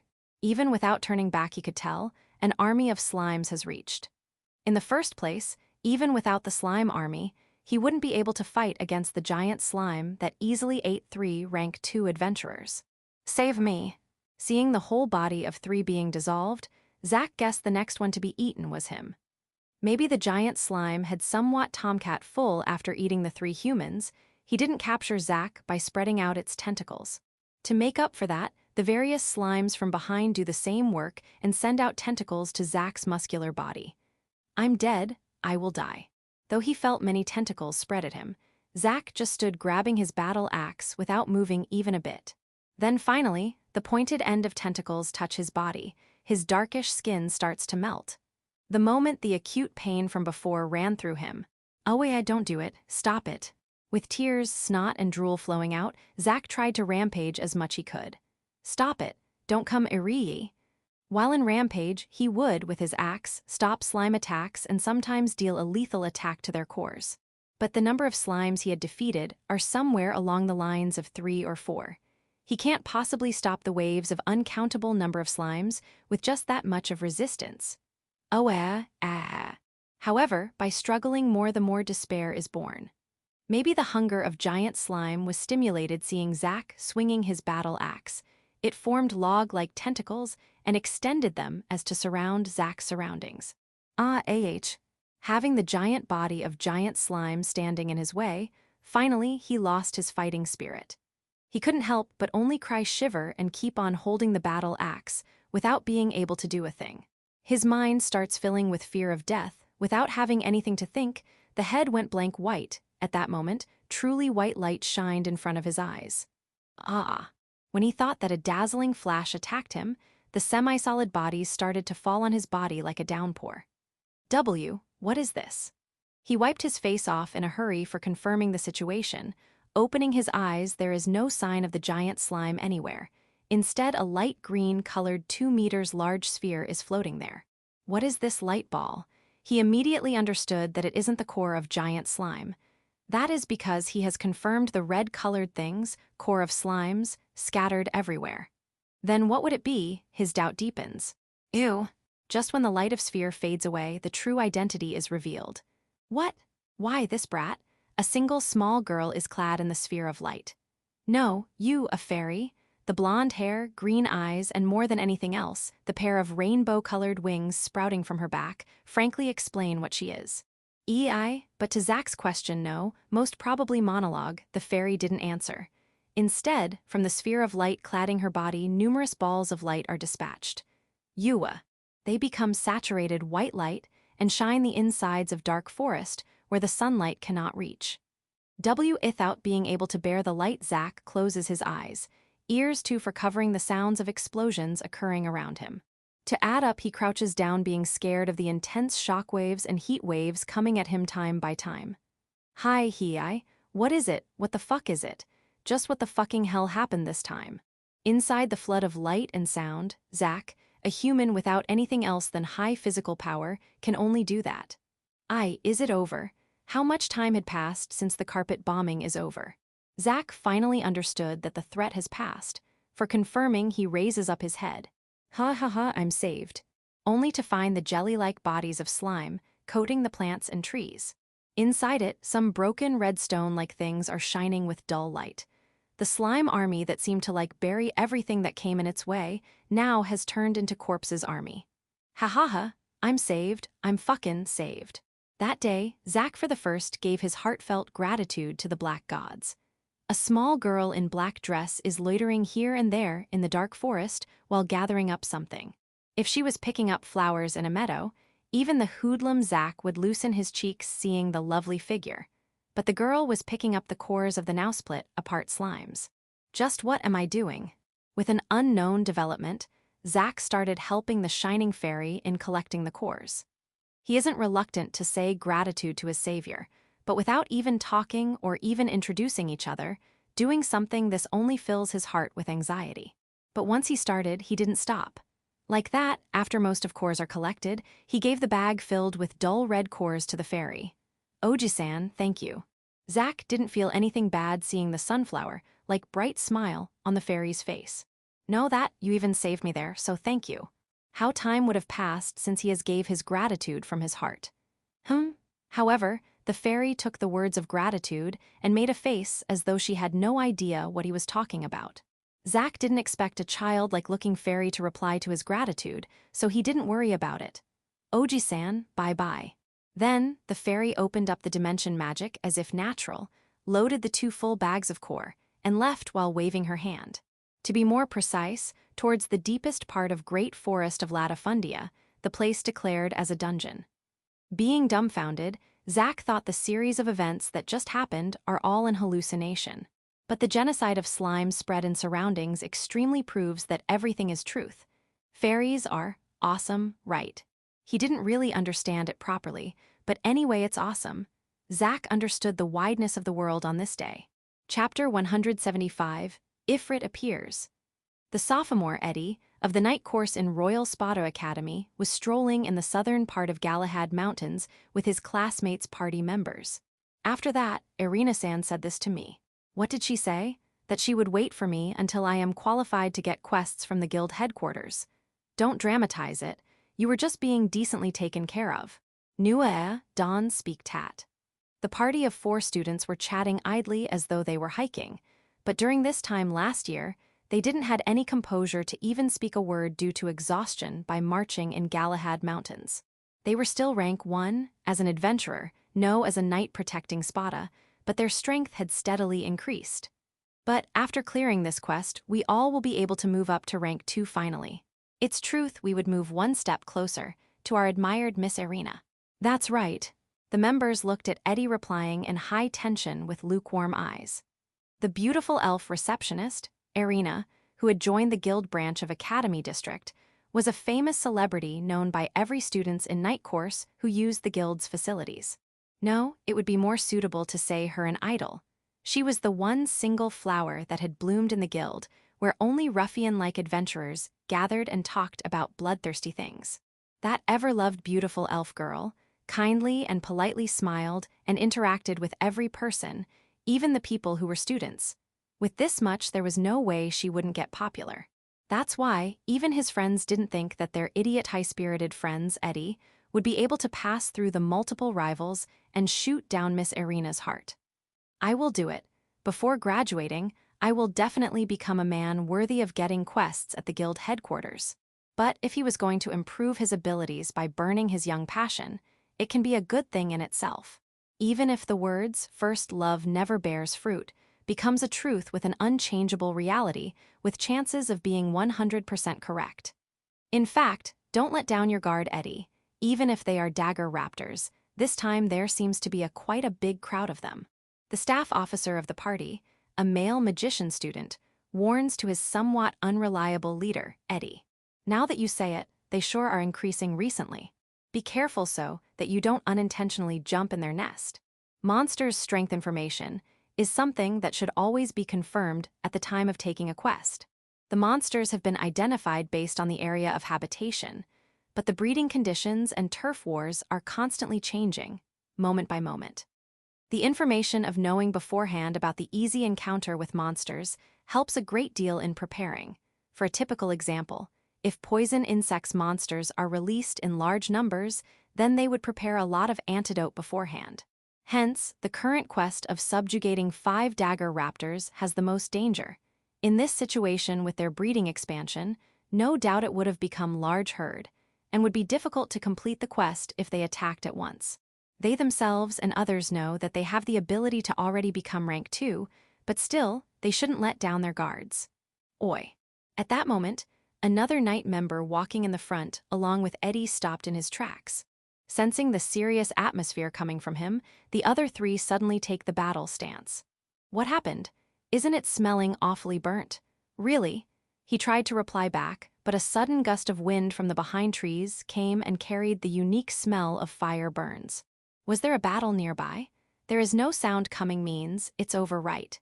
In the surrounding with only dark green forest, the sounds of tree leaves rustling, insects crying and birds chirping can only be heard. It won't become a forest fire, right? No, in that case the smoke should have been present, there should be traces left of someone fighting. That too would be without a doubt a magician who uses fire, a guess they all had. There doesn't seem to be any abnormality. Let's move. On the leader's decision, the members assented and moved into the dark green forest with even more vigilance than before.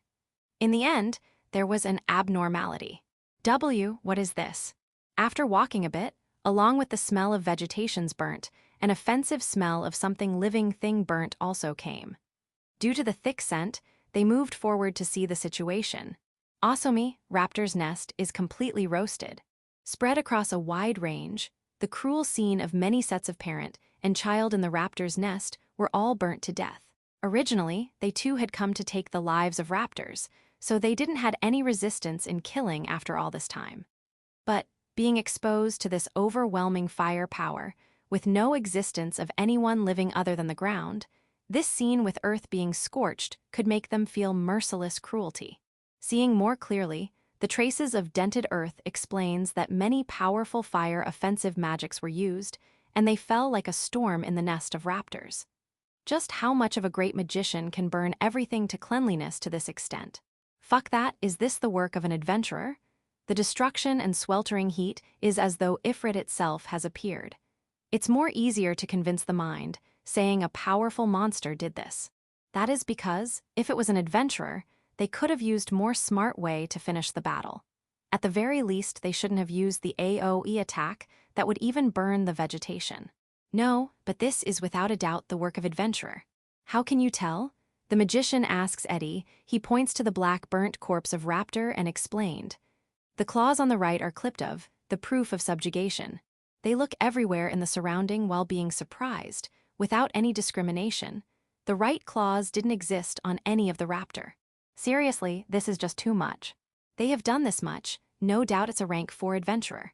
But would a rank 4 adventurer aim at the nest of dagger raptors? It can be they used an AoE attack on a whim. There are people there who no one can understand. They calmed down on their reasoning that a high-ranked adventurer launched a powerful fire magic on whim. The occupation of adventurer is different from that of knight, and there would be more than 50,000 of them who would have broken ethical values. So, it's not that of a rare situation. Then, thinking they saw something unusual, they left that place. Section. That day, student party led by Eddie couldn't meet any dagger raptor. It wasn't them who had bad luck. What the fuck, aren't the dagger raptors all exterminated? Because the 5 nests of dagger raptors they found, after walking the mountain the whole day, were cleanly roasted. No, the raptors weren't the only ones who met the harsh reality of being burnt. The rank 1 monsters with wolf bodies, the Vindal, were also in the same shape. The rank 1 monsters, dagger raptors and Vindal, ruled the area, had their nests attacked and their numbers decreased. Most probably the monsters who escaped the danger ran towards the other areas while trembling in fear. They wouldn't have time to attack other adventurers coming their way. Thanks to that, today ended up meeting with minority of low ranked 2 times. Who is it that said that it was on a whim? No, normally who would think that such strong magician would go after a rank 1 monsters, would someone? With having a scene they had gotten familiar with, in front of the 5th nest of raptors, they started quarreling. What should we do? At this rate, we can't complete the quest. Certainly, we wouldn't find them so easily. What if, crushing the hopes of beginners, is becoming a fad in the guild? If a high-ranked adventurer became serious, the low-ranked quests would be finished easily. Though the guild keep out the quest for raptor subjugation 24 times 7, but if there is no subjugation target, what can be done? If the extinction of monster in the area was confirmed, the quest would without a doubt be cancelled. Though, within half a year or so, the same monster or another new kind of monster would arrive from some other area. In the end, the quest for subjugation would once again be put out. But there's a problem if it occurred now. Quests have something called as time limit. Calm down, tomorrow let's move somewhere different. We would certainly get at least 5 dagger raptors. But if this Ifrit bastard moved in the direction we head to, stop it, don't speak any more than that. Eddie stops the ominous comment of the other member. Anyhow, let's call it day for now.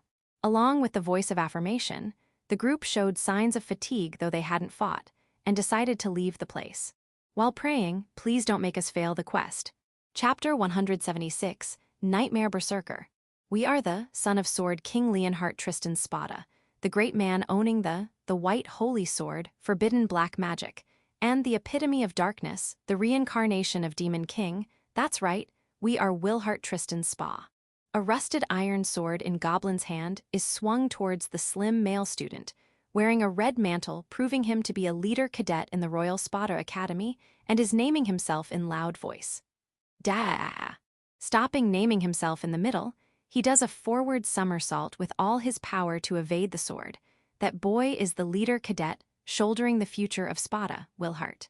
Due to the somersault, his monocle was about to fall. In a quick haste, he fixed it and stood back up to only howl at the goblin while pointing at it.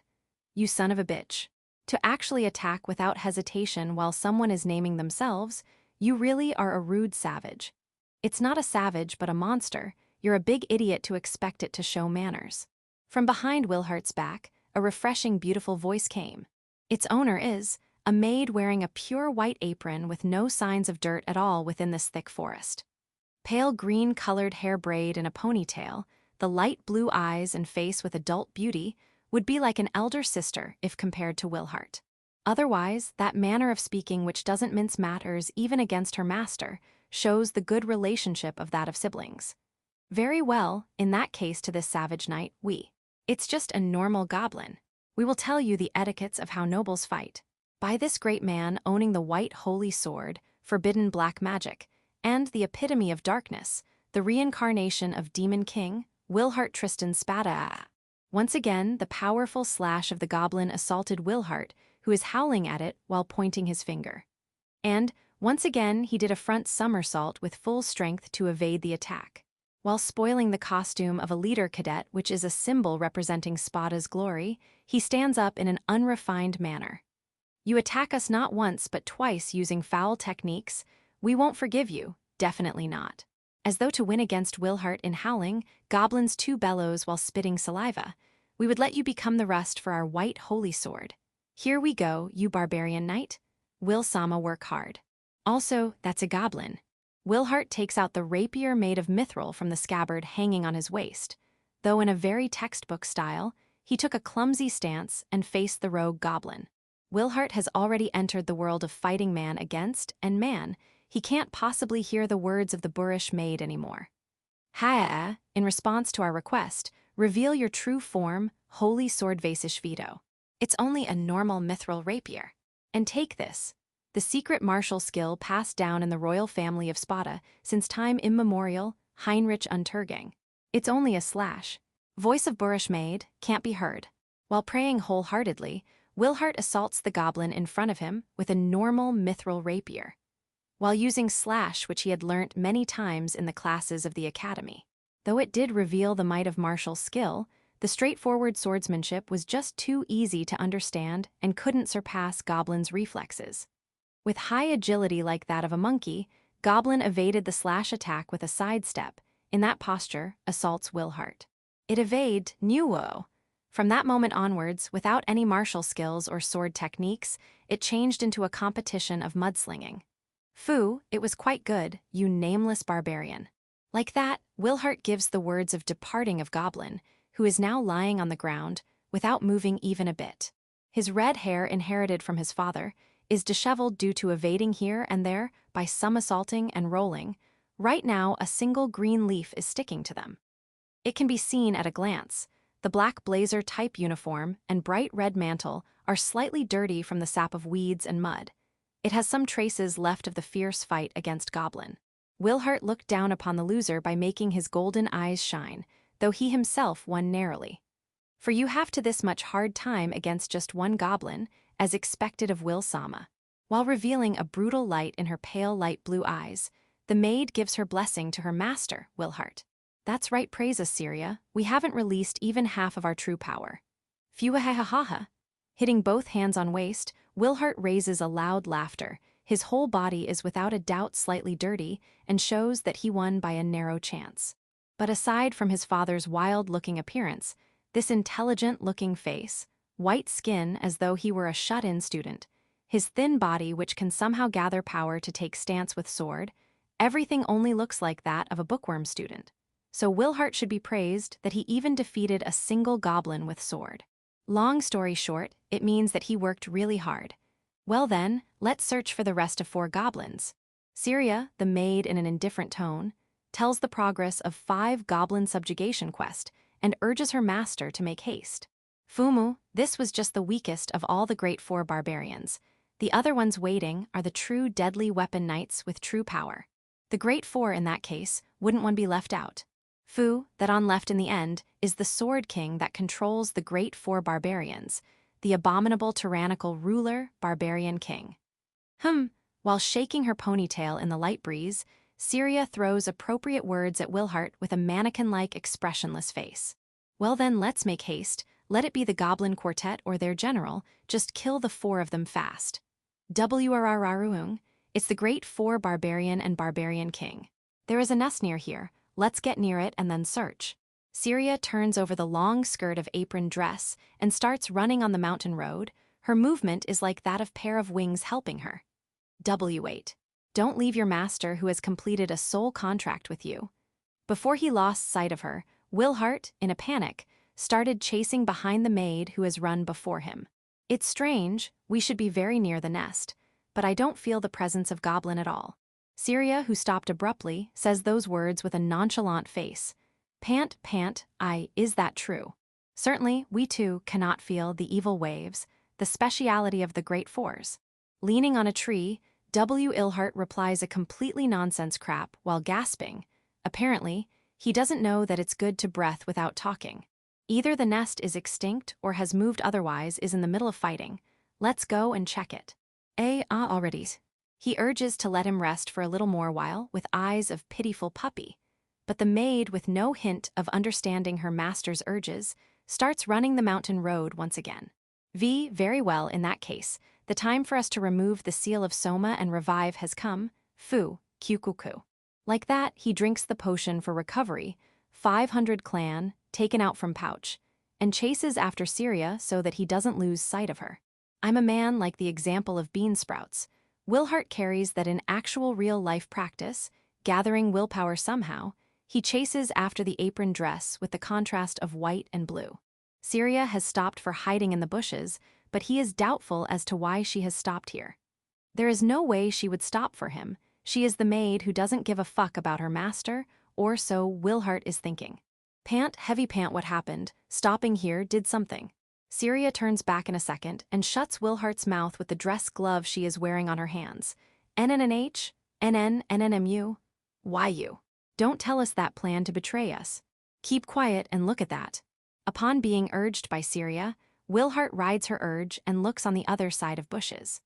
Apparently there is a cliff on the other side of bushes, so he was able to get an unbroken view of the whole meadow spread below the cliff. And he realized that place is one of the nests of goblin, out of numerous nests of goblins present in the northern part of Galahad Mountains. It would be obvious to anyone, because there are many storage shed-like buildings and goblins near it. Oh, oi, there is someone there? Willart suddenly noticed there is a lone man present inside that nest.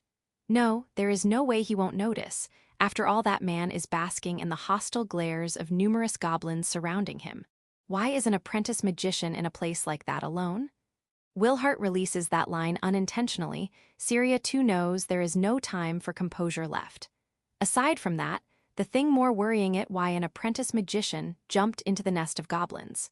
The black robe with simple design worn by the man is a normal cloth that can be found anywhere.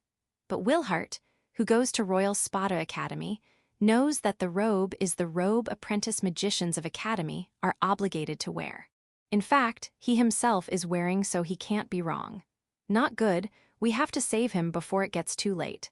I can't think of anything happening if Will-sama jumps in the nest against that many goblins. You thought of throwing me alone in there. Willart completely lost his haughty first-person we and urges Syria for saving the man who he hasn't seen before, but might be going to the same academy. Please, Syria, save him. And above all, the man is a citizen of Spada. As the son of King Leonhart, as a person of royal family, he can't possibly let a citizen die in front of him. At the very least, Willart does think like that wholeheartedly. I can't be useful in a fight, but you can fight against 100 or 200 goblins, right? That's why, please, I will pay extra pay to you after this. Syria heaves a small sigh, seeing him requesting from someone of lower class than him, and muttered, Good grief, at times like this only Will-sama acts like a cool person. Please, to Willart who is joining his hands, and without hesitation lowering his head, the mutterings of Syria can't be heard. Understood, let's save him. Whoa, really, but... Syria points to the meadow below and declares with confidence, I don't think he will need any help. Willart widened his eyes in surprise, but the next moment he understood the meaning of Syria's words. In the hand of apprentice magician, at some point was a single sword. He is a magician, so why is he equipped with something like sword? No, looking at the abnormality of that sword, a doubt like this would never come up. That's because the hatchet clenched in the hands of man is having a wide blade portion and is clad in an ominous and dark brown aura. Is that a cursed weapon? Yeah, based on the looks, it is. Even a beginner would only think it to be cursed weapon after seeing the fiendish aura covering it. But the man holding the cursed hatchet is only standing silently without showing hints of madness or actions of those who are possessed by the curse. The stance is different from what is told in Spada, but even Willart, who got saved in the sword classes by barely passing from failure, understood that the stance is of a person who is master is swordsmanship. Don't tell me he can use the cursed weapons. The muttering can't be heard by the apprentice magician in far distance, but as to reply to his question, the man moved. The man assaulted the goblins carrying the hatchet against the crowd of goblins coming at him from all four sides. Heaps of corpses, the scene that can't be explained anything else was spread below. There are corpses of goblins spread everywhere, spurting out the entrails and blood in a flashy manner. Not even one is a complete body with every part present. And the figure of man who created this hell with just one hatchet was no more in that place. As expected, there was no need to save him. While replying that, Willart recalled the scenes of battles that was ongoing before. The single man, with just one hatchet, cut down the flood of goblins coming from all directions. With just one swing of hatchet, the torso, hands, legs, and head are dissected.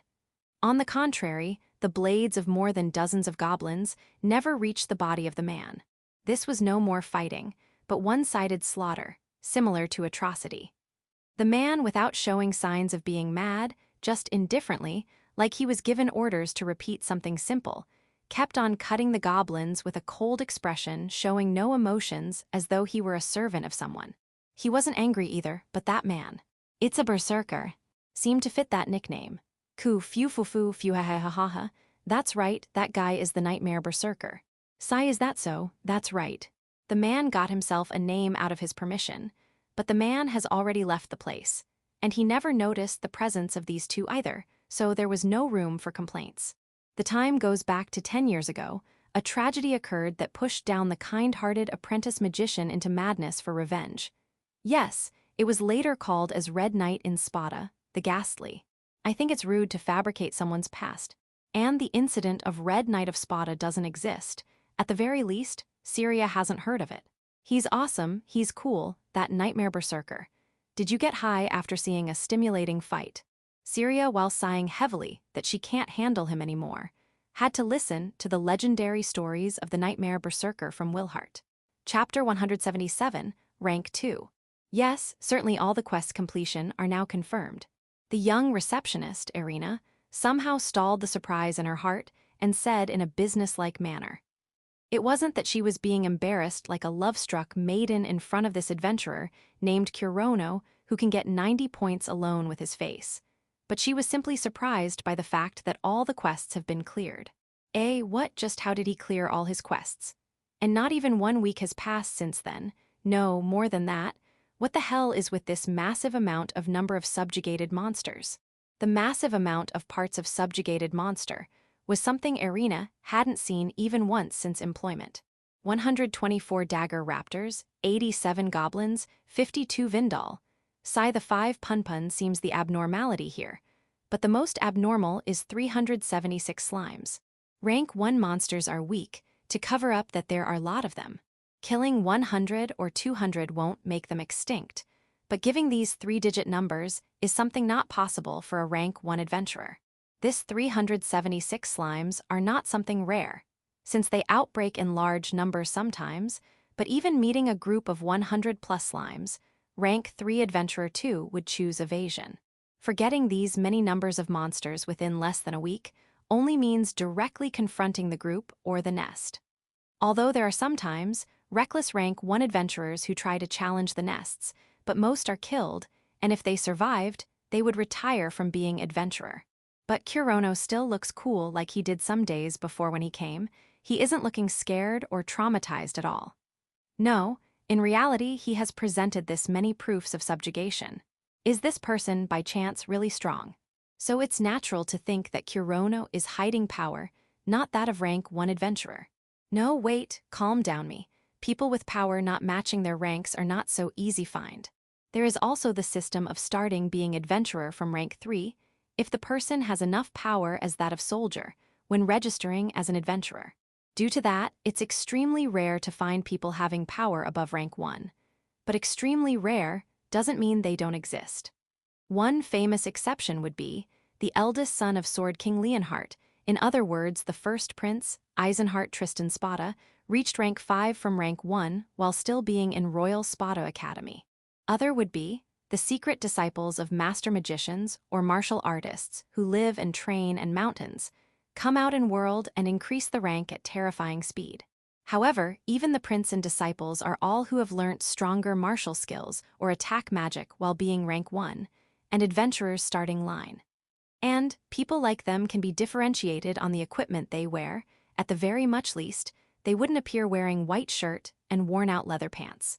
Right now Kurono is wearing an apprentice magician robe too, but it too is of the lowest grade equipment. It's rash to think of him as those rare people with more power. This is right, the party members are strong, that's right. Irina wavered.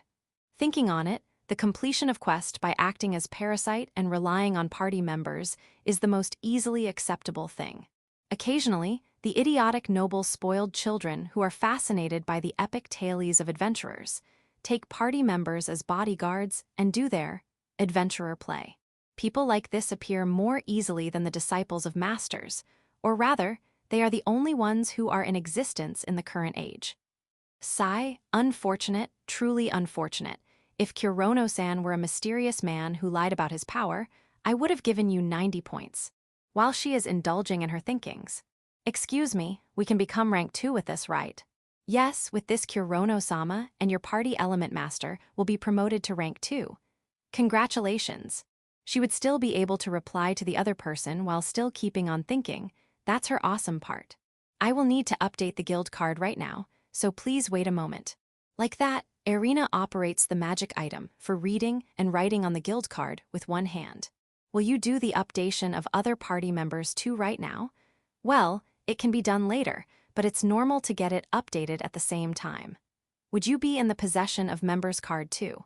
Yes, while replying with a clear voice, 2 guild cards with iron luster are handed to Irina. Isn't this just an iron plate? The expectations of gold guild card was toppled over in a second. The updation said by Irina is the completion of quest, but seems like the updation understood by Kurono is the promoting the other rank 1 members like him. If he is a idiotic noble son, then no doubt a rank 3 adventurer would be his bodyguard. Though personal bodyguard work is a different occupation from that of an adventurer, but for showing the proof of their strength, most keep the guild cards with them.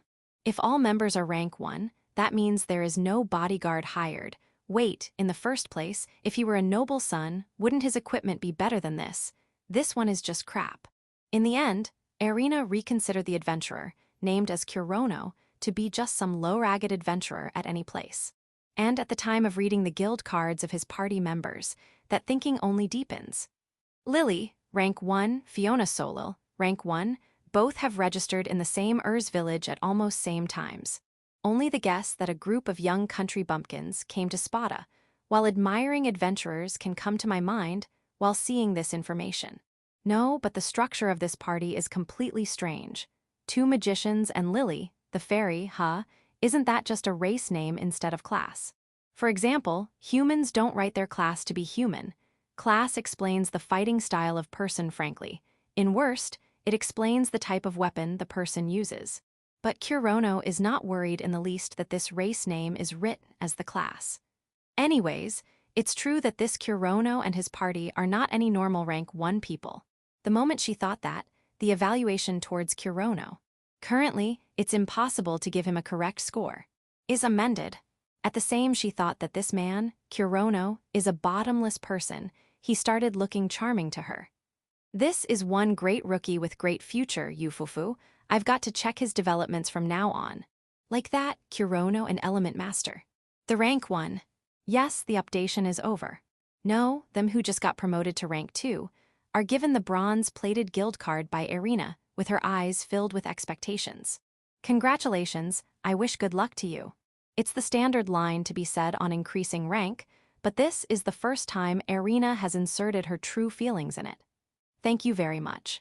Like that, Kurono takes the bronze-plated guild card while showing a smile, which somehow gives sense of relief on his mostly expressionless face. Aren't that was a bit cool, Irina felt her heart beating faster, which she hasn't felt in a long time, but Kurono spoke in a voice that showed he noticed nothing. Excuse me, can I ask something? Yes, what might it be? Though Irina said that, she has already guessed what he would ask. Can you tell me the quests necessary for rising to rank 3? Bingo, in the brain of Irina, the rank 2 monster list is already open. Yes, here they would be. She took out the bundle of all rank 2 quests, takes out the quests fulfilling the requirements for rank promotion, and presents them to Kurono. Then, Yufufu, would you take them all? On those half-jokingly words, Kurono with a somewhat surprised expression. Yes, please do. Strongly nodded. Well then, if he easily gets promoted to rank 3 too, then he is the real deal. Irina started the processing of paperwork for taking quests, while her heart beats faster with expectations. Point of view, Kurono. This branch guild is completely different from the ones I had been using. In the first place, the sizes are different. The Alsace one was 4-story including the inn space. Here the business space alone is 5-story. The number of story are same, but there is comparable difference in the height between floor area and the ceiling. Now that's what you all overwhelming. Even after taking this fact, there is a clear difference in the atmosphere between the two. If you take a guild of village to be bar, this one more like a government office with hard atmosphere drifting around it. There is no space to eat meal in the lobby, only a wide white painted space is spread out. Even the adventurers are somewhat looking like salarymen. No, it must because there are more people wearing blazer-like clothes. That's why I'm thinking like that. I, who has always been using the small guilds in remote countryside, this noisy place in other sense, with only business-like words spoken, only office work is done, gives me sense of discomfort. I wonder if I will get used to this feeling by the time I reach rank 3. Oh hell with my overpositive thinking. First of all, I need to think about reaching rank 3 as soon as possible. So then, Kurono-san was tempted by that beautiful receptionist, and once again you have taken lot of quests, right? Oh oi, don't make me sound like a bad person. I reply while getting a somewhat cold stare from Fiona. Mew. For some reason it feels like Lily too is also staring at me with dissatisfied look. It's certainly my imagination. After all, the small Lily is a reasonable and good child who listens to me. It won't hurt to increase rank fast, right? Even if it's rank 2, it won't take much time to clear it too. We don't need to subjugate 100 or 200 of monsters this time either. Isn't Kurono-san the same who killed 100? No, I was good and I killed only 87. It's still the same? I got a retort from Fiona, quite rare. No, at first I had thought to return back after killing 5, but it felt like the hatchet will evolve, so I worked hard and let it drink lots of blood. And oh great, I challenged the whole nest of goblin without sword arts or bullet arts, but just a single hatchet, as though I was a swordsman. In the end, it still didn't evolve though. So, how many quests are there? 11 in total. Different from last time, the time limits this time are all different. If we completed them in order, it would be over in around a month or so. I only took the quests with low time durations, like kicking out the escort quests. Entering dungeons, it all ends up on one's strength. If we stay in there for some days, it's easy to get 10 or 20 monsters. I see, certainly with that it might work somehow. While turn pages of quest documents, Fiona too consents. It's good that you weren't simply deceived by the charm of the receptionist. Why are you feeling relieved? Can't you try to not speak those lines in front of a child, Fiona-san? Thanks to that, it feels like Lily's stare is hurting me. Well, to congratulate for our promotion to rank 2, shall we go and drink? I hand over the 2 new guild cards to both of them. Oh. Wah, the 2 take the guild card with considerably happy expressions. Yeah, it certainly is deeply moving. In other words, it means today is Spada Gourmet Tour Round 2, right? Ah, arg, yeah, it's all right to think it like that. It's not like I'm treating her, it will be fine, right? Right. Thanks to you both working so much that monsters almost went extinct. Look at this. Done. I put down the bag filled with 10k clan gold coins. Whoa, Lily and Fiona congratulate while clapping both their hands. Eat and drink as much as you want. It would fine to split the amount after eating, right?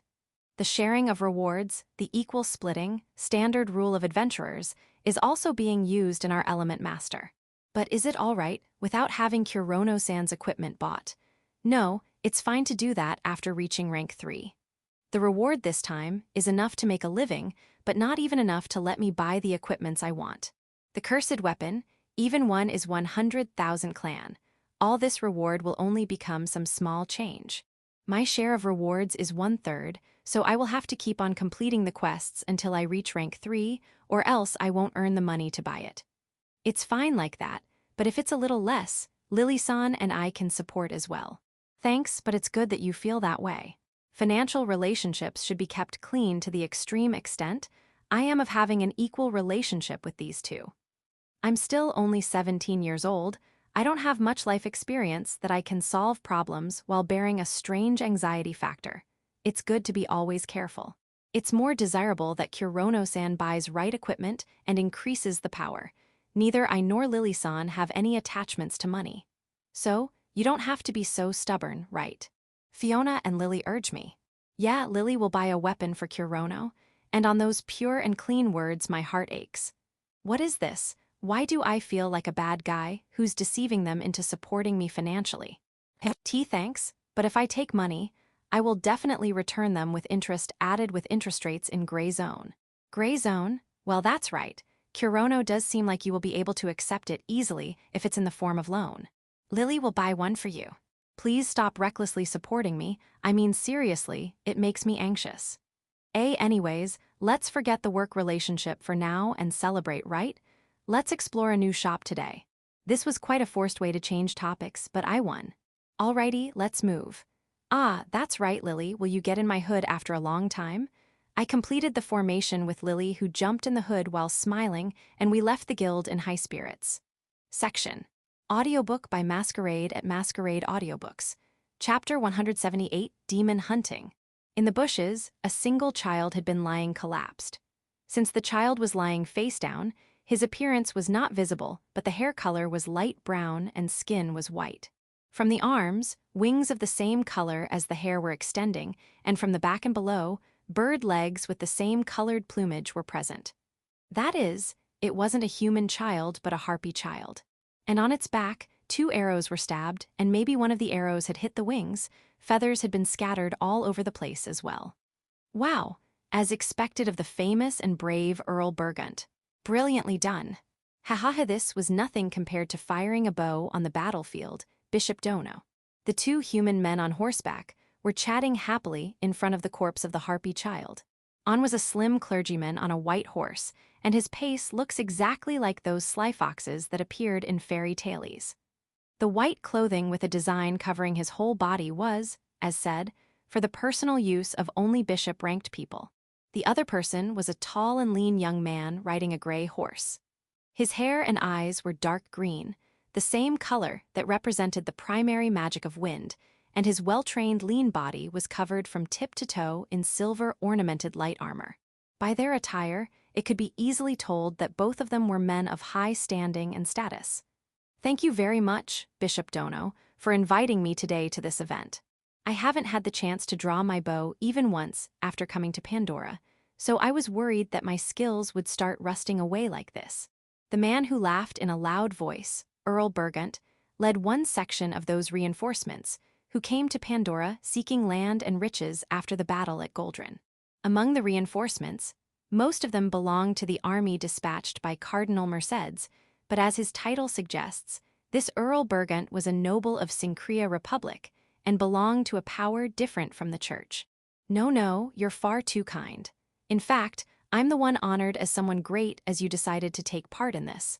It really put up a flower on this demon hunting.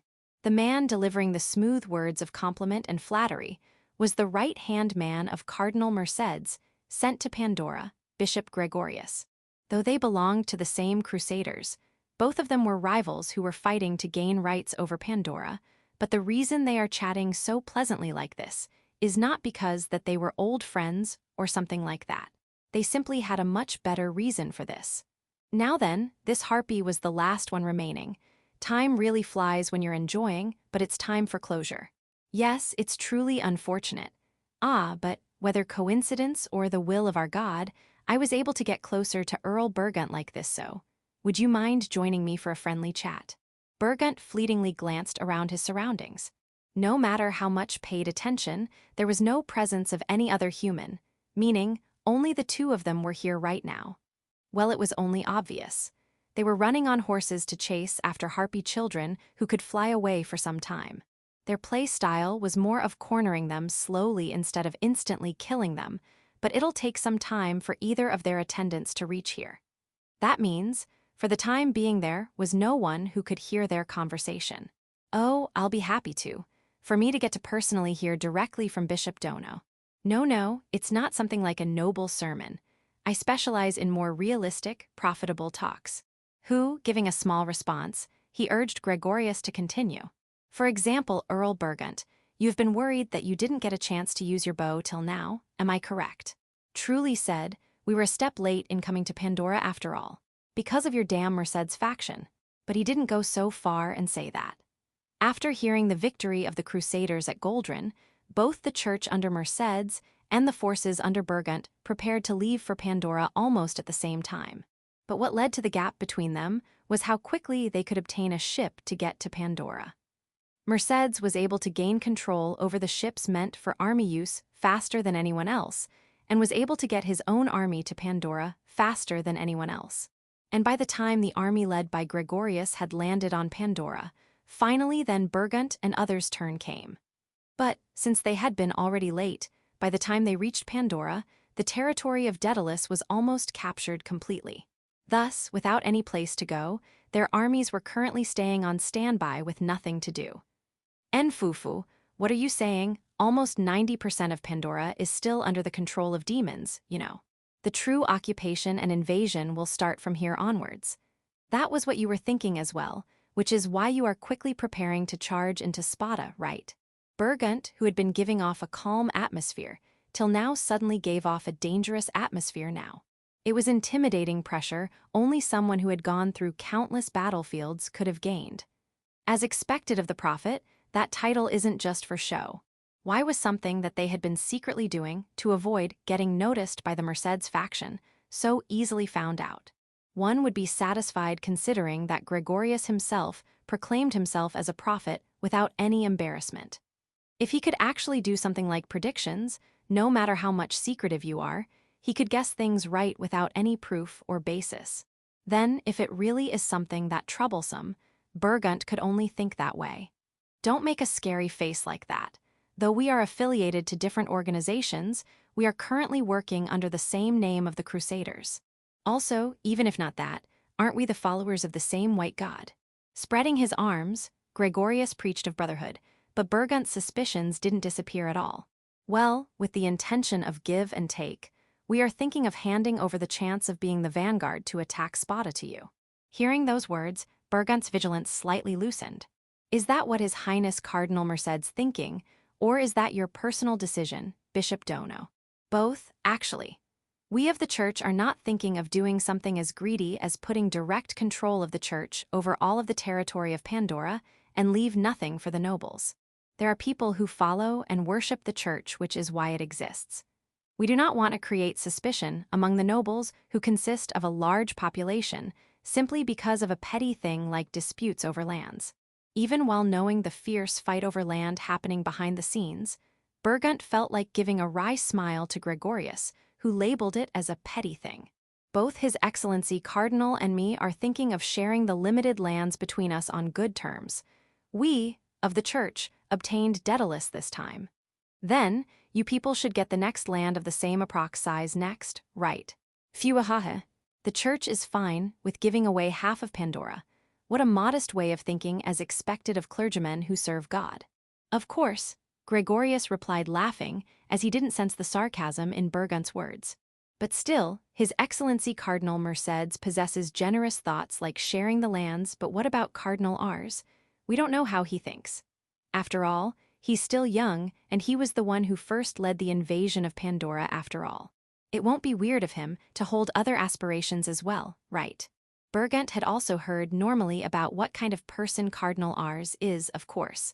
Normally, meant in terms of a noble, so the information was much better. It didn't end with just his magnificent record of how he released the lands from the heretics with the help of 7th Apostle Sariel and 12th Apostle Abel. He also knew specific info about his skills and abilities and how he reached the position of a cardinal so quickly as well. The lands of Pandora are simply obtained in the process of spreading and offering to our God.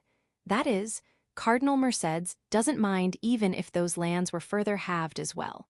Bergunt finally seems to be satisfied, so once again he turned back to his gentle, but yet somewhat daring smile. Fumu, I see. If the church is ready to share the lands with us for such modest thoughts, it seems Cardinal Mercedes, who possesses benevolence truly equal to God, would be more suited as the next pope surely. In the cross religion, the right to vote in deciding the next pope in the conclave didn't belong to just clergymen, but to also the members of the parliament and the nobles as well. For a cardinal with the rights to become a pope obtaining favor of the nobles held what kind of meaning, even a slightly educated man could discern. And, above all, it's important to become the biggest contributor to offering Pandora to the god, as the oracle proclaimed. To obtain God's trust holds much more significance than getting simply riches and land after all. Ha, it is as you say. Brilliant. To be able to say that without hesitation, I think I have seen a true clergyman in front of me. It's great you understand. Gregorius coolly answered. For the time being, we shall give you the currently in construction Alsace fort for the purpose of capturing Spada. Alsace Fuhaha, it's that interesting village where that devil appeared. The battle and capture of Alsace had become famous enough that even Bergunt, who was in Daedalus, had heard of it. After all, it had generated a huge amount of sacrifices, which could be considered a stain in the records. It was obvious that it'll become famous. After all, bad information flies even faster. I believe you already know, but Spada is beyond the rugged Galahad mountain ranges, and the only highway connecting to it is from Alsace. I had heard that from mere demons. They had maintained it quite well as well. Yes, it's a fact. We can't doubt an apostle's words, can we? And though not as big of a rumor, but Bergunt had heard that it was 11th Apostle Missay, who had secretly come to Pandora, that had ended the battle. The problem is whether or not we can capture the Spada's fortress in the Galahad Mountains. Though mere demons, there was also the case at Alsace. Please do not be negligent against them, okay? What, now that we are in a cooperative relationship? We can prepare without any anxiety and will focus on the enemy in front of us. Bergunt, who answered, that had a sharp light in his eyes, like a bird who had found its prey. En fufufu, I'll be counting on you then. Oh right, it'll take some time till the completion of Alsace fort. After all, we are working towards accepting newcomers in Daedalus as well, so it's taking some time. I don't mind. In fact, we won't mind taking over a temporary random place till then. Kyukuku, leave everything to us. The glorious flag of our cross will soon be seen at the royal castle of Spada. Chapter 179, Chairwoman. Point of view third person. The one sitting in front of him, wearing a thin silk lascivious dress, was a beautiful young dark elf, with a darkish brown skin color opposite to the white skin of normal elves, and her feminine voluptuous body, along with the Valhalla silk dress, barely covering her body further, increased her charm. If it was a normal man, his eyes would automatically be attracted towards her plentiful chest, which was barely covered, and seemed to spill out any moment, her curvy waistline, and her plump thighs visible from the slit that continued from below her hips. No, maybe they would not be able to even move away from her face that looked like a sculpture of a goddess. Glossy silver that shined like mithril were tied behind her head, and the silver hair dangling from there held extreme beauty, but maybe because it also held magical energy, It gave of a pressure like the tail of a dragon. Her whole face was made as if trying to perfectly follow the golden ratio, but even among that, her long blue eyes were especially prominent. And those marine crystal-like blue eyes held languidness as usual, but they were currently perfectly focused on the small boy sitting in front of her. "You did well coming back, Simon. I'm happy that you're safe." Yes. It seems I have made you worry. I'm very sorry for that, chairwoman." Simon answered with a somewhat restless manner. Just as he said, this beauty was, in fact, the chairwoman of the Royal Spotter Academy, Sophia Sirius Parsifal. And this place was obviously the chairwoman's office. As if boldly emphasizing the fact that the chairwoman was the absolute top in the school's authority, the room was located at the center, and the highest point of the school and the whole city of Sparta could be overlooked from the whole wall that had been made of not just glass, but high-priced sea crystal. "I believe I told you call me Sophia 3 months back. Did you forget already?" No, not at all." In front of the flustered Simon, who gave a vague answer, Sophia seemed like a sly snake in front of its prey. "That's how our relationship is, right? No need to be so hesitant." Simon anguished over how a normal student and the chairwoman had a relationship where he shouldn't feel hesitant, but he remembered that it was the same when he first met this beautiful dark elf as well. Basically, he was not good with dealing with this woman. Then, Sophia-san. Well, this is better at least. She seemed to imply that using san was also unnecessary, but he was not like Kurono, who could easily talk freely with even his seniors. "Thank you for allowing me to return back to school.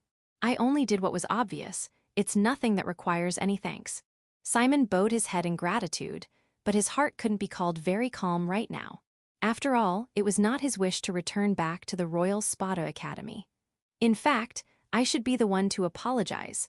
I was the one that recommended you to go to Daedalus after all. In the first place, why had been Simon working as an adventurer in Alsace village? That was a result of the conversation that took place between them here 3 months prior. "Fumu, if you don't have money, then why not complete some quests?" Due to household circumstances, Simon wanted to take some distance from his family in Spada, the famous noble household of Bardiel. Thus, even on Simon's guild card, the name Bardiel had not been inscribed. With such reasons, Simon couldn't ask his family to get expenses for the school and other various expenses. And at the same time, so as to stay out of his family's eyes, he decided to work in Daedalus, which was a different country. "No, I'm thankful to the chairwoman. It was me who wanted to go to Daedalus as an adventurer. But now that the situation had changed, he couldn't stay as an adventurer away from Spada.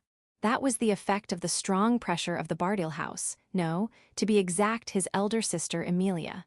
But if you're here, I would be relieved as well. That human army won't be able to come to Spada after all." In terms of relief, even Simon was the same who had fought against the Crusaders at Alsace. Yes, even with that monster, in a woman's skin, who all the adventurers together had been unable to touch, would be unable to break through the Spada army led by the sword King Leonhart in the Galahad mountain fortress. He believed that as well. Originally, Spada, which had been expecting an invasion from the dragon King Vindal, had already put up perfect defensive measures against it. Unlike the peace-loving idiots of other city-states, their readiness was in a different level. "Now then, will you start attending here from tomorrow?" Simon affirmed. The preparations to start attending school had been already completed. Although, like 3 months back, he'll have to move back into the dorms again. "Well, this time you'll get a lab as well, so isn't it fine?" "Well, it's a bit rundown though." As Sophia continued, a question arose in Simon. What kind of laboratory are you talking about?" From the time Simon had admitted here, he hadn't received any personal lab at all. He continued with his alchemic research inside his small dorm room and sometimes borrowed other facilities while feeling ashamed to do some other experiments. But this was the case for not just Simon, but for any student enrolled in the magic engineering course. It was a rare thing to have a lab inside the school grounds. Only elites from big houses or geniuses with great grades possessed. From what I've heard, it'll be a room from the old dorms. That woman has already sent a large amount of money for it as well. Reunite, doing things on her own like that. For any alchemist, it was a great thing to get a personal lab. Even for Simon, it was one of his dreams. But it was, in the end, something that should be gained with your own hard work, not something to be simply gifted by his elder sister. Perfect in authority, assets, power, General Amelia Friedrich Bardiel. I'm expecting you to bring about groundbreaking developments for this school in the new environment you are being provided with, all right. Yes, I'll work hard. And thus, giving words of farewell, Simon stood up from the giant sofa made of bullhorn leather. And when he was heading towards the white double doors to leave. Wait a minute. Sophia, who had closed in behind him without making even a single sound, put her hand wearing a white dress gloves on his shoulder. His whole body stiffened due to the overwhelming pressure being released by Sophia. That was definitely not his misconception. Considering that she was once a rank 5 adventurer called the Valkyrie Blizzard, it's obvious she could stop a small elf boy from moving with simply her presence. Although, if she really wanted to intimidate him, Simon would have been lying on the ground flat without moving a bit by now. Won't you think about that thing with me once again? As Simon slowly turned, her charming body releasing incredible charm was there. Compared to Amelia, who had a big body as compared to the norm, Sophia seemed smaller, but even then her height was still tall among women, and she was almost 1 full head taller than Simon. Thus, directly in front of Simon was not Sophia's beautiful face, but her deep cleavage that made one recall of the great rank 5 dungeon El Grand Canyon. The smooth, soft skin closing in on his face twisted his reasoning as a man, and the sweet fragrance from her body made his heart forcibly beat faster. If it was me, I could provide you with a much better room than that rundown one. No, there will be no need for any grades or research result either, as long as you stay there. Caressing Simon's cheek with her finger, she raised his face to look towards her. Sophia's crystal eyes looked into Simon's emerald eyes, and their gazes intertwined. Like before, her eyes looked languid, but it held a charming radiance that tempted men. No, even Simon, a mere student, could understand that she was tempting and inviting him as a man. Not just that bewitching attitude, the first time they met, she had even asked him this directly. Won't you stop your alchemy and become mine? And the answer to that remained the same even now. I have no intention to stop alchemy. There was no way Simon, even if he belonged to the Bardiel family, didn't know what she, who had such a high status and authority, wanted from him. He had no intention of becoming her treasured doll, even more so if that involved abandoning his alchemy. In the first place, he was a failure as an elf, without incredible magic, and no manly charm like Kurono had. Why would she be interested in him, who looked like a never-growing child always? No, maybe that was the reason. Without magical energy, an elf wouldn't mature and grow. She might be treating him as a rare animal. In any case, there was no way Simon, who admired true and proper love, would accept such kind of feelings from her. And now that he knew of a woman who had used her own life to protect him, he would definitely not accept such half-assed feelings. Fufu, well, that's fine. When you get troubled by that overprotective older sister of yours, come rely on me. But she, who didn't know what was going on in Simon's heart, released him after laughing lightly. Thank you very much. He did feel a debt of gratitude towards Sophia, who had helped him in running away from his family and sister. But he wouldn't accept becoming a pet just for that. He had resolved to return that favor in the form school merits. As Simon gave his gratitude with mixed feelings, without realizing that his face had become red due to her incredible charm, quickly left the room as if running away. Chapter 180, Rank 2 Quest. The mossy stone passage was so narrow that not even 2 people could walk properly side by side each other. There was no light as there were no windows, and the airtight passage gave a somewhat suffocating feeling, but it was only obvious as this passage was a part of a building that was underground. If Lily's light ball would disappear, this place would be completely drowned in the depths of darkness. This place was one of the danger rank 3 dungeons, Revival Catacomb. The monsters that live here are mainly skeletons, ghouls, and other undead-type monsters. Just as the name of the dungeon suggests, any living being that died here revives with false life energy as an undead. Of course, since no magic that can fully resurrect someone exists, the revived undeads hold neither will nor memories. That's because the ultimate part of one's existence, the soul, disappears from this world the moment one dies, so a person won't revert back to his own self just because his body became able to move again. This underground tomb that was converted into an evil dungeon because it was overrun by undeads was now only used as a graveyard by those insane necromancers. Say, this might be my imagination, but isn't this heading deeper and deeper as we continue? We Element Master that became rank 2 just recently are currently completing a quest needed to get our next rank up. Is what I said but the subjugation of 20 skeleton soldiers, which is our objective, and the proof of subjugation imitation heart.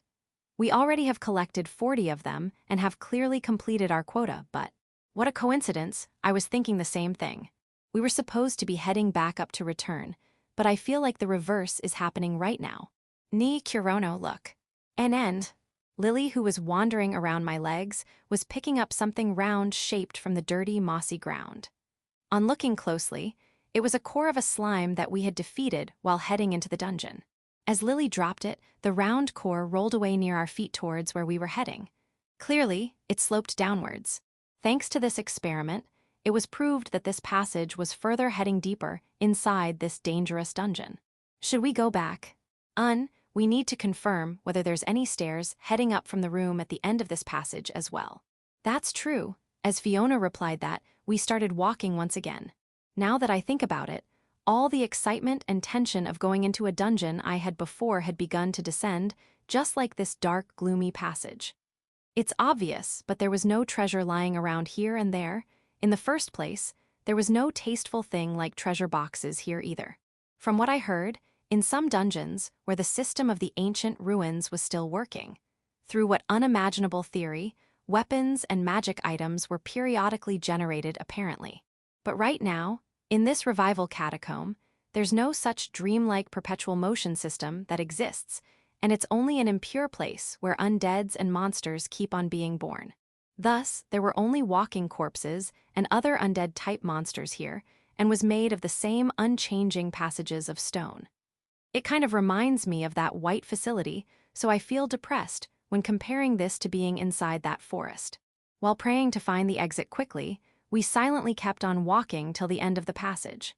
At the end of the passage was a large dome-shaped open space, which was the biggest open space I've seen in this dungeon, except for the entrance lobby on the first floor. Its diameter seemed about 40 m and looked like a gym. No, though I haven't seen one, but maybe it's a dance hall. But still, I could only overlap this place with that hall where those maneuvering experiments took place. Even the wideness is almost the same. Well, leaving my personal impressions aside, after looking around, it seems that this hall acts like a crossroads of passages inside the dungeon.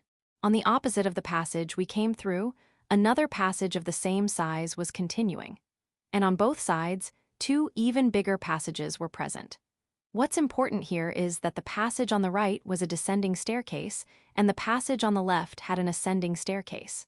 All right, looks like we can go back with that. I doubt those stairs would take us directly to the exit, but it still will bring us closer to the exit. Without any hesitation, we stepped into the hall and started to move towards the ascending stairs, but Geog. A sound like that of stone hitting stone began resounding from all 360 degrees of the hall. Looking at the wall of the hall where Lily's light was barely reaching, apparently there were stone coffins lined up on the wall. They were completely assimilated with the wall as if they were pieces of artwork, so I hadn't realized, till now, but as expected, if the coffins began opening up while making a sound, I couldn't ignore it even if I wanted to. Sorry, I guess I made them wake up. From inside the coffins, skeleton soldiers that we had been defeating till now appeared. Wearing black surcoats somewhat different from those of the Crusaders, and broken and chipped off armor and helmets, they were the undead soldiers rank 2 classified. The weapons they held were curved scimitars and round shield sets. Some held tridents so that the narrow passages don't pose a problem, and maces. They had no sense of unity, as if everyone picked up whatever weapon they liked. What should we do? In front of this lineup, Fiona asked me that, but honestly speaking, I'm fine with both either running or fighting. If we fight, then we get more reward, and if we run, then we can get out of this gloomy dungeon as faster. Should we earn as much as we can? No, here we should quickly finish up the quests for rank up, right? Then, let's run. The moment I was going to say that, Footsteps began resounding from the staircase to which we were about to run to, and dark brown giant figure appeared. What the heck is that? I'm seeing that for the first time. Is what I asked, but this monster with a cow's head and a human-like body could only be a minotaur. This figure that was making bumu sounds from its nose had its fur peeled off at some parts, and even some parts of its cranium was visible. Also, its right eye was hanging out. This kind of damage was the same for the rest of its body as well. So basically, rather than a minotaur, it's more of a zombie. It's a minotaur zombie. No special name, eh? It seems my prediction was right. In any case, this minotaur zombie, even while rotting, was blocking our escape route with its huge body. Its eyes that had lost the light of life had clearly captured us in its sight. It seemed to imply that it won't let us run away that easily. Can't be helped, we'll kill them. Roger that. Now then, though it's a pretty big area, if Lily's meteor strike or Fiona's or Solil exploded here, we'll become part of the undeads as well, definitely. Let's be careful not to get too excited and use our full power. I brought out the Hararetsu, which seemed to close to evolving, and the mithril sword that was good against such undead enemies from inside my shadow, and took my stance. It seems Lily and Fiona are also ready. At the same time, the skeleton soldier and the minotaur zombie also started attacking enthusiastically. Let's go. Against these undead enemies, I took one step forward as I fired myself up. Chapter 180, One Element Master V's Undead Monsters. Point of view third person. While raising a rumbling sound, the minotaur zombie's giant frame began rushing towards them with a bullfighting vigor, but Fiona, take care of that cow. Terra wall defan. With a quick simplified chant, Fiona stopped the minotaur zombie's charge with a wall of stone rising up from the floor. With a sound of a great crash that reverberated all over the hall, its charge was easily stopped. No, it didn't simply stop the charge. Just like how Fiona had once protected Lily to give her time to activate her DP, the wall reached the roof of the hall and had completely confined the minotaur zombie inside it. The ranging sounds of the Mad Bull came from the other side, but for a minotaur that only had simple physical strength as a characteristic, even after becoming an undead, it'll have to wait till the effect of the defensive magic decreases before it could escape from there. That time is not more than a few minutes, but I'll take care of the skeletons. It was more than enough time for Kurono to send all these 20 skeleton soldiers back to the netherworld. Magic bullet arts full burst. The black bullets fired simultaneously were not the usual full metal jacket bullets, but were shot shell bullet types which were one size bigger and the tip was flat. Since the skeletons were literally just bones, there was no flesh which could be pierced through. Thus, for attacking them physically, rather than slashing with a sword or thrusting with a spear, a strong blow with a mace or hammer was more effective. The Cedo full metal jacket has a pointed tip and is thus effective in only piercing power, but with a bullet that has a big flat tip, it should be more effective in smashing the bones. And the massive amounts of shot shell bullets fired by Kurono rushed towards the swarm of skeletons that was charging towards him. The power of these bullets had already been proved in the previous battles with skeleton soldiers. Those without any kind of shields had neither the means to defend against nor the reflexive speed to evade these small, hammer-like bullets. As a result, with a cracking sound, dirty white bone fragments were scattered all over, and the false life force inside them disappeared. And the lucky survivors that had been able to dodge this hail of bullets were met with an attack from Kurono wielding 2 black and white blades. Kuronagi. Those who had survived with the help of their round shields, those who had been hit only a few times and had lost only parts of their arms or legs, and those who had been protected due to their allies ending up acting as a shield for them. All of them were cut apart by a slash of the cursed blade that had a dark red aura much more sinister than the undeads themselves. It was common sense for even a rank 1 adventurer that slashing attacks were less effective on skeletons, but depending on the weapon equipped and the martial art used, that fact could be easily overturned. The hatchet that could cut through steel even before evolving once, it wouldn't be stopped by mere skeletons with no means of defending even without the use of any martial arts. Just after using Kuronagi, Kurono rolled and dodged the blade of a skeleton that came to attack as if it was normal, and counter-attacked with the holy white blade in his other hand. In terms of pure sharpness, it was one level lower than Hara Ritsu, which had evolved once. But due to the dense white magical energy stored inside the mithril sword, it held purification powers able to drive away darkness. That means, for undeads that use dark magical energy as a source of their life force, it was not just a simple weakness. It was a deadly poison that could kill them with a single touch. The white slash created by Kurono's strong swing tore apart the skeleton as if it was cutting through paper. Yeah, it seems Hara Ritsu really doesn't like the taste of these skeletons. Evading the incoming slashes and cutting through the skeletons with single slashes, Kurono was thinking of such things. I guess it's because skeletons don't really bleed. The hatchet was showing signs of evolution during the time he went on goblin subjugation alone, so Kurono had been trying hard to make it evolve as fast as possible. This was Kurono's personal conjecture, but maybe thanks to drinking lots of Crusader blood during the battle at Alsace and also able to taste, even if slightly, the blood of an existence as high quality as an apostle, it had become instantly closer to evolving again. When Kurono held the hatchet for the first time after the fight with Ai, its magical energy seemed to violently astir, as if wanting more power, so Kurono considered this to be the sign that it was going to evolve again. And expecting another evolution, he had been swinging about the hatchet only while purposely not using sword arts, but it had proved quite useless, especially in this revival catacomb. Can't be helped, I'll hope for it next time. As he gave up here, he also seemed to be impressed by the mithril sword in his other hand, which had been showing incredible ability. You are the last one. The mace that the skeleton had put up to guard, it was cut apart along with Tit's head by the blade of the hatchet. Without even able to make any scream, the skeleton's broken half fell on the ground and scattered. My bad if you slipped through. Turning back, he called towards Fiona and Lily in the rear guard. It would be impossible to stop so many of them alone anyway. In Fiona's surroundings, who answered coolly, the remaining few soldiers were burning in rumbling flames. It showed that other than physical blows and light, these skeletons were also weak to fire. Thus, Fiona was able to take care of them easily with the flames of her custom fireball wand. Since all of the skeletons were on fire, it seems there was no chance for Lily to use her light, extra magic. Even though she's the one here who has the most effective magic against undeads. Kurono wondered whether this was called being unwilling as he looked at Lily making a bored face.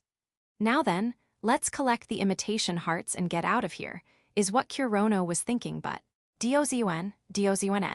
Due to the loud, sibilant sound coming from the other side of the stone wall, he once again remembered the existence of that boss-like monster. Isn't it about time he gets out of there? Yeah. As if it had been waiting for this conversation to happen, the Minotaur zombie's giant arm smashed through the stone wall. It seems the Terra Wall Defan lost its power with time, and the Minotaur's strong arm, even if rotting, was slowly scraping and destroying away the wall bit by bit.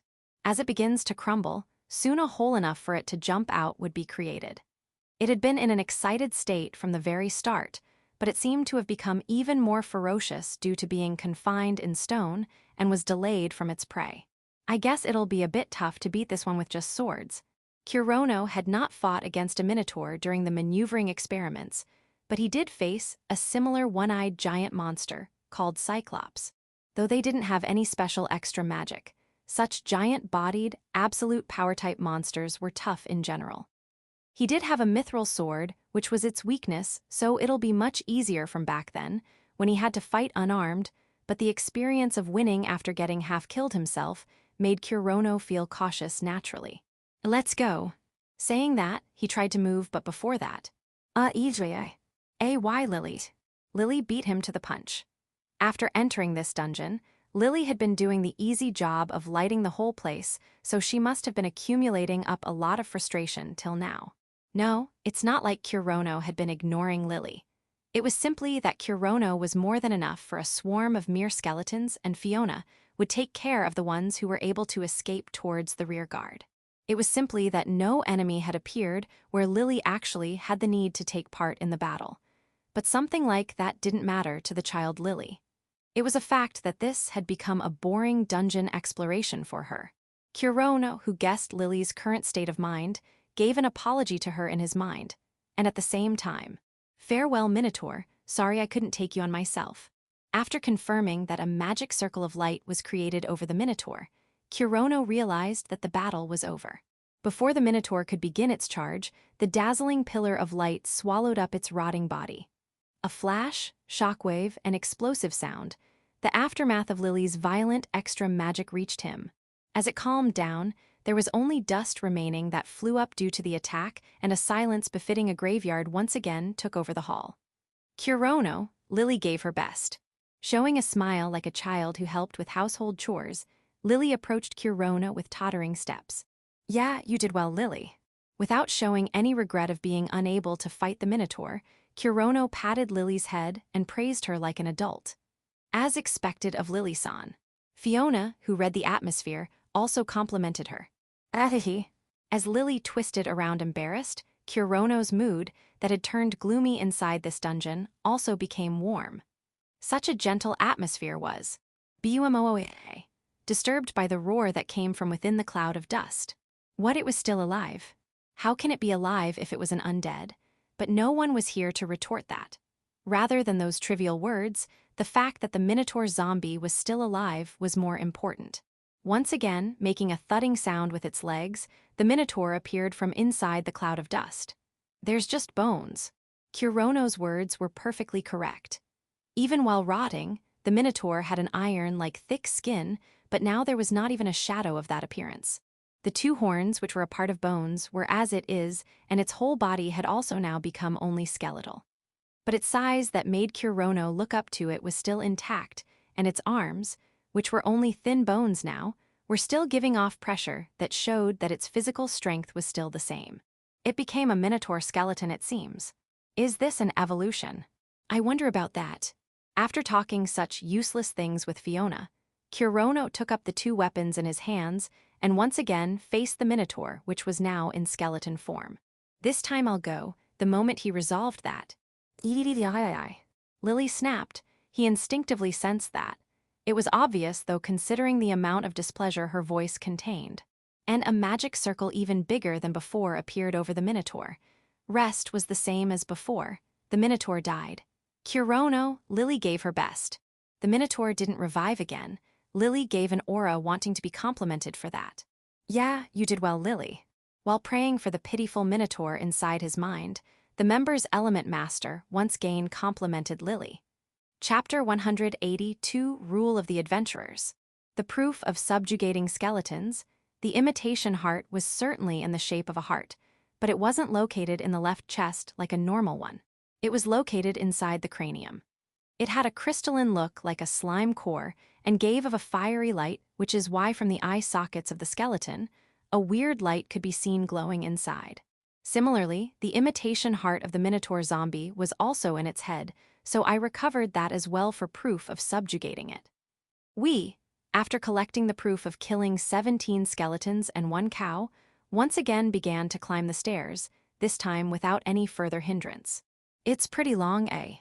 After we began climbing, we realized that it was a big spiral staircase continuing upwards. Since the curves were easy and gentle, we couldn't see how long we'll need to keep on walking. At least, after entering this dungeon, this is the biggest staircase we have seen. At the same time, there was a chance that those dull skeletons might appear to attack from both sides like in the passages, so we couldn't lower our guard either. And what happened?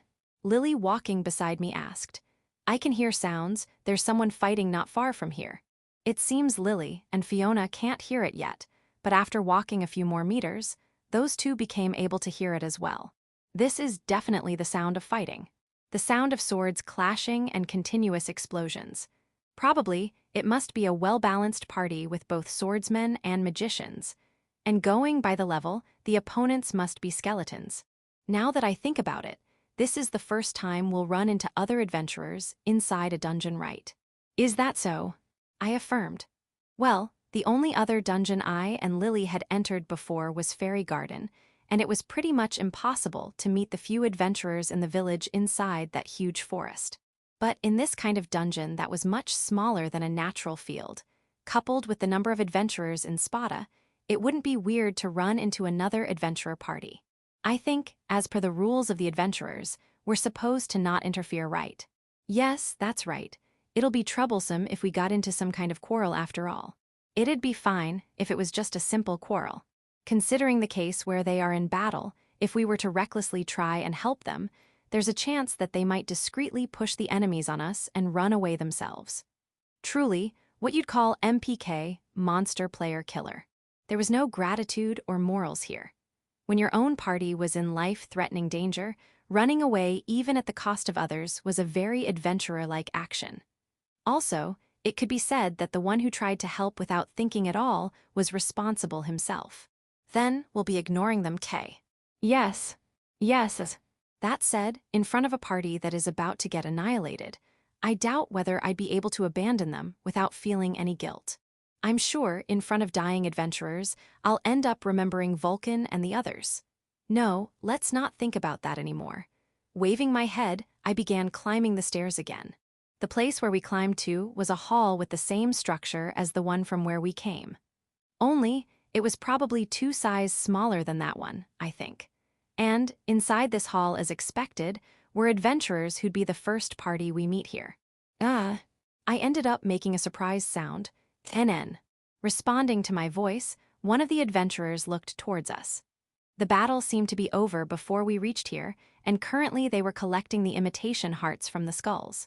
Among them, the one who looked towards me was a light-armored werecat swordsman. Even if they have hair, I still couldn't differentiate their faces, but I could clearly recognize this one because of the giant sword he had. No doubt the sword this guy has is Vulcan's fang sword. That means he's Jouto, was it? A rank 3 adventurer. Oi. While I was unintentionally focused on the sword, Jouto called towards me. You're rank 1, right? Why the hell are you here? I wondered whether Jouto actually remembers me from the time at Madrid Weapon Shop, but in any case, I don't really care. No, we're rank 2. Seriously. Even though you're an apprentice magician, I really should stop wearing this robe. No, if I take off the robe, I won't even look like an adventurer anymore, and will be treated as a normal citizen. Well, by the looks of it, you just became a rank 2 recently, right? Don't get overconfident and go too deep inside, all right. Whether it was sarcasm or a warning as a senpai, I couldn't make out the intent behind it. Going by this guy's mood, it's probably the former, but I'm not stupid enough to get angry from something like that. We're returning right now, we won't be going any deeper. That's so. Well, you were lucky, the floor from which you just came up from. Jouto pointed towards the staircase like they were descending to hell itself. Even a minotaur zombie can appear there. A rank 2 won't be able to deal with something like that. Don't get cocky just because you rank up and go and challenge it, K. Jouto grinning in a mean manner, but the fact that he still warned us about the minotaur zombie means that he was still giving us a warning in his own way as well, I guess. Thanks for the warning. Well, it wasn't something that required an honest thanks from me, so I just curtly gave a thanks and passed through the hall. From behind, hey, stop talking to newbies and come and help us already. A voice of the woman that had called him back at the weapon shop as well came. At that time, I didn't see her, but seeing her now, I could only feel a bit surprised. That's because she was a Lamia. Unintentionally, I thought of Aten. Maybe their whole party has the same composition as Bladers. Is what I thought, but only these 2 had the same race. The others were 2 cleric goblins and a gargoyle archer. A total 5-man party. I didn't know who the leader was, but Jouto was a swordsman, and the Lamia woman was also holding 2 scimitars and was also a swordswoman. The similar-looking 2 goblins were wearing a white robe different from normal magicians that looked somewhat similar to the robe those priests from Crusaders wore, and also had wooden curved staves, so I could instantly tell that they were clerics. The gargoyle had bat-like wings on its back. I saw one for the first time here, and they look like a mix between a goblin and an ogre. Since he's equipped with a bow, he looked like a normal adventurer. The number of humans in Spada was in majority, so their party composition should be considered rare, I think. But since the image in my head of Daedalus, where other races were more, is stronger, thinking of them like that of the Adventurer Alliance, I only felt a bit calmer. Now that I think about it, even Vulcan would want his sword to once again be swung in action in the hands of another adventurer next. While holding such sentimental thoughts, we left that place. Chapter 183, Let's Go to School. Today, the month changed, and now it was the 8th month, the month of Kuin. Red flame. Underneath the sweltering heat from the bright sun at the height of summer, I was walking through the streets of Spada, which I had gotten slightly used to, while wearing the stuffy apprentice magician robe. The destination was the Royal Spada Academy, the biggest in Spada, and the most famous academy even among all the central city-states of the continent. But no matter how famous it was, for me who hasn't spent even a month after coming here, I knew nothing about it except the name. Now then, as to why I was heading towards this school, we'll have to go back to yesterday evening, after we came back from Revival Catacomb, after completing our quest. We were lucky that the reward for subjugating that cow was more than we thought. Maybe we should go eat something nice tomorrow. Yes, let's do that definitely. Because the reward received from the Minotaur zombie that Lily instantly killed was more than we thought. While seeing Fiona getting excited during our conversation, we entered through the door to the inn. Soon after that, Kurono-sama, we have a letter for you, here. I was handed a letter by the werecat employee same as before. Taking it while giving my thanks, I quickly looked at the contents. Is it from Simon-san? Yeah. The sender was as expected. As for its contents, what is written? It seems things have calmed down on that side. Also, she wants to talk. Well, basically that. I had no reason to reject the invitation. In fact, there was a mountain of things I wanted to ask Simon, who was a resident of Spada. And like that, I was currently going to meet Simon. It seems Simon has started going back to school, which she attended before due to various reasons, and was currently living in the dorms away from his home. So, it was mentioned in the letter that I'll have to go to the school directly when I come to meet Kurono. There was even an apology written in the letter for making me go all the way to come and meet her myself, but after all, I'm an adventurer, there was no guarantee when I'd return. Rather than wait for me indefinitely at the Cat's Tail, it was better for me to ask for Simon at school. Also, I was interested in the academy as well, so in fact, I'm actually happy that I got a reason to confidently go inside and check it out. By the way, I'm alone right now because it'll be easier to talk without me, right? Lily showed such kind of concern. I don't think it was something that worrisome, but if Simon is going to explain some personal circumstances, it's true that it would be better for me to talk to him alone. Also, it seems that both Lily and Fiona had some errands to run today as well. They'll prepare for the next quest at the same time as well, so by work division, all of us were moving separately today. While thinking that it felt slightly lonely walking alone, I started seeing more and more boys and girls in uniforms. Realizing that I was getting closer to the school, I checked the few giant signboards to make sure and started walking again. Ooh, holy shit, it's big. The Royal Spada Academy. As I reached in front of its gate, those words naturally left my mouth. Walls as splendid as the outer walls of Spada itself were spread, and was much better decorated than at least the third defensive wall, maybe symbolizing some ancient heroes. On the right was the statue of a sword-wielding soldier in a mantle, and on the left was a statue of a female knight wearing full armor and equipped with a spear. At the base of both the statues, a flag representing the school's emblem was also set. The giant decorated double-door main gate was wide open, and a few meters inside a giant school building was standing. In the center, a tall tower with who knows how many floors was standing, and from there, a 5-story bilaterally symmetrical school building was spread. It was much more magnificent than the high school I attended and looked like a great college, no, like a palace. After coming to Spada, I am seeing such a great architectural structure for the first time. If I was able to someday see the royal castle behind those walls actually, I might get the same impression then. For the time being, let's move inside the school grounds for now. If I keep on standing here looking like an idiot for too long, I feel like the surrounding students will start looking at me like I am a country bumpkin. But in fact, I, who had started to treat this as a sightseeing tour and was having trouble hiding my excitement, finally went through the gate.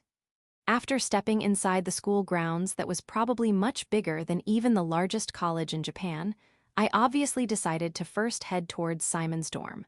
So, I decided to ask for directions from the students, or so I wanted to do, but how should I say this? The girls I called to were completely scared of me. To think that my looks would have such an effect now, I really didn't expect that. In Pandora continent, where people talk naturally with frightening-looking orcs, there had been none who would be scared of me who clearly looked like a human. But here I got such a reaction. The girls couldn't even look me in the eye and were squirming while looking below and were trying to somehow answer my question. No, but seriously, this is troublesome. In addition to my scary looks, since I was nowadays always together with Fiona and Lily, I had completely lost any kind of antipathy towards girls of my same age, which is why I ended up making such a stupid decision of trying to talk to these girls. When I was still a high school student, I was still a pure boy who fidgeted while talking to just Shirasaki-san, but due to the existence of Fiona, who didn't mince matters, and Lily, who stays by my side like it was obvious, I must have become too used to having bishoujos around me. Leaving aside whether it's a good thing or bad, calling out to girls so familiarly with my face should be really avoided. Or rather, I should have simply tried talking to a guy in the first place. While thinking that, thanks to the girl who showed me the way even while scared, I could get to my destination without hesitation. And after walking for around 10 mins from the main gate, while thinking that I should have arrived where Simon told me to, I was suddenly hit with an immense sense of déjà vu. Remember carefully, yes, it was certainly, when I first met Simon, the day when I first visited her lab. Led to a storage shed with the name of a lab, the sense of pity I felt for her back then. I once again sensed that after reaching here. That's because in front of me was. Could it be that she's living there? There was a shabby 2-story building standing here, which was so worn out that it was impossible to think that this was in the same plot as those artistic buildings I saw just now. It feels as if the lab at Alsace was simply expanded in size. No, I doubt this one was built simply a large storage shed, but there's no doubt that it's being currently treated as one. Trying now to be too shocked by the raggedness of the building, I prayed to the self-proclaimed goddess, Mia, hoping that this wasn't where Simon lived, and once again checked the place mentioned in the letter. Yua, no doubt this is the one. While feeling pity for Simon, who had to live in a tattered building like this, as if she was the protagonist of some world-famous theater play, I faced the giant storage shed in front of me. Chapter 184, Operation Present. After Kurono had left, Lily and Fiona looked at each other in the guest room. Since adventurers had no need for decorated furniture, the room only had a closet for holding items and a bed, so the two of them were currently sitting on the white sheet of the bed together peacefully. Between the two of them, a mountain of gold coins was also shining. So you really have a lot. Lily was in her child form, but the expression on her face was more like a corrupt merchant who found a way to make a lot quick. No, not as much as Lily-san. Fiona's words, on the other hand, were like a worthless merchant trying to bribe someone, but her expression was her usual sleepy one. Lily picked up a gold coin, which had a woman's face on one side and a magic circle on the other, with her leaf-like small hands. Syncria gold coin, how much will it be worth in clans? It was a gold coin earned by Fiona back in the Republic, before she came here to Pandora. Of course, this gold coin was being used only in the Ark continent and the now captured Daedalus. We won't know till we get it appraised, but considering the mineral contents of the coin, one coin should get us around about 100,000 clan, I think. And she had accumulated hundreds of such gold coins right now. The total amount would be in millions. It was not an amount a normal rank 2 adventurer would hold. But it was a fact that from within the spatial magic inside Fiona's hat, gold coins came out in waves while making a jingling sound. What about Lily-san? It seems you have many other types of gold coins except Daedalus as well. Near Lily as well, a mountain of gold coins had been created. But as Fiona said, included in that mountain of gold were not just Daedalus gold coin with the dragon emblem or the Spada gold coin with the sword and crown, but also many other gold coins in different shapes, designs, and sizes. There were even some that looked like those excavated from the ancient ruins as well. In just gold coins, I have lesser than you, but if I include the various jewels and gems as well, I think I have the same amount or maybe even more. By jewel, do you mean Queen Beryl? As if. While saying that in a fed-up expression, Lily made a small magic circle in midair from which many emeralds shining like her own eyes fell out. If I actually sold Queen Beryl, that alone would give us more than both your and my gold combined. I was talking about these, normal jewels. I have many more other than these as well.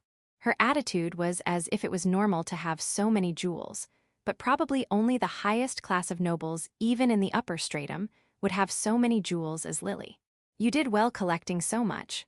That's my line. It seems both of them were surprised with the amount of valuables each other possessed. Even if I did seclude myself in the forest of fairies, a lot of things happen when you have lived more than 30 years, you know. Her words made one realize her true age, which didn't match her appearance, but after all, it was a fact.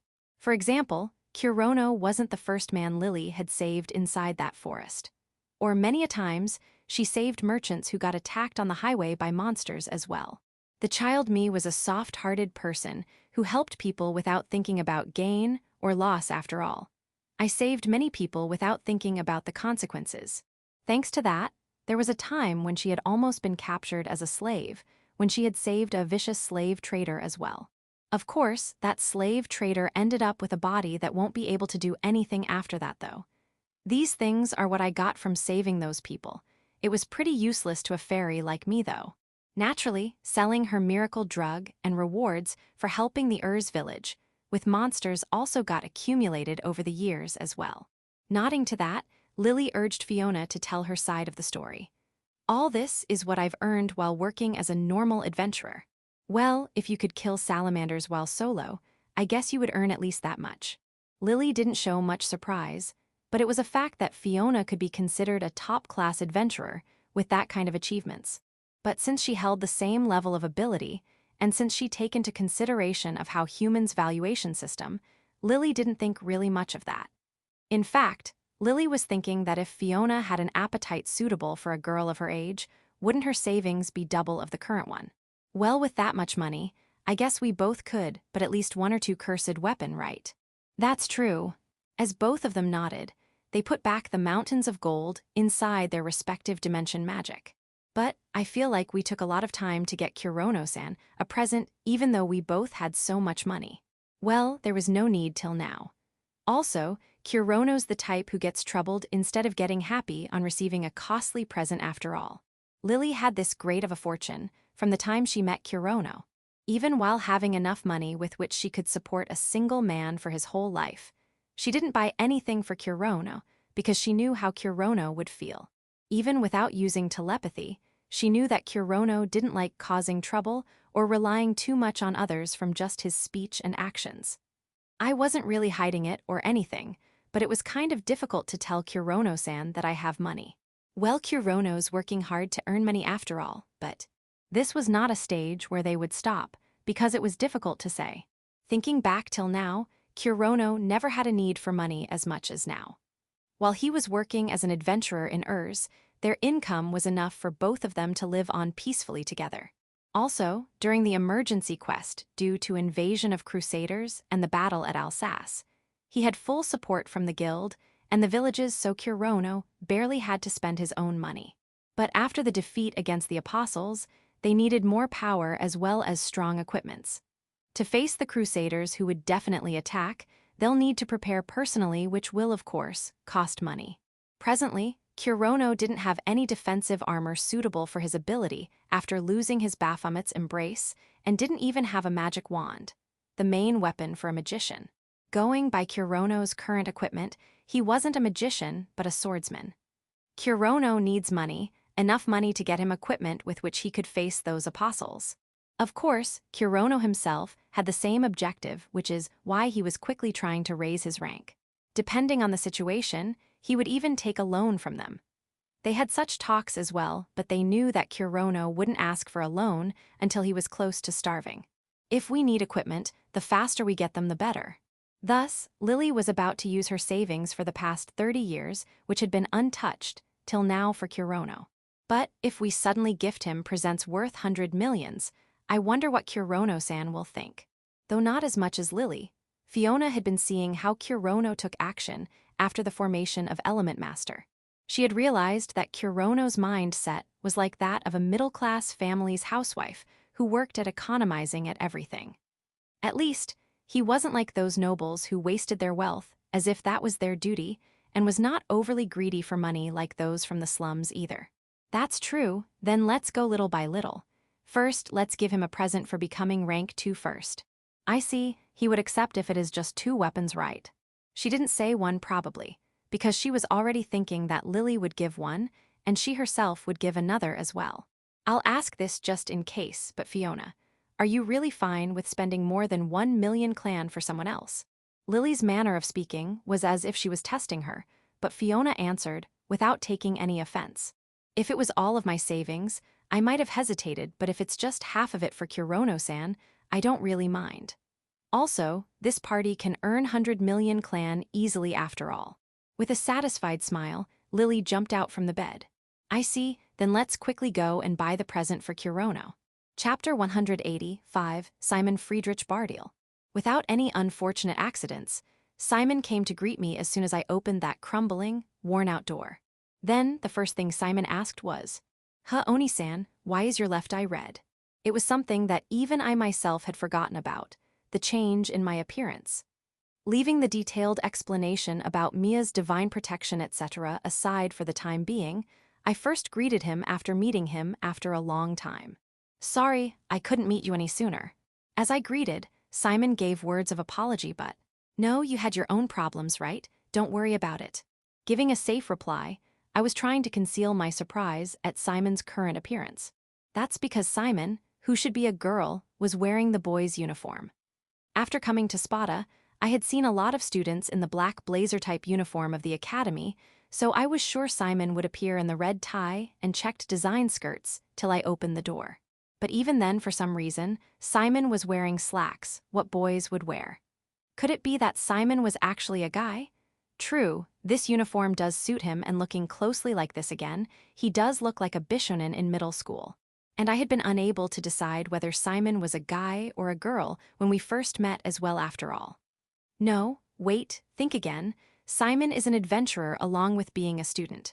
Then, it's not impossible for Simon to fake her gender. Due to the existence of magic and martial arts, there's no kind of discrimination due to gender, but still, one would not be underestimated if the person was a man, so I did hear that sometimes women would fake their gender. Also, to not ask about anything regarding it was also a part of the rules and manners of adventurers, like how they don't delve into the past of others. All right, I got it, Simon. If you're faking your gender by wearing a guy's uniform, then I'll accept that without a word. After satisfying myself regarding the problem of Simon's gender, I concentrated back to the main topic. So you really are a student here, are you free right now? It was the morning currently. In terms of high school, lunch break would start after 2 hours, so students should be in class right now. It's fine. I still have many things to prepare for, so I won't start attending classes until after 2 to 3 days. Then it's fine. That means we can talk leisurely without any time constraints. After entering Simon's room, just like that time, I sat on a chair and Simon on the bed. This room wasn't overflowing with items like that storage shed laboratory, not yet at least. A writing desk and a chair, a bed and closet. Only the minimum required things had been set in here, but I guess that'll change soon. After all, the room Simon was using in Alsace's Adventurer Guild room was also filled with numerous things. For the time being, let's start with reporting each other's current situation, all right. As Simon affirmed, I began to talk first. It's a common thing, but there are many powerful nobles that exist in Spada. Here, especially, the most influential are the 4 great noble houses. One of them is the Bardiel household. Their origin went to over 3,000 years back, to the first and the strongest knight of the ancient demon King Mia Elrod, a person called Phrygia Bardiel. No, rather than a person, I guess I would have to call them as one the pillars of the black gods of Pandora. Dark Knight Phrygia's DP was limited to only inside Spada, but there were quite a lot of those who had received it, so it could be called as a major god. And with this ancient great knight that climbed to the throne of gods as an ancestor was the household of Bardiel. But whether they were actually the Dryarch descendants, no, did they even have even a single drop of the same blood was unknown due to the Dark Ages that exists between the ancient era and the current era. Thus, there was certain proof to that fact. At least, the previous ancestors of the Badel family who built the household did claim that they were Phrygia's direct descendants. considering that this self-proclamation was also an event that happened over 300 years back. Surprisingly, the weight of history increased, and now presently, the Bardil family held even more authority and power than ever. And Simon was invited to this family as an adopted child. Thus, Simon's full name was Simon Friedrich Bardil, a really exaggerated name with even a middle name. Is that so? After finishing my own report, I heard about the family situation of Simon, whose elder sister was a general. And this was the explanation I got. But still, for someone like me who hadn't spent a year in this world, let alone Spada, I couldn't really understand the greatness even if someone told me about nobles and such. I really could only say, I see. So, why was such a big noble working as an adventurer in a village like Alsace? Even with my knowledge of the modern world, I knew nobles would be high-class people. At least, I doubt they'd have a personality that allow them to do something dirty like collecting herbs. It'll take some time to tell though. No, it's fine if you don't want to talk about it, all right. The manners of an adventurer, but Simon shook her head. No, I want Oni-san to hear about it. That made me happy. It seems she does have some trust in me. If she says that much, then I'll also carefully hear what she has to say. Maybe it might explain why Simon was dressing like this as well. I, from the time I was a child, wanted to be a knight of Spada. That was probably the time, 10 years back, when she was adopted into the family. The Bardil household had produced numerous excellent knights, till now also, Leonie. Amelia, it's the person that came to pick us up back then, do you remember? He asked me. That black full plate armor that was even taller than me, there's no way I'd forget that incredible presence. I see, so that person's name was Amelia. That person is a bit special even among the elves, and was incredibly strong already by the time I was adopted. At that, Amelia was 12 years old, the youngest age at which one could enroll in the Royal Spada Academy, in easier terms, basically in 6th year of elementary school. From that time onwards, she could easily destroy swarms of rank 1 monsters, and with proper equipment, she was skilled enough to even take on a rank 3 monster alone. Certainly, that's a pretty fearsome elementary schooler. That's why I admired strong knights even more, but Simon's face darkened a bit and he continued. I did not have that talent. Not just that, I didn't have the ability even a normal elf would have. The elf race was famous for having superior magical energy. Thus, since battles mainly depend on magic, even while using martial arts, rather than physical ability enhancement, they specialize in enchanting their attacks with elemental attacks. It would have been fine if I simply didn't have magical energy, but I couldn't even grow into a big body like Oni-san either. No matter how much training I did, I gained no muscle at all. Unlike dwarves, elves weren't the type that gained lots of muscle, and even among them, Simon had a thin physique. There were even humans that looked younger than their age, for example my dad, but that was even more characteristic in elves. I heard this now for the first time, but Simon was actually 16 years old, only a year younger than me. But his appearance was of the same level as girl Lily, a child in middle school. But even then, I worked hard in both magic and martial arts. Could it be, is that why you are so knowledgeable in magical methods and techniques? Simon nodded. Alchemy was completely devoid of magic. If Simon had been learning that from the very start, he might have been able to make something like that machine gun by now. I still remember techniques, chants, and magic circles, and I can even read one part of ancient letters as well. But no matter how well my technique is, how good my chant is, how well drawn the magic circle was, I could never activate it without magical energy. Those who possess enough magical energy to activate magic, though it varied from race to race, but still, such people were definitely the minority. Even among the elves that specialized in magic, that number would be a little more than half of the total. As a normal person, it wasn't necessary to use magic to live on, but it was a fatal disadvantage for someone aiming to be a knight. Even more so if she did not have the skill with a sword either. After coming to the Bardil household, it took me 5 years before I finally realized that I would never be able to become a great knight from this family. It was then that Simon started learning alchemy, which was unrelated to magic. I am an adopted child. I have 3 older brothers and 1 older sister, so I am lucky that I had a comfortable position unrelated to succeeding the family. If Simon had been adopted for the reason of succeeding the house, then it would have meant that he would have been unable to answer to the expectations of the noble family of Bardiel. But at least I wanted to become independent enough so that I could return the favor to those who took me in and cared for me, so I took admission in this academy and left the home at the same time. I see, and now she was here. No wait, I still don't get why she was working as an adventurer. Ah, it's a bit embarrassing, but I wanted to pay for my school fees myself, but my savings weren't enough also. I was too concentrated in my alchemy as well, so it really is embarrassing. I, who was looking at Simon as her face went red, till the tip of her pointed ears, felt more embarrassed right now though. As I faked a calm expression while summarizing what Simon had said, till now, basically, to pay her school fees and to concentrate in alchemy. He took leave from the school and became an adventurer, which was a convenient job. At the same time, she had also taken permission from the current Bardiel family head, that is, her father as well. But Leonie, how should I say it, she's more stubborn and strict than even stepfather. That's why she had been harsh from the very start, but after I gave the Path of Night, she became even harsher and is always asking me to stop my alchemy. Even at the academy, it took a lot of trouble to convince her to let me take the magic engineering course instead of management course.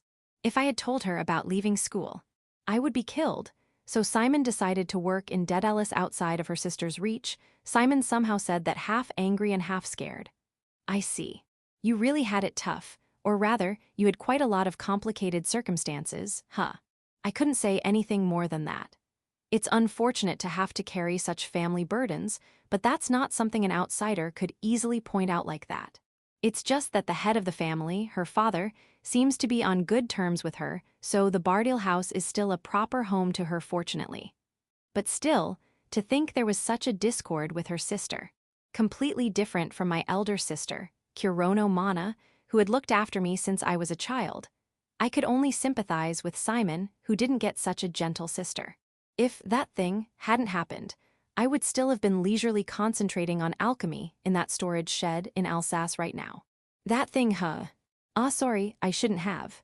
Simon tried to smooth over while panicked. Somehow, it seems I really made her considerate towards me. No, it's fine. It'll be a lie if I wasn't affected, but I have already sorted out my feelings, so you don't have to be so considerate of me. I see.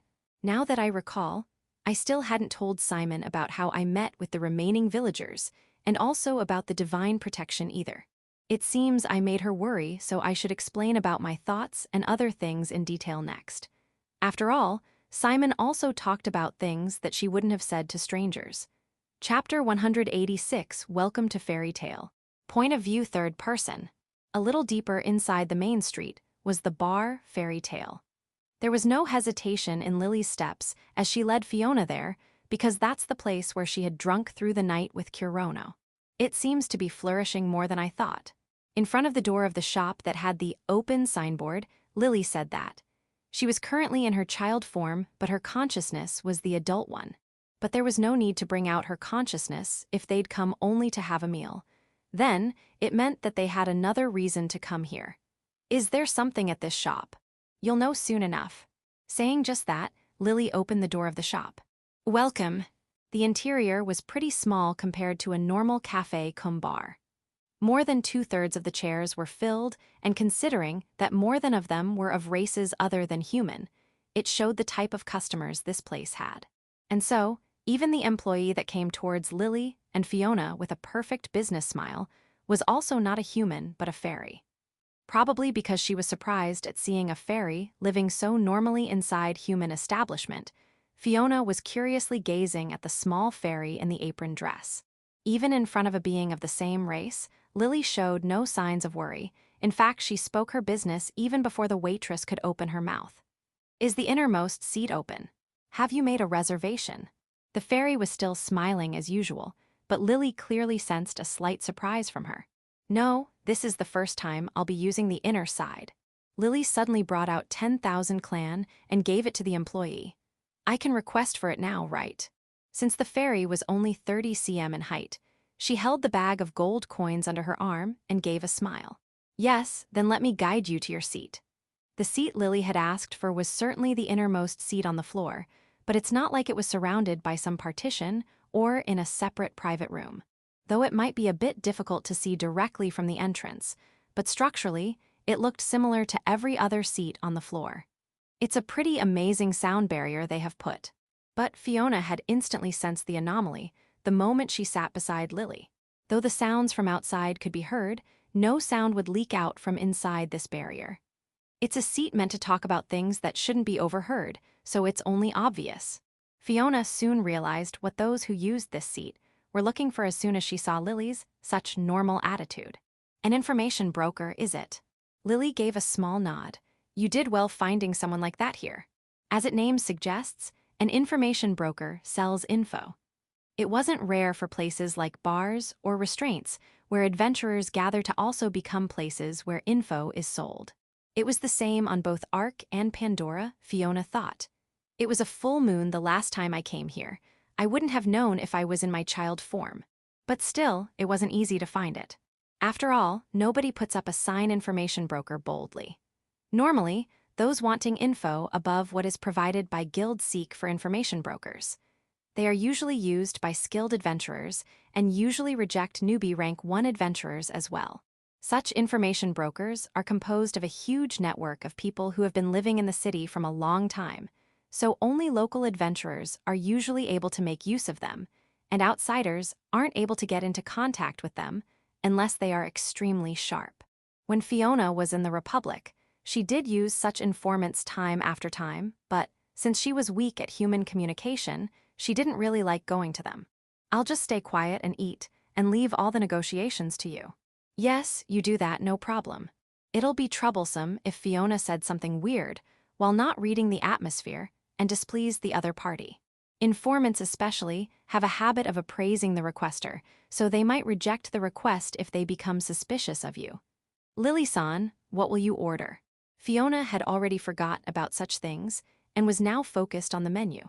Let's see. Lily was about to look at the menu, but soon raised her head back. Sorry to have made you wait. That's because the previous fairy waitress had come back. While shining a rainbow-colored light, the small fairy descended on the table. Her chignon-styled hair and her round, cute eyes were both the same color as Lily, blonde and green respectively.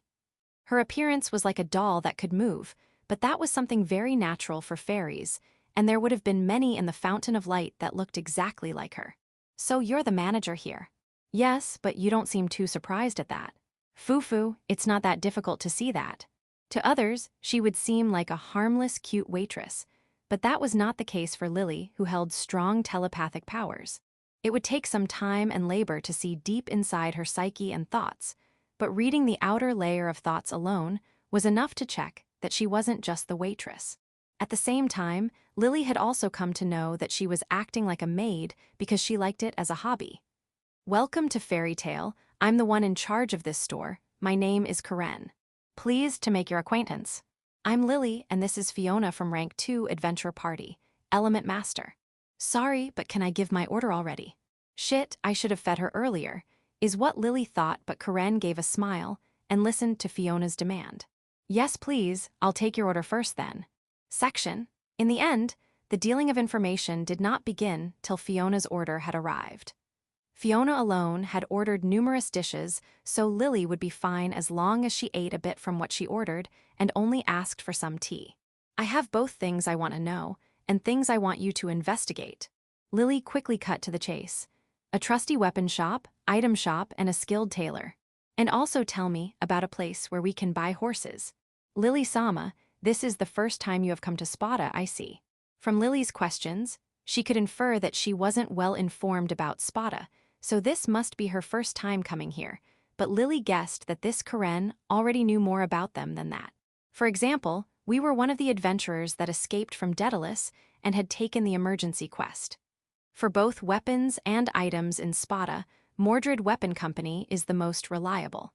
It has a store in both Upper Stratum and Lower Stratum as well after all. I see, so we can't expect for any better than that right now, is it? So you have already gone there once. Lily nodded to that and confirmed that they weren't so biff just for show. Other shops that I can recommend, I'll make a list and give it to you along with markings on a map. Thank you. I'll also mark some good date spots as well. On those words, Lily ended up grinning while breaking her poker face. It seems she remembers her coming along with Kurono even though she was in her girl form, but it seems Karen had already realized that they were the same person. In any case, with this info, they should be able to get a proper present for Kurono. Not just that, since they were going to work as adventurers in Spada from here onwards, they'll be able to avoid going to poor shops and directly go to the recommended ones. In Spada, where there were a lot of people as well as shops, it would take a lot of labor to find a good shop normally. That's why people like Lily who first looked for informants to get such knowledge weren't really rare. Then next, do you know about a rank 1 adventurer called Simon? She hadn't talked to Kurono about this, but when he had told that his sister was a general of the Spada army at Galahad Mountains, Lily didn't have a really good feeling about it. Probably Simon wasn't a normal adventurer, but actually belonged to some great family or something. If you get tied up with someone with a high social status, who knows what kind of trouble might come with it? It might sound like exaggerating, but Kurono and them did possess power more than a rank 4 adventurer. There's a good enough chance that someone might try and use them. That was still in the realms of a wild idea, but until they knew what kind of person Simon was, why was he working as an adventurer? Lily felt that there was a need to do a background check. If they were lucky, she could get hold of some kind of weakness and stop them if they tried to use Kurono. As Lily held such expectations, Karen answered after a small gap. I don't know, is what I want to say, but I can't hide anything from Lily-sama. No, you shouldn't hide things from not just me but anyone. Fairies don't lie after all, right? So it seems that legend was really just a legend. So thought Fiona as she ate the giant sandwich. I'll confirm this just in case, but name is Simon, rank 1, class alchemist, grayish hair and green-eyed small elf, right? As expected of an information broker, or is Simon simply that famous, which is it? Both actually, Karen replied with a smile rivaling Lily's own. I want to know further detailed info about Simon, if possible, along with his family relations. Very well, I'll be able to give info on him immediately as well though. With the same movements as when Lily had entered the shop, she left a bag of gold coins on the table. But this time it was 50,000 clans. I want to know his recent actions and movements as well. Investigate that as well. At the same time, also get info about the Spada troops to which Simon's elder sister belongs to as well. It's fine even if that info is only general things that are commonly known. If she were to actually ask about confidential matters regarding the Spada army, she'll have to pay up to 100 times of current amount. Of course, Lily didn't need such info. I understand. I'll complete my investigations within 3 days, so please come again after that. Karen gave a refreshing smile, to which Lily also gave a bold smile, and they shook each other's small hands. By the way, Fiona. Yes. The bill for your food, pay it yourself. The bill will be 4,700 clan. Those words spoken by Karen resounded vainly in Fiona's ears. Chapter 187, about the school. On the fact that I have already come to here, I decided to let Simon inform me about the Royal Spada Academy. I am guided, while walking east and west in the whole huge land. I understood this place not only has a splendid gate and school building, but also has various other institutions working. There are shops for weapons and items, workshops for blacksmiths. The manufactured products are also sold within the school. Among all this, the thing which surprised me the most is the existence of Colosseum. The gladiators are popular within Spada, just like ancient Rome. For that, many colosseums are established in the whole city, but for it to be even present in the school. However, this colosseum is used for training or for events. Rather than a colosseum, it's more of an even space like that of a gymnasium. Others are a very large outdoor exercise field, infirmary wards instead of infirmary room, a library instead of library room. At any rate, the scale of buildings is really big. If I went on to take the whole tour of school, the day would get dark, so leaving the guiding, I took the explanation about the academy itself. Originally, it was an academy. At that time, it wasn't royal, but a religious educational institution which enshrined gods. Though not on the large scale as that of cross-religion, the gods from various places are enshrined, and in a big city, it's natural to find such shrines. The transmission of knowledge was helped by religious organizations in this world too. So at first they were made as educational institutions for teaching the theology of gods and various other educations. The first academy made in Spada now is Spada Academy. However, almost 100 years ago it became royal. And after that it started teaching other things than theology too, like other subjects, magic, martial skills, and techniques. This Royal Spada Academy, on top, is the part of young elites which bear the future of Spada. That's why they even accept a low-ranked adventurer like me inside. Quite a big-hearted school. Though, it isn't like I and an elite noble son of someone can take classes together. Each and everyone is divided in courses based on their ability and status. It's better to not get close to the elite cadets. Who knows what false charge will they put up? Be careful of people wearing red mantle. The elite Simon is warning to me in a harsh tone, are students who have been enrolled in the course with the highest status in school. One cannot enroll in elite course unless one competes for the first or second place in exams and also has a good status. But the problems come after enrolling. One cannot graduate unless they learn the subjects, magic, martial skills, and everything needed to be the center of Spada army. They must considerable for them to use magic and martial skills, both. Though the weaker ones know the lower grade ones, and strong ones, from the time as student, know the high grade ones. Based on the characteristics of race and talent, it's extremely difficulty to learn the highest level magic and martial skills both. Magic for elf, martial skills for beast people, a human without any special ability, can earn both to some extent. Of course, humans too are probably influenced by the character and talent, so naturally they too are divided in classes like magician and warrior. Though they learn both magic and martial skills, but just like Simon said, because of weak points there is a large difference between the two parties. Still, there is no change that it's great thing to learn both, and they also learn about subjects and whatnot. They really should be called elites. Next, the knight and civil courses with more peoples. The knight course, just like its name suggests, is for joining the Spada army, so the basic curriculum is same as that of elite course, it seems. However, because it puts more emphasis on combat, and other subjects are not given emphasis, so learning both magic and martial skills is not regarded highly. The knight course is further divided in warriors and magicians. Everyone take their choices for learning more advanced martial skills or magic. The division is somewhat like that of liberal arts and sciences. The civil course doesn't make a curriculum for entering Spada army, but for working as a government official, so it focuses more on study of subjects. This civil course gives me the image of a typical Japanese school. Of course, it's mandatory to learn somewhat magic, because they would be trouble if they couldn't use the magic items used in work. The magic item like that which performs updation of guild card are spread as official supplies. Incidentally, the civil course not only sends to government offices, but also large guilds like Commerce Guild or Adventurer Guild. That beautiful receptionist might also be an alumnus of civil course. And the course I'm enrolled in is magical engineering course. From the engineering word, I can understand this course is a technology-based course which manufactures products. The most famous ones are blacksmiths who use magicite metal like mithril to make armors. Manufacturing from not only metals but also materials of monsters into armors is also the skill of these people. Here they can learn the knowledge of engineering many things here like making furniture or daily necessities or architectural skills.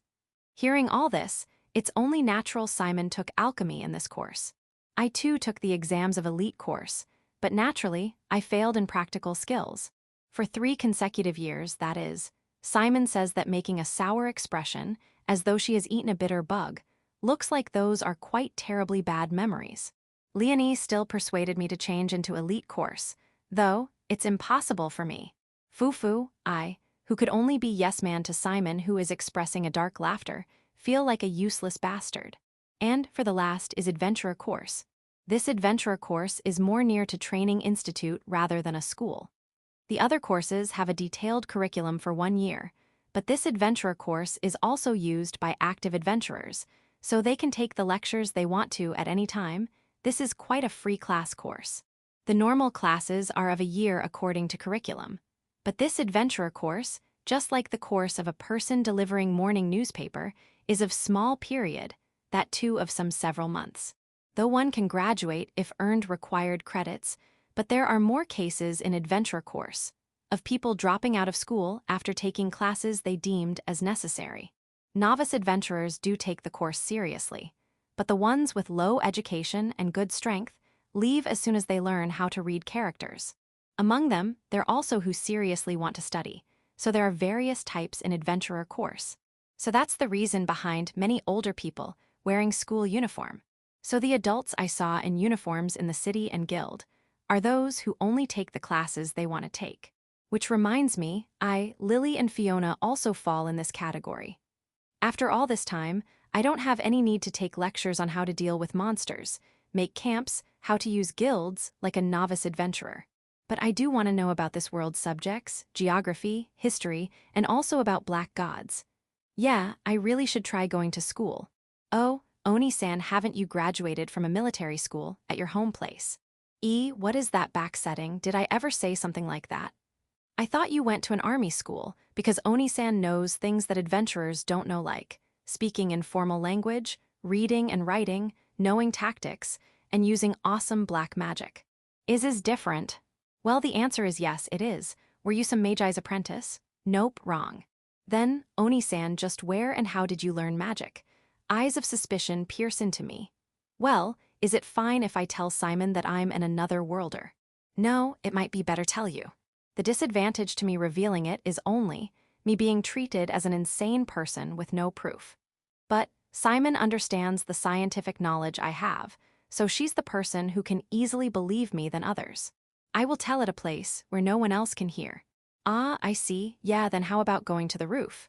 Like that, we head towards the splendid main building that extends from the main entrance. Chapters 188 Things to Do in School. Aiming for the roof of right wing of main building, I went up the stairs. From its appearance, I thought only students with high status from the elite course could use the main building, but in truth, it wasn't like that, and we easily entered it. The rooftop is always opened, so there was no reason to be blamed, and we can go up the stairs without any problem. Apparently right now it is class times, so there are no students in this area. But during the lunch break after an hour, this place too would be filled with many students. Weather too is good today. While thinking that, I walk under the guidance of Simon and we have a preceding visitor, A. Looks like it. On the rooftop, which I thought nobody would be present, there stood a single student. At a glance, he looks like a boy of same age. His hair is same as mine, black hair. It adds up the resemblance to my former classmates. Maybe he was taking a nap, but noticing our presence, he sluggishly straightened his body and languidly stood up. He is wearing the same black blazer like Simon, but there is a red mantle waving from its shoulders. I see, so this is an elite student, A. This elite student, maybe, had thought his nap got disturbed due us appearing, and like that he started moving towards the door for leaving the roof. I clearly see the face of student, who just now passed by me. My first impression, quite a lady killer he is. I envied him, because if I had looked more like dad, not mom, then I would also be a handsome boy with neutral gender beauty. No, though a handsome boy, but he isn't much younger. His height is not like that of mine, but it reaches 180 cms. He has slender, tall stature, and his languid expression on face too looks somewhat elegant. However, other than the beauty, I am more curious about his black hair and red eyes. His black hair and red eyes are the same as Mia. At least, I still haven't seen any other person with those colors. No, here are people with strange colors that can't be found on Earth, like Fiona, so maybe people with red eyes, black hair are not so rare. Agreeing on self-hypothesis, without keeping it in mind, is that the so-called elite student? Casually ask Simon. Yeah, but that person is special even among the elite students. Is that so? I thought, it must be because he is a delinquent among the elite students, but the answer from Simon was far exceeding my expectations. Nero Julius Elrod, he is the first prince of the old Demon King territory, Avalon. Avalon is a big city-state adjacent to Spada. Above all, the second name, Old Demon King territory, is something I heard even when I was living in Village of Urs. The imperial empire created by the ancient demon king, Mia Elrod, is Elrod Empire. Avalon is its imperial capital. In other words, the present city-state Avalon is the legitimate successor state of ancient Elrod Empire. By any chance, Mia Elrod and the guy from before are of same bloodline. In that case, I can explain that he got those black hair, red eyes due to genetic inheritance. Who knows, just like Bardiel, it is doubtful if the royalty of Avalon have the same blood as that of Demon King. I see. In that case, should I think it's a coincidence? I try to hear more, but they all keep getting away from Mia's appearance. Like the King of Avalon has black hair, blue eyes, before that was blonde hair, blue eyes. Yeah, so this coincidentally happened to be same colors. I have many curious questions like, why some big like him from another country is commuting to this school, but before that, well then, looks like there is no one. I will now tell about myself. Ah yeah, that's right. I should speak about the fact of me being another worlder. One day, I got summoned to this world, got turned into a guinea pig for human experiments, fortunately escaped from the laboratory, met with Lily, and Urs was destroyed. All that is my connection with Crusaders till today. But no matter how much I hate it, I can't possibly got to Ark Continent and kill the people and destroy the laboratories. Ever since I got this left eye, I had thought. I gently touched the deep crimson left eye, from outer surface of eyelid. The current me can only fight against the Crusaders in front of me. If they invaded Sparta, the many soldiers, no, it would be completely destroyed, and once again people living life peacefully would die, in large numbers. I alone cannot protect all those people, but if I didn't fight then, I wouldn't be able to save even one person. Don't you ever think to run away? After all, this country isn't the one Oni-san was born in. The world, in the first place, is different. It hasn't even been 1 year since you have come to this side. Do you think it has that worth that you will fight with your life online? Simon said, while facing downwards. Run, certainly I had thought about it, but I forgot about it 3 seconds later. The only people I want to protect with my life online are Lily, Fiona, and you, Simon. Saying that, I get embarrassed. While hiding my embarrassment, I pat the head of Simon. Strangely, without showing any resistance, I continued speaking while patting her head. But I just can't forgive those Crusaders bastards for doing what they want under the name of God. No matter how many hundreds of thousands of them are, no matter if apostles are there, I will still choose fighting rather than running. Fortunately, I have power to fight. The power that those bastards gave me on their own. Normally, I too would have had to kill the demon race of Pandora like those experimental bodies led by Cyprus, but I can turn the same power on them. Oni-san, is it because you're strong that you don't fear fighting? While fixing her slightly disheveled ashen hair, Simon murmurs, Of course I'm scared of dying, but I'm more scared of losing someone important to me without doing anything. Don't those knights also fight because they have someone or something they want to protect? Among them, surely there might people who love fight like Vulcan, but saying that right now would be insensitive. I'm scared of it. A gust of wind blows on the roof. The bangs of Simon flutter due to wind, and her emerald eyes can be seen. It seemed like she could cry at any moment. During the fight in Alsace, I was desperate, so I didn't feel it. However, after I survived when Suzu-san protected me, I have gotten scared of fighting. Maybe she didn't want her expression to be shown. Simon faced away and continued her words. Even I want to avenge the death of everyone by fighting the Crusaders. I too want to save this country. I get scared thinking what if that white army came striking on this country? I still can't help but shiver thinking what if that monster which killed everyone appears. I couldn't find words to say to her. The starting point for our fear is different in the first place. I have a tough body which won't be easily hurt, but Simon looks like a child and has a power exactly like that of a child. Though we have tasted the pain of hell together, but I got power in short time, and Simon's training for power didn't bore fruit for a long time. So, I don't have words to say to her. Sorry, forget what I just said. I'm fine, I will fight again when Crusaders attack Sparta. Saying that, Simon turns back to me. No, it's fine. You're an alchemist, then you don't need to fight, right? Simon makes a puzzled expression, having difficulty making out the meaning of my words. But without paying attention to it, I continue speaking. But Simon, you have the potential to kill the most Crusaders than anyone else. What does that mean? Won't you create a gun? Simon's eyes widened in shock after finally knowing my intention.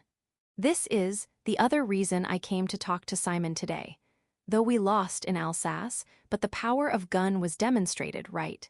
Machine guns splendidly pulverized the attacks of infantrymen. Using Yatagarasu, Simon headshotted many enemy magicians. We would have more easy fight if all the Adventurer Alliance had rifles and guns.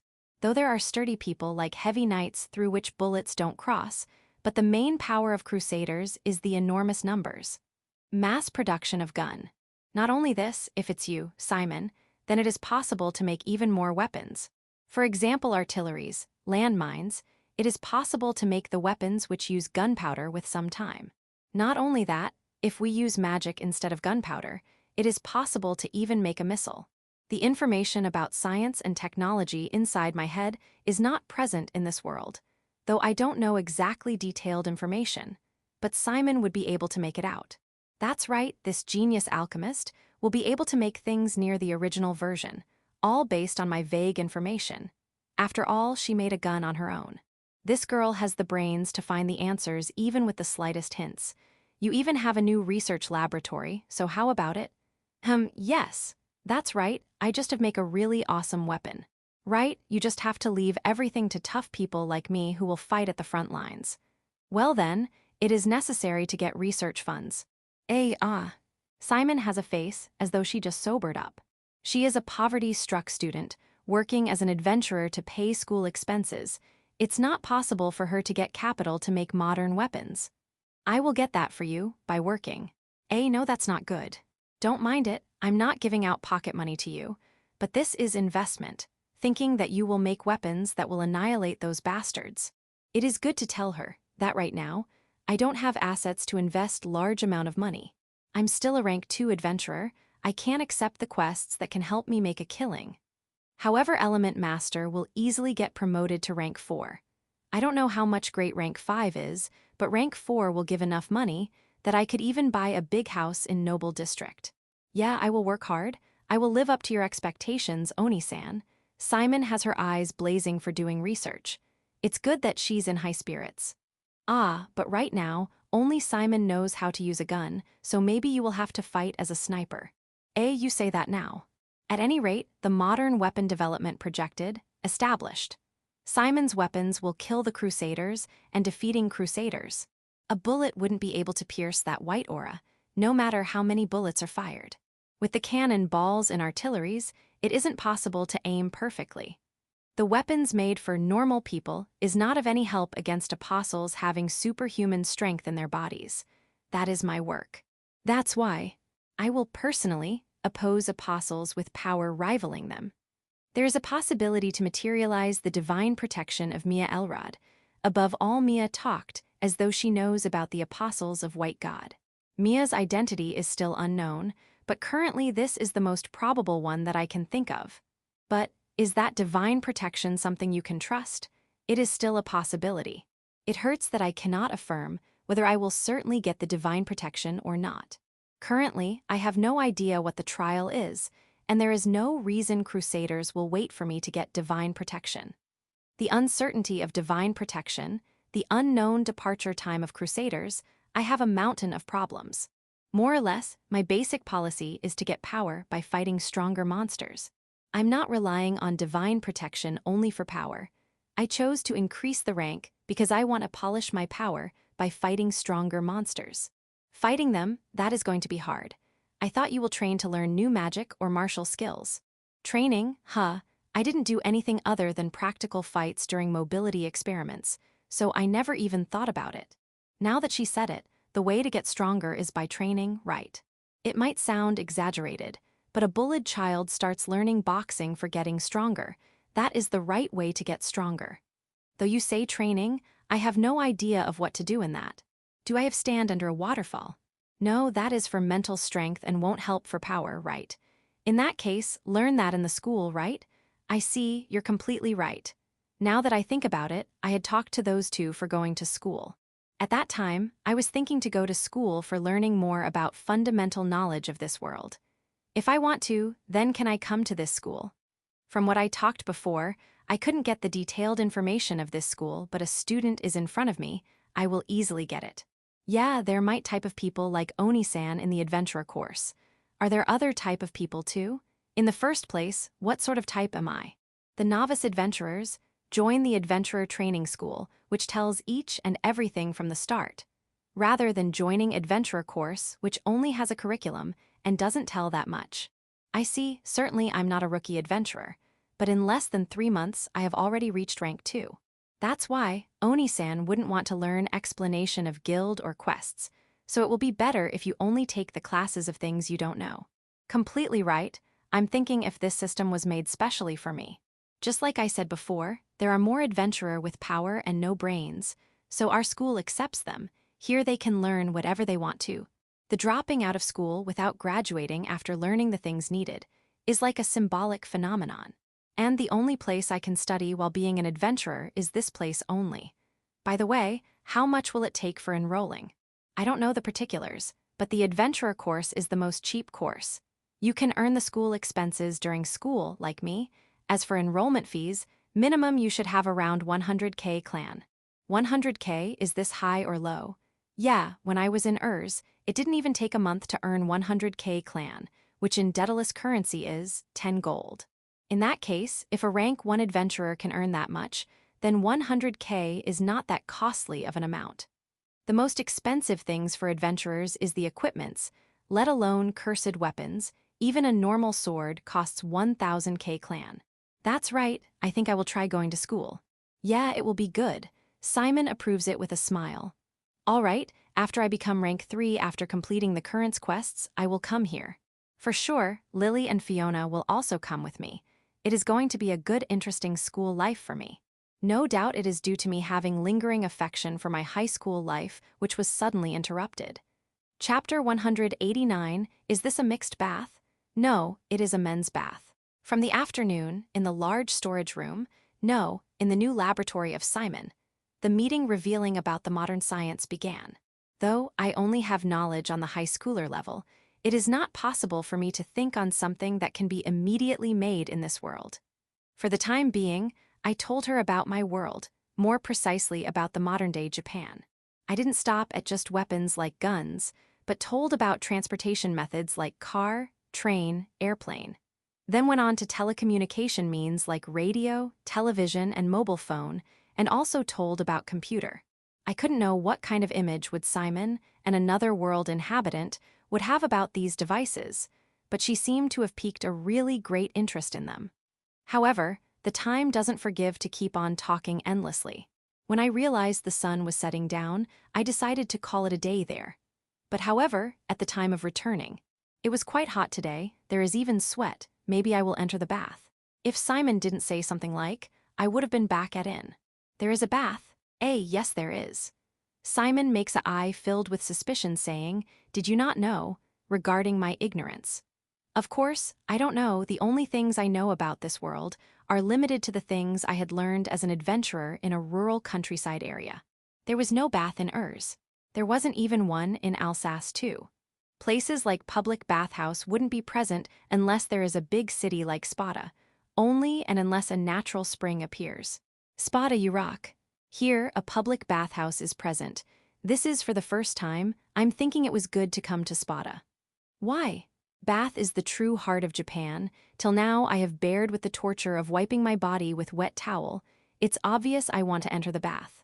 I want to immerse myself in the bathtub filled with hot water and just relax. Then shall we go together? Of course, what are we waiting for? At that time, Simon seemed like a healing goddess to me. After walking for about 5 minutes outside of school, there stood a public bathhouse, boldly standing out. It was in a place this recognizable. I failed to notice it, no, I simply hadn't come in this area.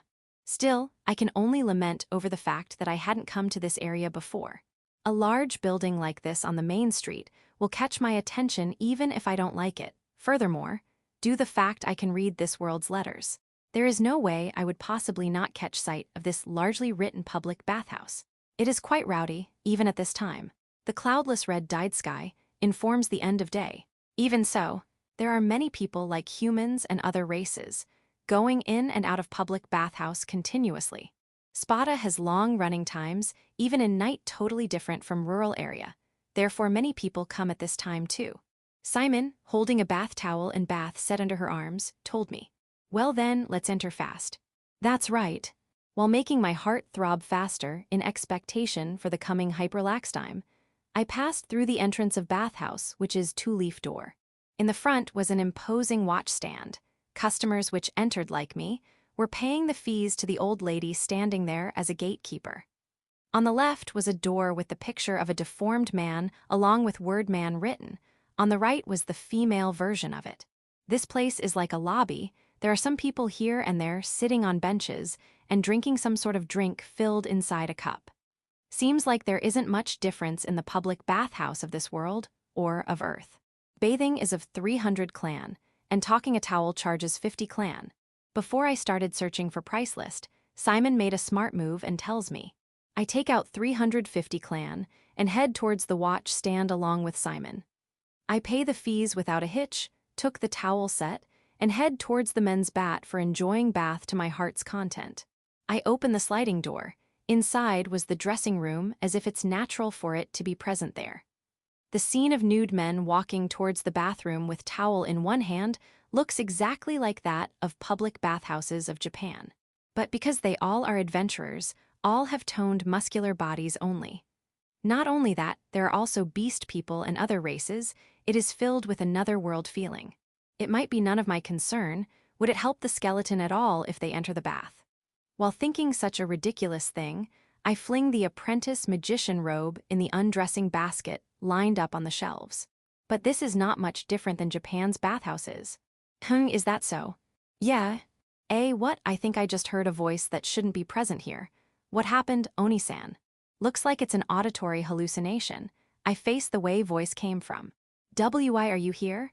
And there stood Simon, with half-undressed shirt showing her white shoulders as though it is natural. What the? Here is without a doubt men's bath. No matter if she likes to cross-dress a boy, this isn't the place she should actually come to. No, was there some problem in diving the men's bath and women's bath? No, or this place in the first place, a mixed bath? Now that I remember it, during Edo period there were mixed baths, so it might only be natural for it to be present. Oni-san, you don't want to enter together with me. I don't know if Simon is trying to seduce me, but she said the line with a really cute expression. Of course, her body is still half naked. Its explosive power will blow my thought process to moon. But I'm not the boy who would nosebleed here. That's right, I can bear it if I want to. It's not the matter of wanting or not wanting. In fact, this is men's bath, right? Yeah, that's right. So this really is men's bath, then even more, Simon shouldn't remain here.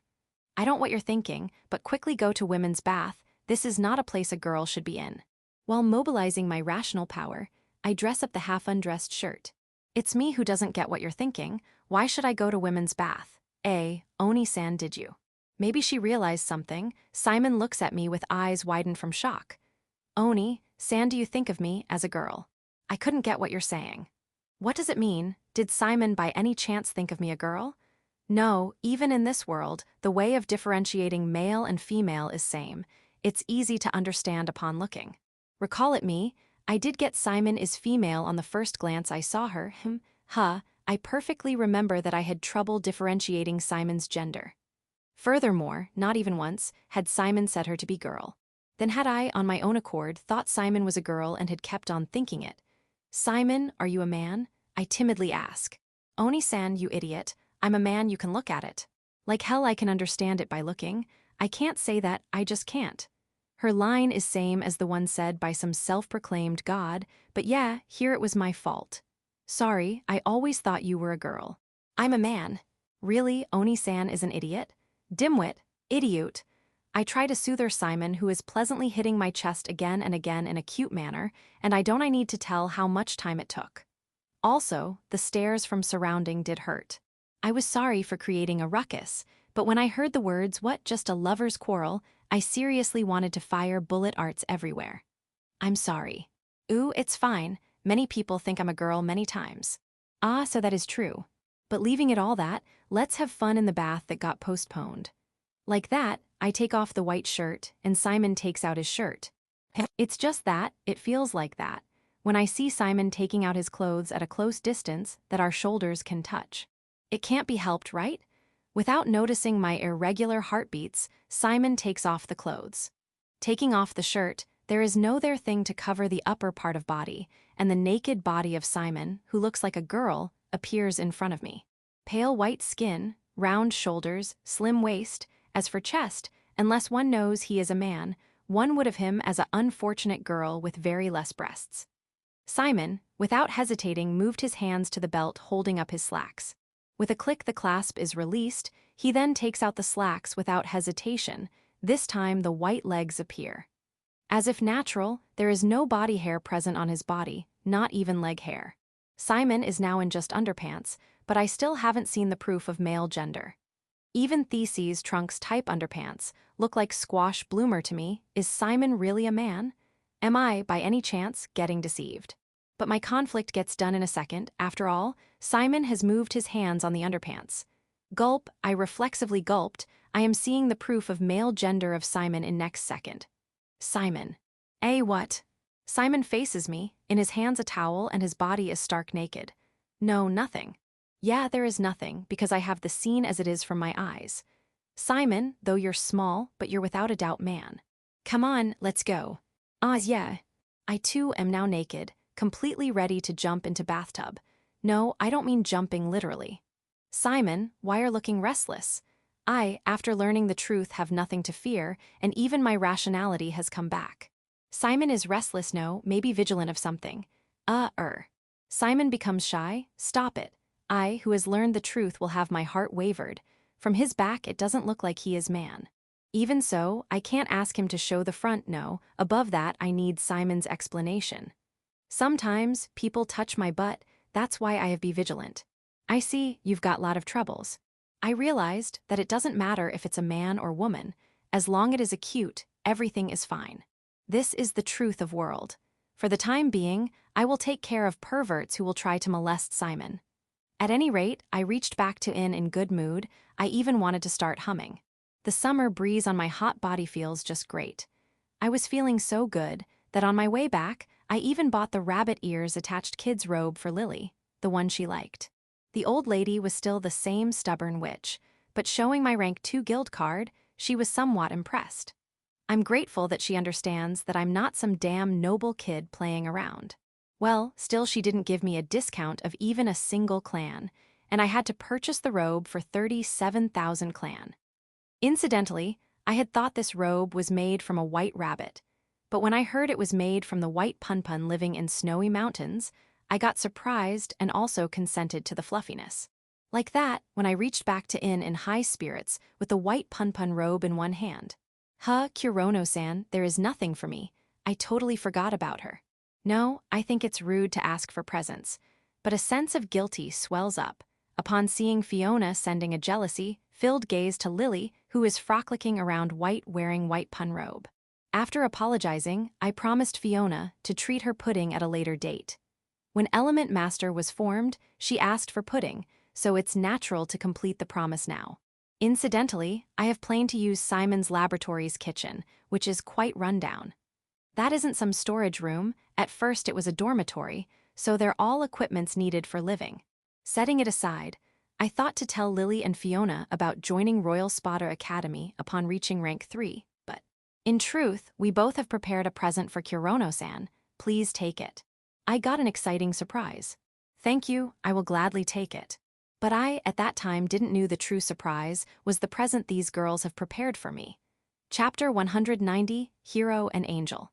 The Daedalus Royal Castle. From the topmost balcony present there, an unbroken view of Daedalus townscape could be seen. That wasn't some capital of uncivilized demons, as people from Republic had thought, but was civilized and modernistic, like the cities of humans. There were 2 people standing in the balcony watching Daedalus grow dark slowly. On one side was a small girl, on the other side was a large youth. Both carry beautiful silver hair. At a glance they would seem like brother and sister. However, there was no connection of blood between them. The word expressing their relationship would be work companions. The small girl was 7th Apostle Sariel. The large youth was 2nd Apostle Abel. Both of them are transcendental beings rewarded with the divine protection of White God. The warm welcome of him as an envoy sent by Pope had already been completed. The people also had been sent away, and Abel's masculine face was out without any need for hiding. As second apostle Abel, he called out to Sariel, who had been standing silently. "I have heard from Miss Massey, looks like you have had a lot of troubles." Though the tone was indifferent and somewhere cold, but it was, without a doubt, words of gratitude. "Not at all." Sariel said just that, and looked at Abel with her deep crimson pair of eyes. On the other hand were the pair of black and blue eyes which seemed like night and day. The line of sight of both crossed, just for a second. Her actions were clearly abuse of her power. I have strictly warned her. The person who can warn an apostle could be another apostle only. Sariel couldn't possibly know what sort of warning had the white hero second apostle Abel given to her. Even more because she hadn't gotten such a warning even once, as she had faithfully obeyed the orders of church till now. I don't want another trouble of this sort, however. Considering her personality, that can be a tough case. Sariel saw Abel sighing as though to say good grief. Sariel suddenly thought that though Abel always kept an expressionless face and was also cool, calm, and collected, but he had human emotion unlike herself. "I think you already know it. Miss Massey thinks of you as a rival. Though it might be trouble for you, but I want you to keep a good relationship as apostles." Yes, there was nothing Sariel thought about Massey. The ill feelings like troublesome or annoying were non-existent, though good feelings too were non-existent. Maybe it was unnecessary advice for you. "No, thank you very much for the advice, Sir Abel." Perhaps he sensed that Sariel truly didn't think anything in her heart, so he said that, but Sariel could only take the meaning as stated. "As for problems, I too has come here, right?" Yes, she visited here on 15th day of Hatsuhi month. The information he wouldn't have known from only the report of Massey. Sariel conveyed it along with the words of affirmation. Abel didn't seem surprised. Is slipping past the defenses to come out of blue called as visiting, and stated as though he had seen I's actions. No, more probable he had experienced the same as Sariel. Sariel had suspicions whether she could slip past the defenses of Elysian Cathedral, but she suddenly accepted it, because I too was loved by God, so it wouldn't be much of a work for her. What was she saying? She requested to establish guilds in Daedalus. She asked for a normal request. Abel muttered as though being impresses, but he had no way of knowing that she took actions for kissing Sariel after stating her request. "Have you started the guild?" "Yes, for now the quests are only for outskirts of Daedalus, but in near future it would spread in the whole territory." The mercenary squads which hired from Republic were still employed as military force for next invasion, but there were some who were disbanded after the suppression of Daedalus territory. They would have two choices, either stay on Pandora continent or return back to Republic, but they would choose the latter because there might be another war in this land. It is because those type of people were present, there was no deficiency in numbers of adventurers. Once the Adventurer Guild starts up, the number of people would naturally increase. "I see. It's good to hear everything is all right. Looks like it was all right to leave the Supreme Commander seat of Crusaders to you." "Thank you very much." There were whimsical people like Massey and I among the apostles, so the people like Sariel were valuable. Thinking that the compliment by Abel wouldn't be an unnecessary compliment. Well then, let me get to the point. These two ending up together, by natural flow, would be impossible. The only reason they had removed the people to be alone meant they had something to talk which shouldn't be heard by others. This is the main reason I had come to Pandora continent, so instead of telling Miss Sariel by letter, I had thought of telling it orally. In other words, it meant that he didn't want the contents to be seen by her adjutant Leochrome either. Thought Abel hadn't said the disclosure is prohibited, but Sariel understood she had to keep the information inside her only. On 13th of Hatsuhi month, I received an oracle saying, "A demon king is going to be born." The moment she heard those words, the face of a single man appeared inside the brain of Sariel. It was the man with black eyes, black hair, experiment number 49, Kurono Maou. Why Kurono appeared, the reason even Sariel didn't know. Was it because his black appearance was similar to a demon king? Or was it because he did deeds in Alsace which caused him to get name, devil? I don't know what it exactly meant, but I think a person controlling the demons in Pandora continent is going to appear, and so I have come here for scouting. The Oracle of White God, don't ever explain themselves. It was the work of priests for interpreting what the god in actuality wanted. Thought there's no proof that Abel's interpretation was correct, but considering the various possibilities, it was the most easy to understand.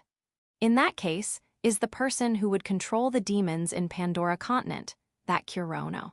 Of course, from the places I had gone, there didn't seem to any person who would be a demon king, so it is probable that demon king would be born in this world as a child. As for warning, she should inform about the man named Kurono, though there's no definite evidence, but she should have. Yes. However, other than those words, no other words came out of Sariel's mouth. The slight hesitation, the silence of a second, wasn't noticed by Abel, so he continued in a calm voice. If a demon king really appears, then it would be Miss Sariel, you, who would make the first contact with it, and that demon king must be a great existence because he was informed of through an oracle. Just when we thought our work of conquering Pandora continent would be easily done after repelling Daedalus' army, has now gotten wrong. Take actions with vigilance. Yes. After that, they both talked some more words, then Abel left the place. Kurono Maou. The image of Demon King, which every citizen of Republic holds, Sariel too holds it. The sky shrouded with dark ominous clouds, a creepy castle standing in the dark night, and sitting on the throne positioned at top, a fiendish-looking man waiting for hero while laughing, that's the image. After becoming an adult, they would laugh it off, saying such a demon king couldn't possibly exist. However, Sariel imagined the scene of Kurono sitting on throne, who was ordering army of demons to annihilate the Crusaders while laughing loudly. This was the first time she had felt her imagination to be abnormally real. End of Volume 4.